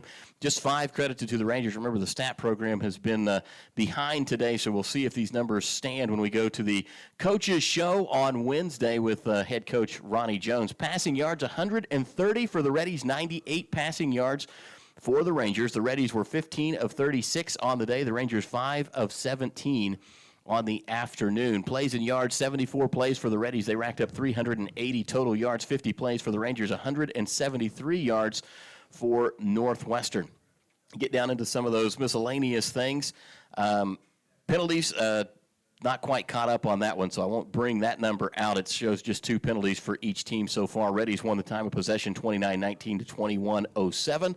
The Rangers were not good on third down today. As of right now, the stat program does not have them with a third down conversion in the game. The Reddies were held to just 6 of 13. The Reddies were 1 of 1 on fourth down. The Rangers were 0 of 1 on fourth down, the one time they went for it. Individual stats looked like this. Passing, Edwards, quarterback rating of 102 today. He was 13 completions on 33 attempts. That is a 40% completion percentage for Edwards, well below his 66% average, but wet conditions early on may have affected that. Threw for 128 yards and 3 TDs. His long was 36. His leading targets were Green and Williams, 3 catches apiece, 2 touchdowns for Green on the game. Rushing, Abraham had the most carries today, carried it 12 times, had 98 rushing yards and 2 rushing touchdowns for himself. For Northwestern, the offensive stat line looked like this. Caleb Deal was 4 of 9 on the afternoon with 1 interception, completed 44% of his passes. Brody Johnson slated just 1 of 8 right now, but we'll see if that actually holds up. Receiving, Travis Romar led all the Rangers with 1 big reception. It was an 84-yard touchdown for Travis Romar. Rushing, Darian Gill carried the ball 11 times for 46 yards, averaged 4.2 yards a carry for the Rangers today. Defensively, the Reddies looked like this. They had 7 tackles for Shell, who had a monster game for the Reddies. Owens had 5. Morris had 4. They were the leading defenders. For Northwestern, Kobe Tillman records another double-digit game, credited with 12 total tackles on the day. Bashu Delco had 10 tackles for himself, and that will round out your Moose Lodge statistical recap of the game. Again, the Reddies win this one going away 44-10 over the Rangers here in Alva. Jesse, time to hand out some hardware as we will turn our attention very quickly to the K&K Offensive Player of the game. And really, there's only one guy that comes to mind as far as big offensive plays today, and that's Travis Romar with that 84-yard reception for a touchdown. Thrown by Caleb Deal, it was an absolute bomb.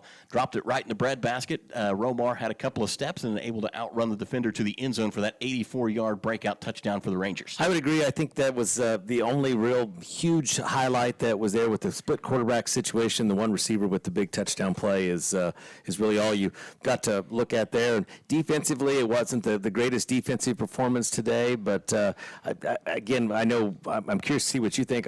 We talked about Wilson Cal a lot. I'm sorry, is that backward? No, you got it right. Oh, Wilson Cal, right. I really thought that. Or the young freshman that played maybe even more. We talked about Brock Schobaker. Oh, that's who you talked about. Oh, yeah, that was the one that I was watching. The young guy, Ben Heidebrecht, was the other one that had some good plays today.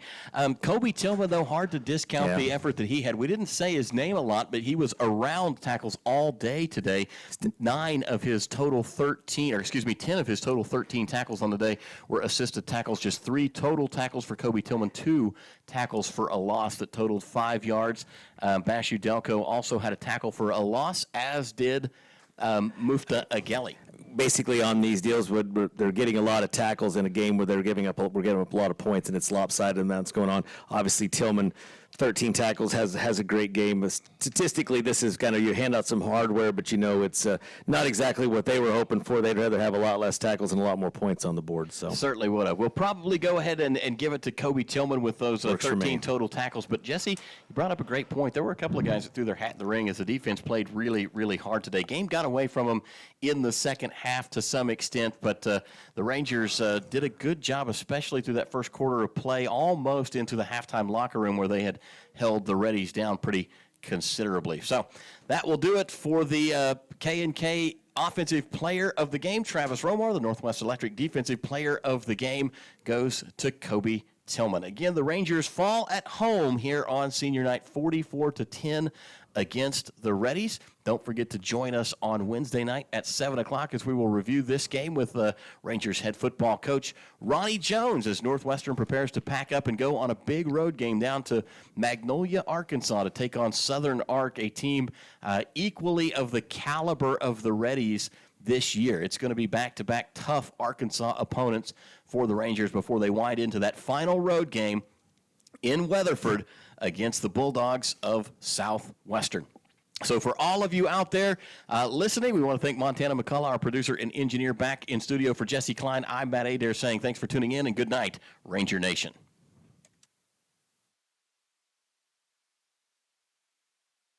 You're good, guys. All right. Thanks, Montana. Appreciate it. Yep, not a problem. Bye. Bye.